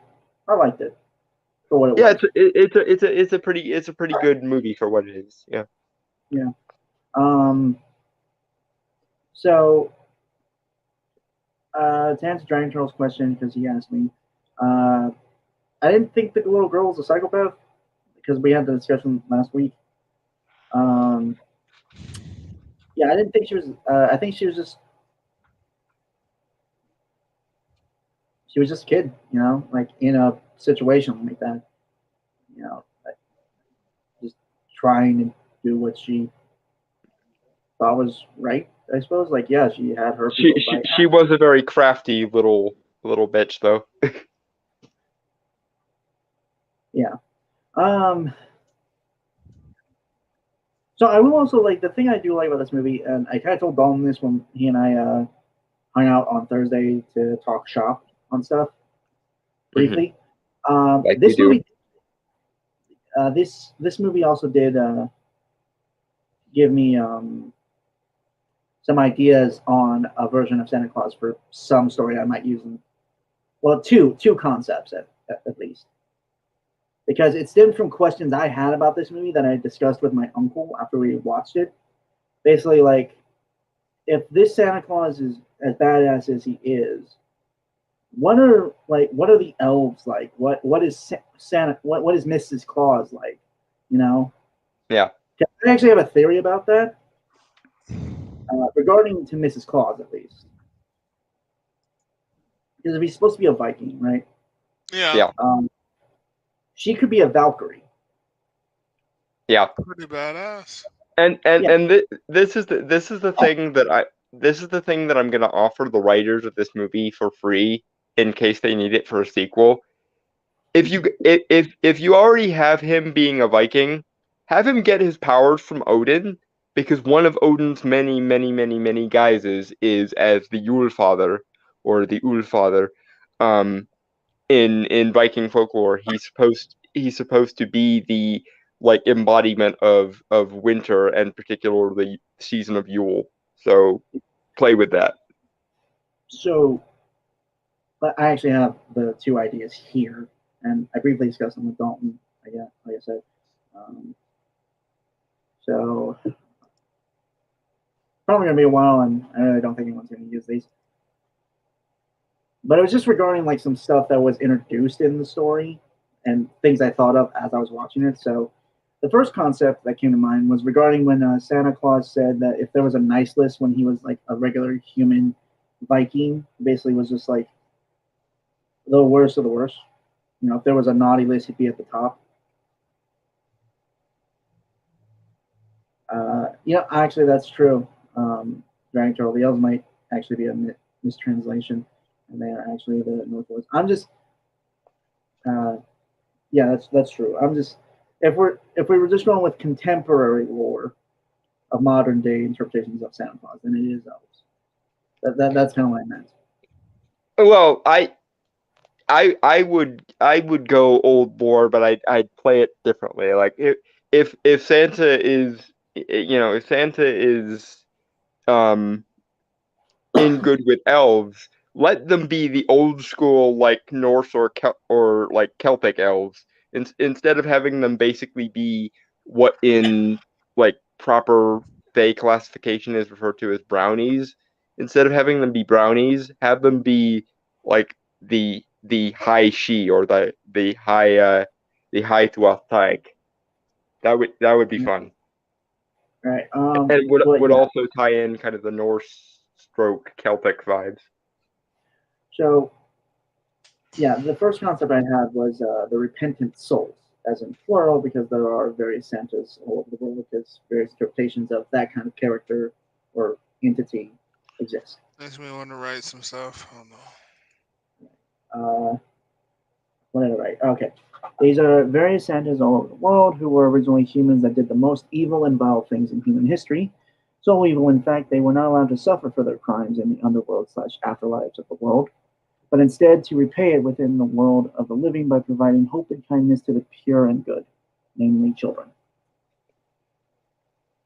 And I believe I mentioned this. I believe I mentioned this on Thursday. My only problem with it is making it multiple Santas instead of just one. Like I like that being his backstory, but I think it should just be his backstory. I don't know. I like the idea that there's like an army of like these Santa Clauses who basically from ancient history were like the most vile and disturbed, or like obviously probably warriors or something because of brutal I times. think that cheapens him a little bit. I'd like there to just be one that does it all. To be fair, you're like old lore guy. I'm just making this up as I go along. Seat of my pants stale. So. Mm-hmm. Well, mainly it was just because there was an idea I already had for like one of the Santas who basically worked the Central America, Mexico and Central America, who was a conquistador who basically burned down the entire Azteca and Mayan empires. I mean what you could do is kind of riff off of the Santa Claus and make it a mantle, like it passes from one to the other. So basically, when one soul has like completed their their repentance or something, it could go to another soul, and then so on and so forth. I was gonna go slightly different and make it like the worst person imaginable holds the mantle until somebody basically one-ups their bad deeds. So, But then what happens? But then wait, what happens to the person who got their deeds one up then? presumably, then they would finally either rest or go to, I guess, honest, hell. When it make I like Corrupt's idea more. It makes more Yeah. sense. means like yeah. Anyway, Well, the other concept that I come up with, what tied him to Krampus, I'm gonna look for my art, my writing here. which is this is an interesting one. So this Santa Claus, which I probably should figure out an actual name for him, Alright. is the son of the Morrigan and younger half brother of Krampus, or Krampus. No. Be right back. Specifically, he is, well, obviously the son of the Morrigan and Odin, which explains the more Norse roots as well. Mm-hmm. And his older brother is, obviously Krampus, son of the Morrigan, and Pan, or Faunus, the Greek / Roman god of the wilds. Yeah. Both brothers decided to act in service of humanity after, like, they spent their youths basically, what's the word? they're ancient warriors, basically, like fought many battles, wars, all that shit. Mm. Um, and while Santa would reward the virtuous and good, Krampus would punish the wicked and vile, and that's what they've done ever since. Basically, minor gods. Right. I would. Something I wish someone would make use of is, what if the relationship between Santa and Krampus was like a Jekyll and Hyde thing? Like, he remains in Santa mode until he finds someone bad enough to justify Krampus, and then he changes into Krampus.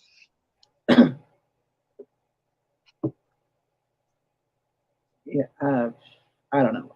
I kind of want to keep that concept as it is, because like I think it has an interesting dynamic for the two. I mean, it does, and I do hope they do some version of like Santa versus Krampus for the sequel to Violent Night. That would be cool.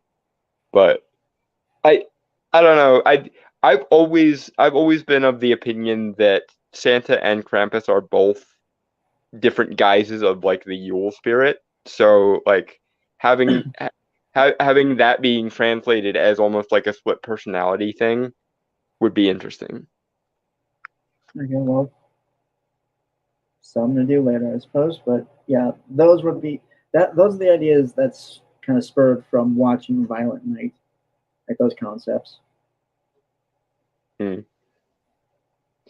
If you like Violent Night's Santa, you're gonna love Kringle when you get to Dresden Files. You told me. I'm aware. I know, but I'm just once again telling you, you need to read Dresden Files. You will. Not only will you enjoy it, I imagine it will spur your creative engine quite a bit. I will be quite honest. Out of the two concepts I've come up with, I kind of prefer the second one more. Mm. I don't know. I think it's just like an interesting dynamic because if they're brothers, it's almost like a better version of Fred Claus. Yeah, I think I like the second one better that you came up with as well, especially because the first one almost makes Santa too much like the Crow. You just had to tie it to that, didn't you? Well, I'm aware you don't have a point of reference to that because you haven't read the comics yet, but I've seen the movie. I'm aware. Well, I've seen all the movies. I'm aware of it. But that's when I don't think that's entirely the same. To be honest, it's not exactly the same, but it is very, very like. I don't think it's fair to call it derivative because you didn't realize you were doing it, but if it seems somewhat derivative of the Crow, even though you didn't intentionally make it derivative of the Crow. Okay, so maybe they were one being that was split between the benevolence of Santa and the Punisher type attitude of Krampus. Like a Jedi versus Sith thing, but Krampus actually has a reason. Yeah, that is somewhat part of my theory. My theory that because Christianity for some reason has a problem, or rather, no, I'll be fair. The Abrahamic religions, full stop, have a problem with morally complex deities, so they thrive off of dualism. So my thought process was they were referring to the same entity, but either through collective belief insofar as that matters, or through just repeated relabeling, they split them into two entities. Right. I do also. I think the thing is, I like the idea of, and also for anyone who's wondering, the reason why I picked the Morrigan to be like the mother of Santa and Krampus is, well, Celtic gods of death usually associated with black or darkness, which would explain the depictions I have seen of Krampus having black fur. Again, usually I see him as brown, but artistic interpretation. Well, Well, that was Krampus. Krampus Snatch. The German, the actual German translation of it. So Krampusnacht. thank you. But the only problem with this is because there's so many like guises or names for Santa through the various cultures and things, you'd have to kind of find a similar trail for Krampus. And I do wonder if there's an older entity you could tie to Krampus. I'll do homework. I was just thinking, like Kami and Piccolo from Dragon Ball, they are two separate but linked beings made from an intent to separate the two aspects and get pure good. I mean that's possible too. But or you could make Krampus the younger brother. That would explain why he doesn't have quite as long of a track record in various cultures. Yeah. Also, I think for some reason I just imagined a Viking Santa Claus with black hair, because usually he either has like gray or white hair. So that is an interesting question. What color was his hair before he went gray?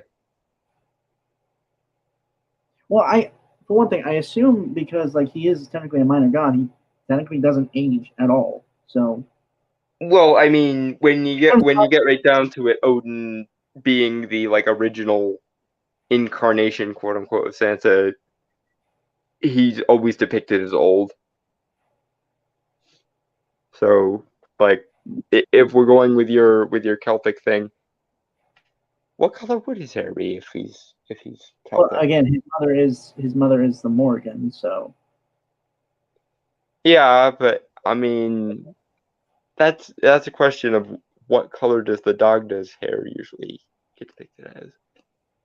Because I'm gonna have to do homework for that now. Because normally he's depicted wearing a hood. I don't know. I've seen red hair too. And how does Dagda work in this? Because Dagda is the Celtic One Eye. It's Celtic Odin. But yeah, just like there's many associations between Freya and the Morgan. But yeah, I would recommend Violent Eye. It's really cool. It's John Wick if John Wick was Santa.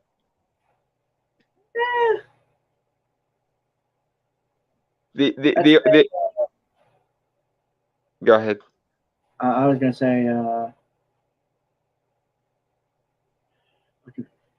say. Like Hutch Mansell from Nobody, more so. John Wick is more stoic and professional, while Hutch Mansell is like the everyman. And for most of the movie, Santa does come across as like an everyman kind of character in a way, if bitter as he is for most of it.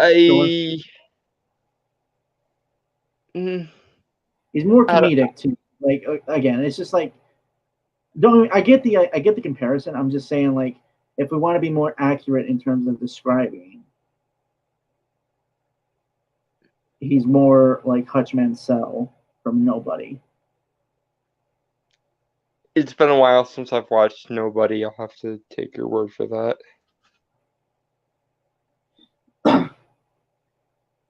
Because I like Nobody, and it's a very good companion piece to the John Wick franchise, for example. And they need to do a Nobody versus John Wick movie at some point. But that's neither. But point being, I revisit the John Wick movies a lot more than I revisit Nobody for whatever reason. Partially because of the fancy hospitality politicking of the like Assassin's Guild and Continental and John Wick. Right, so Giant Turtle, if he's the younger brother, Sam and Krampus just have an Obi-Wan and Anakin relationship. He was supposed to bring joy to this world, not suffering. I mean, yeah, but I'll be honest. Every time I see Santa Claus and Krampus depicted, it's usually an adversarial relationship, right? Like that's kind of established. And I'm not saying that doesn't work. I'm just saying I personally don't want to do that as a writer because I always like to kind of break the mold a bit, or go in a That's why I said make Krampus the little brother, and that then you can have basically Santa being the mature older brother, being like, oh, you'll move through this phase eventually, kind of thing. yeah. The idea for the record, I said like a better version of Fred Claus. I barely remember that movie, but I get the concept, obviously. Yeah, Also, for the record, it's a good concept, bad execution. for the record, is Fred immortal in that movie? I have no freaking idea because presumably, if he's of the same bloodline as Santa, and they've been like he's obviously been the dumbass little brother according to his family for forever, so presumably he's What the fuck are they then? What the fuck is that family? If Santa's been around for hundreds of thousands of years, elves, presumably. that movie had so much fucking potential. Again, it's one of those movies that if you think about it for more than 5 seconds, your brain will melt itself with confusion. Although, okay, and I also want to point this out, like it is kind of a nitpick, but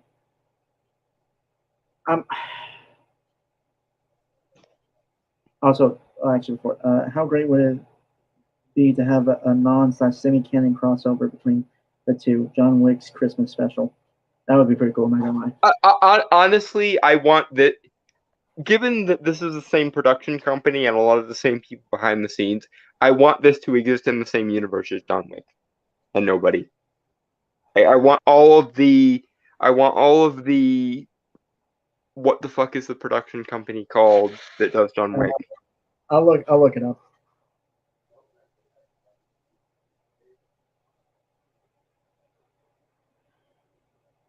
Okay.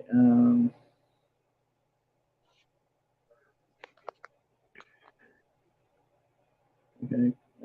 Production.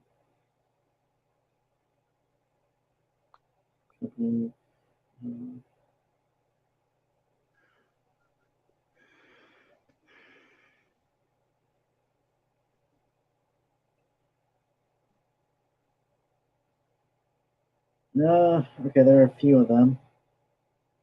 Although I think I know which one it is. Hold on, just let me.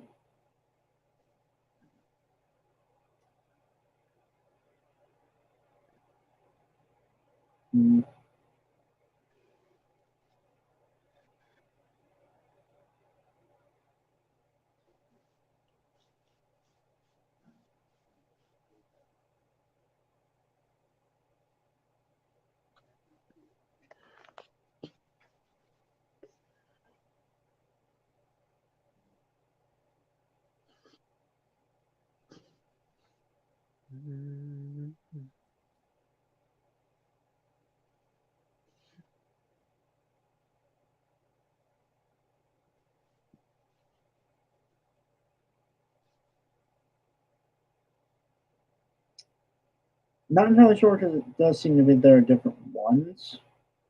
Like I know all of them are under Lionsgate, but I know there's one particular thing that all of them have been made by the same production company. Well, no, it does seem like the. Hold on, let me just look up the one that made Violent Night. Then see if there's any similarities. Mm-hmm.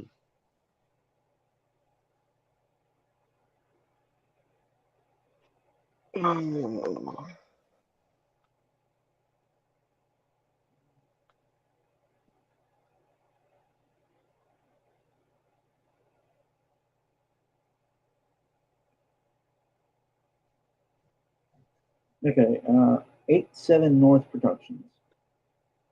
I think that's it. But yeah, all of the 8-7 North Productions movies need to be in the same universe. Because that way I can imagine a young John Wick asking for training for Christmas. Right. Yeah. It's them. The John Wick movies. Well, John Wick 2 to 4 because I think they had different ones for the first movie, obviously. Yeah. They basically built a production company off of the success of John Wick. Also, day shift. Yeah. Nobody night. Well, yeah. So it is okay. Yeah. So all of those movies now must exist in the same universe. So I can imagine young John Wick asking for training for Christmas Okay. and getting okay. it. Giant. Okay, so we are going to close this out because I don't think Corrupt is. Unfortunately, I don't think he's really coming back. So, yeah. Yeah. So yeah. Okay, so I'll answer your last questions, here, Benjo. It could be a little both. They are ideological rivals, both believing that their way to make a better world is right, but not directly fighting. But if you want them to be together, just make sure you can make it consistent with Sam's character. I mean, yeah, that's kind of what I was gonna go for. Like, it's like a brotherly rivalry thing. I mean the obvious thing that I think even American Dad has used at this point is Krampus doesn't like that Santa spoils children. That was a good episode. It was a very good episode, yes. There's also this one where they have a really great depiction of God as well, like where Smith, like Stan, is trying to control things, and so it's a whole thing. Like I just remember the one scene with they really cool. basically did Bruce Almighty but with Stan. Yeah. Well, no. He goes to heaven, tries to talk to God to like save his family and stuff, and then he threatens Stan him. Smith is a Karen. He needs to speak to the universe's manager. Yeah. Yeah, like I see where you're going with and stuff. I was just gonna make them like it's like a brotherly rivalry thing, you know, like they're not like the falling out like with Obi-Wan and Anakin, which I think is what you implied with the earlier comment, obviously. Unless you're wrong, feel free to correct me. And also, are you going with fat buff / Viking bod or old wizard Santa? Probably Viking bod, I'm not gonna lie. Although I'm kind of, it depends on Viking bod, because for some reason my mind went to the Northmen and first viewing, but I kind of like the more, you know, obviously like bigger, because it's like a good blend of like warrior Santa and like classic fat Santa. I didn't want to do wizard because I'll be honest, I'm sick of doing wizards. Okay, Dawn can attest to this. We do magic shit all the fucking time. Yeah, like, it's nothing against it's nothing against that. It's just like I want to do some variety is the thing. So like he's a warrior, couldn't do magic, sure, or have control over the elements, because, you know, again, he is, in this kind of incarnation I have for him, he is a minor god, effectively.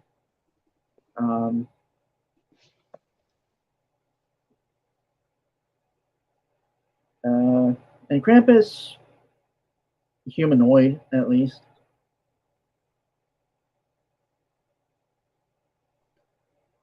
I mean that could be another sort of family drama thing of Santa got all the looks, and Krampus is more animal looking. I don't know why, but I had this weird thing because I seen like clips of the God of War Ragnarok thing.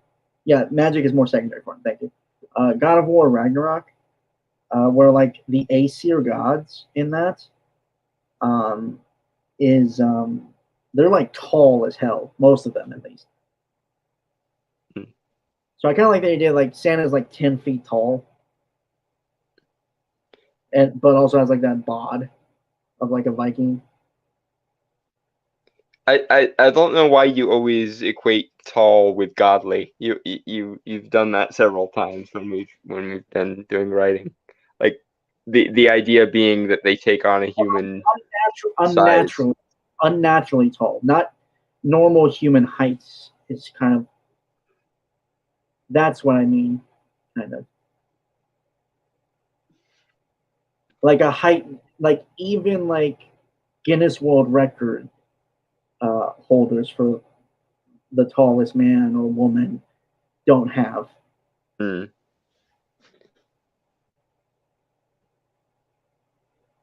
Yeah, I agree. Again, also because like the parent I chose, like his father was Pan, So.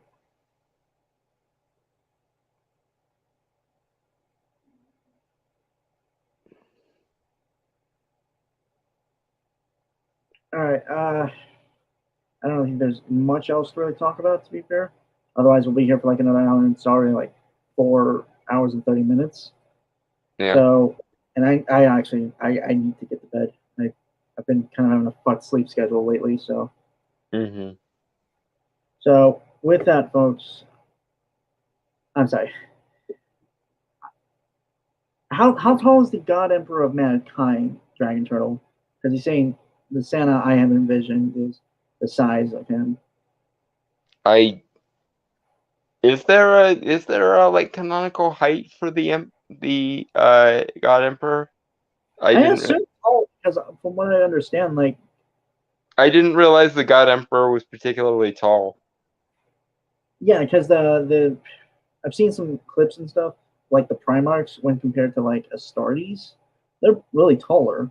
Yeah, no, I know the Primarchs are, but as far as I was concerned, apart from being a perpetual, the Emperor was just human sized. About Because he didn't super soldier serum himself or anything, as far as I was aware.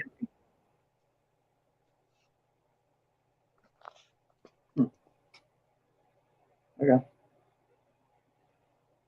But yeah, actually, it is weird because I was generally just thinking,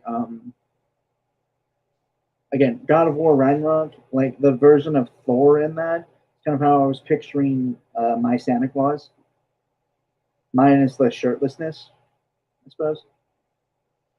I forget what God of War Thor looks like. I'll just grab a random photo, just like so we have that image. People got upset with the look, which I don't get because he looks pretty accurate to the lore. To be fair, yeah, it just people when people think God, they automatically think like Greek god style. Yeah. One sec.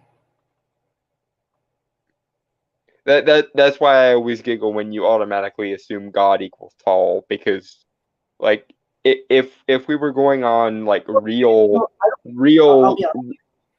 God size, they'd probably be literal giants. But the idea was that they always take on human sizes as well as human guises. Right. I'll be fully honest. No, that's not it. Okay. Anything supernatural, I kind of equate to inhumanly tall, just because, like, humans are more used to like people that are like, average height and stuff. Like that's how we usually picture them, right? So anything that's like maybe 10, 11 feet tall is like usually like inhuman or something like that. So that's kind of where my mind goes. And why I always kind of equate. Yeah, but they're also not physical beings. They're made of energy, and they only take on human like proportions or guises to interact with humans. Okay, there we go.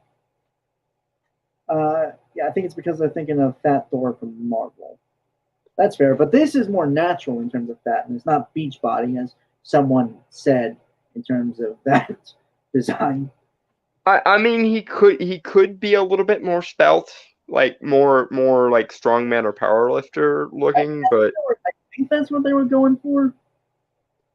To be fair, I never really studied the physiques of like strongmen or powerlifters as much as I probably should. Until I suggested it for our Superman character. I'll be honest, I still haven't done it. Uh-huh. I'm lazy. I don't know. Larger size does typically imply larger power. Even if they are built like a twig, it still sort of seems like something more. Yeah, but my thinking is they only take on a human shape when they are interacting with humans. So why would they I mean, unless they wanted to flex over mortals, I suppose. But my thinking is their true form, if you even want to, like, if we even could conceive of such a thing, is literally a force of nature. So putting themselves into a human shape would mean they would be at least they can be on the tall side of human, but I would still put them in human. The exception, of course, being demigods, Nephilim, etc., that actually do have a physical component to their makeup, Yeah. like a permanently physical component to their makeup. Flex on them. Okay. What were they? Yeah, I don't know. It's just like I think it's also like power. Like when someone's taller than you, they kind of like there's a sense of power difference as well. Kind of like what Giant Turtle was saying. I mean, fair play, but again, I suppose it depends on the entity in question, because there are beings that are arrogant enough that they would need that petty sense of validation of being taller than mortals. Right.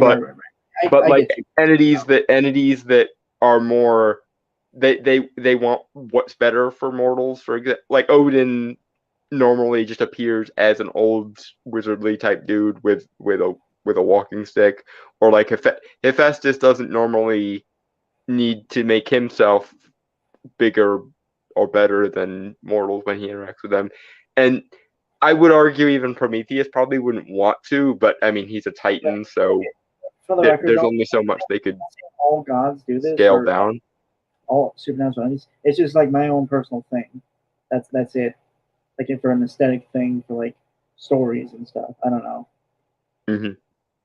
I just think it's kind of an odd quirk of yours. Like, especially because I'm used to pitching taller characters and people talking me down. You always end up talking me up, and I find that a little interesting that I always project taller guys anyway, and you also end up scaling them up even further. Everyone's taller than you, so you're always yes, I'm aware of that, but I always distinguish between taller than me and tall. They are different things. Like I'm well aware that it's no great feat to be taller than me. All right, Giant Turtle. From what I understand, gods typically only appear as weak and feeble to test less trick mortals, or because of something in their nature. Like how okay, you're strawmanning me there a little bit, Dragon Turtle. I didn't. Like how the crone probably wouldn't appear as a young maiden. They would probably appear better than us in general. It isn't just an ego boost; it's getting the mortal six skulls that this is a god and something to be respected. Okay. That's a bit of a false dichotomy there, Dragon Turtle. They can look on the high side of human without they can look at least human proportion without being feeble looking. That's very okay, but also I haven't played it, but I've seen gameplays of it, God of War Ragnarok. It's a fine game. I got nothing against it. I think the only kind of nitpick of mine is just because I've done research and stuff. They kind of made the Norse gods like complete assholes. I'm not saying that they're perfect, obviously, because honestly, given the stories I've read of the Norse gods, they try, I think, to hold the Norse gods to a Greek standard so that Kratos still has a reason to kill them all. I mean, no, he doesn't kill them all. Like it's complicated because it's a whole thing. But because yes, the Olympians are dicks, and I stress the Olympians because most of the gods that are younger than the Olympians are fine, and most of the gods that are older than the Olympians are fine. It's just like Kronos for the Titans and the Olympians specifically are dicks. Okay, Denzel says, "You know what I mean, though." Regarding what he said. He was talking about like stealth and trickery, but again, it's less. You're assuming they need a particular reason to size down rather than it. In my opinion, it's more egregious for them to size up if they're trying to interact with mortals, because in their true, capital T true form, they probably wouldn't be physical beings at all. They're forces of goddamn nature. So if they're trying to interact with humans, one would assume, both in just logical terms, but also in the terms of the mythology, that they would at least be in the general vicinity of human looking. Although I don't make them like egregiously tall in terms of my depictions of gods or supernatural entities. I make them just like a few feet taller than an average human being. I think the tallest character we have is Jericho from Avarice. Yeah. Anyway, and again, that's more explained by the fact that he's part metaphysical and part actually physical, so his body needs to bulk up to compensate. Right. So, yeah, we're gonna call it because it's 4 hours so far, and I need to get sleep. Yeah, and I need to eat something. Yeah. So, yeah, we'll see. Well, we'll see you all guys next week. Okay. Good night, folks.